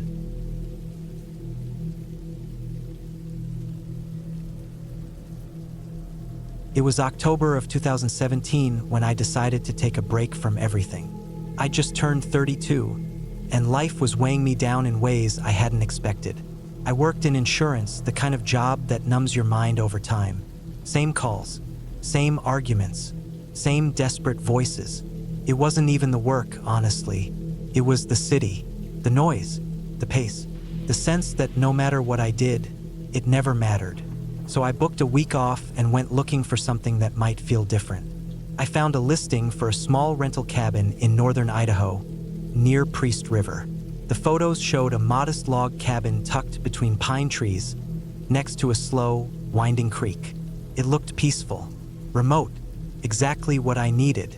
The drive up was long, nearly 10 hours, mostly through winding roads and empty highways. I stopped at a gas station outside Spokane for groceries and essentials. A cooler, water jugs, canned food, trail mix, matches, and some other basics. I wasn't trying to rough it too hard, but I didn't want to rely on fast food or restaurants either. I just wanted to be alone for a while. No phone service, no noise, just me, the trees, and whatever silence I could find. The road leading to the cabin was gravel, not paved, and full of potholes. It took me almost 30 minutes to drive the final 5 miles. I had to go slow. The forest on both sides was dense, the kind that lets in just enough light to feel eerie even during the day. The trees were tall, straight, and close together, their trunks gray and silent like sentinels. When I finally pulled up to the cabin, I was relieved to see it looked just like the pictures. Maybe a little older, with some wear on the wooden siding, but solid. It had a small porch, a single rocking chair, and one of those battery-powered lanterns hanging by a nail near the front door. No signs of life anywhere. No other houses. No cars. Just birds, wind, and that low rustle the forest makes when it's alive and quiet at the same time. Inside was simple. A small kitchen with a gas stove and a rusted sink. A living room with a threadbare couch, a couple of wooden chairs, and a stone fireplace that looked like it hadn't been used in years. The bedroom had a full-size bed with a lumpy mattress and a window that faced the woods. There was no bathroom, just an outhouse about 50 feet from the cabin. It wasn't glamorous, but it was fine. It was what I wanted. The first day passed quietly. I unpacked, lit a few candles, and took a walk around the property. There wasn't much to explore. A small trail led from the back of the cabin down to the creek. I followed it, listening to the crunch of leaves under my boots. The water was clear and slow. It looked cold, and I didn't want to test it. I stayed there for a while, sitting on a log, watching the current and letting my mind settle. That night, the temperature dropped fast. I had to light a fire in the fireplace, which took some effort. I wasn't exactly an expert at starting fires, but after a few tries and a lot of smoke, I got it going. The warmth helped. I sat in the chair nearest the fire, eating a can of soup and feeling the kind of peace I hadn't felt in a long time. Outside, the wind picked up, rattling the trees, but inside it felt safe. The second day I hiked a bit. Nothing intense. Just followed some old game trails and marked my way with pieces of string so I wouldn't get lost. There was something calming about being out there, hearing only the sounds of the forest. No traffic, no people, just the creak of branches, the call of birds, and the distant gurgle of the creek. I didn't even bring my phone with me. It didn't matter. There was no signal anyway. But things started to shift around the third night. It started with a noise. I was lying in bed, half asleep, when I heard a scraping sound outside. At first, I thought it might be an animal, maybe a raccoon or a deer, but the sound was too steady, too slow, like something dragging across the porch. I sat up and listened. My heart started to beat harder. I waited. It stopped. Then I heard it again, this time near the window. A soft, slow sound, like fingers brushing against the glass. I didn't look. I told myself it was nothing. Maybe the wind, maybe a tree branch. I forced myself to lie back down, even though every nerve in my body was telling me to get up and check. Eventually, I fell asleep, but it took a long time. The next morning, I went outside and looked around. Nothing was out of place. No footprints, no signs of animals. I checked the window, and there was nothing on the glass. Maybe I'd imagined it. Or maybe the forest just made weird sounds at night. I tried to let it go, but the next night it happened again. Same time, same sound. A slow scrape across the porch. Then silence. Then the brushing against the window. This time I sat up with a flashlight and turned it on. I didn't see anything, but I kept the light on until morning. By the 5th day, I was uneasy. I hadn't slept much. I felt paranoid. I even considered leaving early, but I told myself I was being ridiculous. There was nothing out here. No one knew I was here. I hadn't seen another soul since I arrived. The cabin was locked. I was fine. That afternoon, I went for a longer hike, hoping it would clear my head. I followed the creek upstream for about an hour. The trees got thicker, the trail narrower. I found an old fence, half rotted and covered in moss. It looked like it had been there for decades. Maybe there had once been a farm or something out here, long gone now. I turned around and headed back. When I got to the cabin, I saw something that stopped me cold. The front door was open. I hadn't left it open. I was sure of that. I always locked it when I left. Always. My heart started pounding. I stepped inside slowly, holding my flashlight like a weapon. Even though it was still daylight, nothing seemed touched. The couch was the same. The firewood pile was the same. The bedroom was the same. But still, the door had been opened. Something had come inside. That night, I didn't sleep. I kept the fire going and stayed in the chair with the flashlight in my lap. Every sound outside made me tense up. I kept hearing what sounded like footsteps just beyond the tree line. Not close, but steady, pacing. At one point, I thought I saw a shape move past the window, but when I shined the light, nothing was there. I told myself I'd leave in the morning, just pack up and go. It wasn't worth it anymore. Whatever peace I'd come here for had been chased away by fear. When the sun came up, I went outside to check the perimeter again. That's when I saw it. A small pile of rocks stacked neatly on the porch, right next to the door. I hadn't done that, and they hadn't been there the night before. They were too perfectly balanced to be an accident. My stomach dropped. That was it. I didn't care anymore. I packed everything into my car, didn't bother cleaning up, and got in to leave. But the car wouldn't start. The engine turned over once, then died. I tried again. Nothing. I checked the battery cables, the fuel line, anything I could think of. Everything looked fine. I even tried rolling the car back a bit in case it was stuck in a rut. Nothing helped. It was dead. I sat there in the driver's seat, staring at the wheel, heart pounding. No service, no neighbors, no help.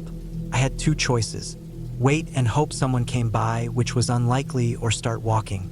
I packed a small bag with essentials, water, and snacks and started walking. I followed the road I'd come in on, hoping to find a stronger signal or at least get closer to town. I walked for hours. The sun was going down by the time I saw a pickup truck coming up the road. I waved it down, and thankfully the driver stopped. He was an older guy, probably in his 60s. He didn't ask many questions, just gave me a ride back to town, where I called a tow truck and had them go pick up my car the next day. The mechanic said the ignition coil had somehow shorted out. He replaced it, and the car started fine after that. He said it was rare but not impossible. I didn't go back to the cabin. I left the keys with the rental office and told them I'd had car trouble and had to leave early. I didn't explain. What would I even say? Back home, I tried to forget about it, but sometimes I still think about those sounds at night. That stack of rocks, the door being open, the dead car, could all be coincidence. A string of random, unlucky events. Or maybe someone had been out there watching me, living in the woods, waiting for someone to show up alone. I don't go on solo trips anymore. That peace I was looking for, I never found it. Just the feeling that something had been close, watching, waiting, and I don't think I'll ever go back to Idaho.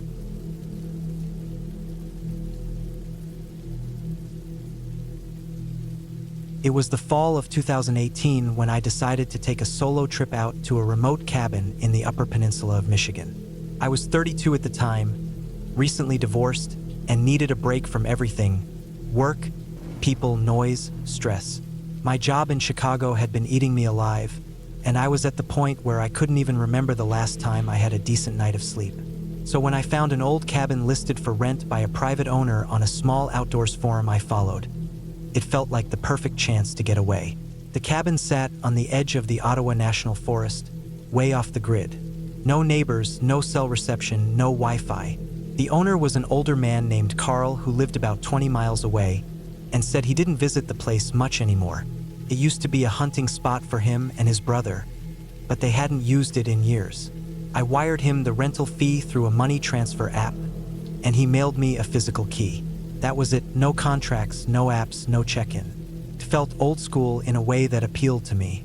I drove up there on a Friday morning in late October, with the leaves all kinds of red and orange and the air already biting cold. It took me about 10 hours with stops.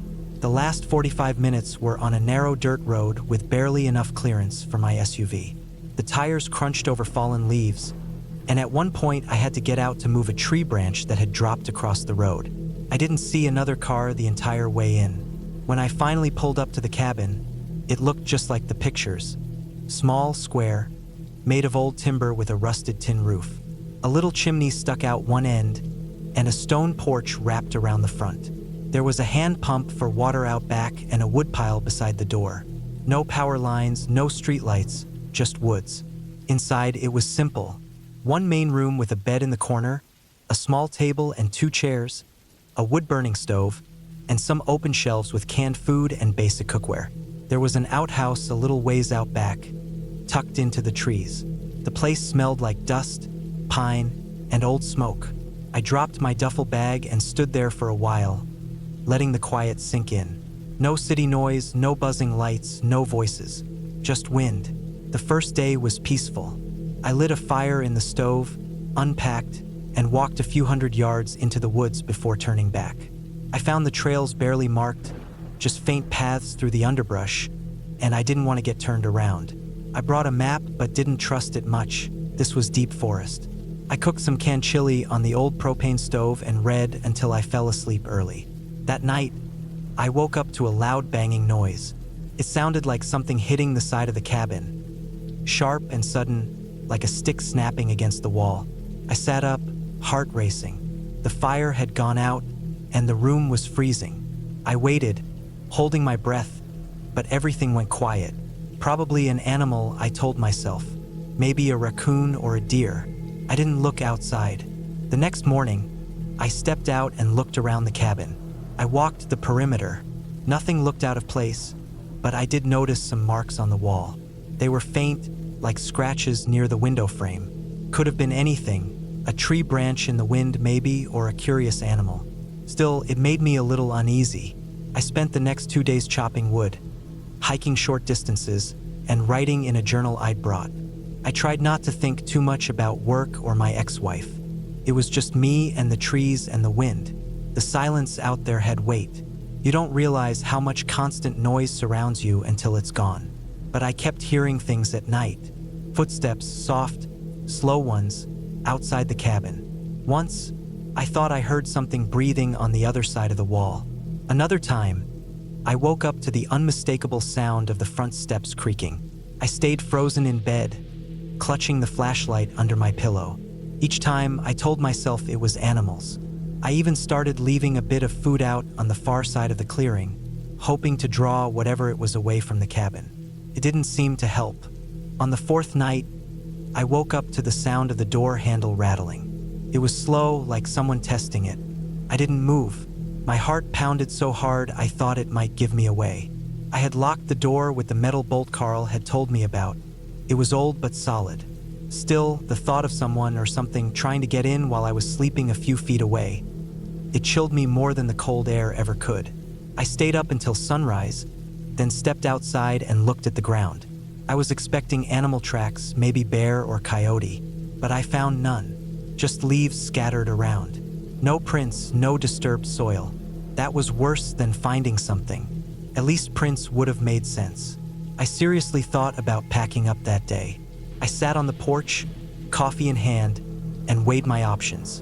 But I had come here to reset, to escape, and part of me felt like leaving early would mean something had won. So I stayed. I wish I hadn't. The next night, it got worse. I was reading by lantern light when I heard movement behind the cabin. Not animal movement, this was slow, deliberate. Footsteps again. I turned out the lantern and sat in the dark, waiting. The sound moved around to the side, then toward the front. I crept over to the window and peeked out. I couldn't see anything. Total blackness. Then, a soft tapping on the glass. It was so light it might have been mist if I wasn't frozen there. Tap, tap, tap. I didn't breathe. I didn't move. The tapping stopped, and for a few minutes, nothing. Then I heard the steps moving away. I barely slept. When daylight came, I did a wide sweep of the area. Still no tracks. Nothing but forest. I started to feel like I was losing it. Maybe the isolation was getting to me, but the sounds were real. I knew what I'd heard. I brought the axe inside that night. I kept it beside the bed. I didn't even try to sleep, just sat in the dark, listening. Around 2 a.m., the door creaked. Not the handle this time, the actual door. It groaned like weight was pushing against it. Then it stopped. I waited another hour before moving. I built up the fire and sat there until dawn. The next morning, I found something that finally made me snap. Behind the cabin, nailed into a tree about 10 feet up, was a dead squirrel. It was strung up by its legs, belly sliced open, not torn like a predator would do, cut, clean and deliberate. I stared at it for a long time. Then I packed. I left everything that wouldn't fit in the car. Food, lantern, tools, didn't care. I just wanted out. The drive back down the dirt road felt longer than I remembered. Every shadow between the trees looked like someone watching. My hands gripped the wheel so hard they cramped. I didn't stop until I hit the highway. Once I had reception, I called Carl. No answer. I texted him. Nothing. I don't know if he ever got the message. I never heard from him again. I filed a report with the local sheriff's office just to document it. They took it down but said without signs of a break-in or damage, there wasn't much they could do. I didn't bother pressing it. I was just glad to be back. It's been years now, and I still think about that cabin. I think about what could have happened if I'd stayed one more night, about who or what was out there with me. I don't go camping anymore. I don't hike alone. I barely even leave the city unless it's for work. I thought I went into those woods to find peace, but what I found was something else entirely. Something that watched and waited and crept through the trees without ever being seen. And even now, in the quiet moments, I can still hear the sound of footsteps in the leaves, just beyond the edge of the firelight.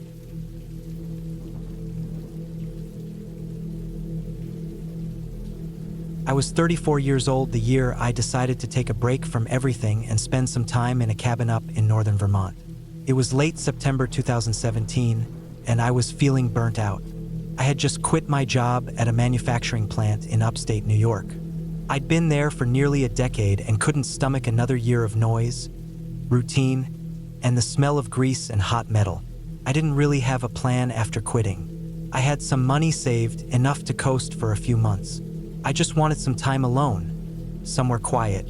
That's how I ended up in a rental cabin near the edge of Grover Lake, about 15 miles outside of a town called Harlow. I found the place online. It was one of those smaller rentals, privately owned, not listed on the big booking sites. The photos showed an old but clean one-room log cabin sitting in a clearing surrounded by trees. A small wooden dock stretched out into the lake, and there was a rowboat tied to it. There wasn't a soul around for miles.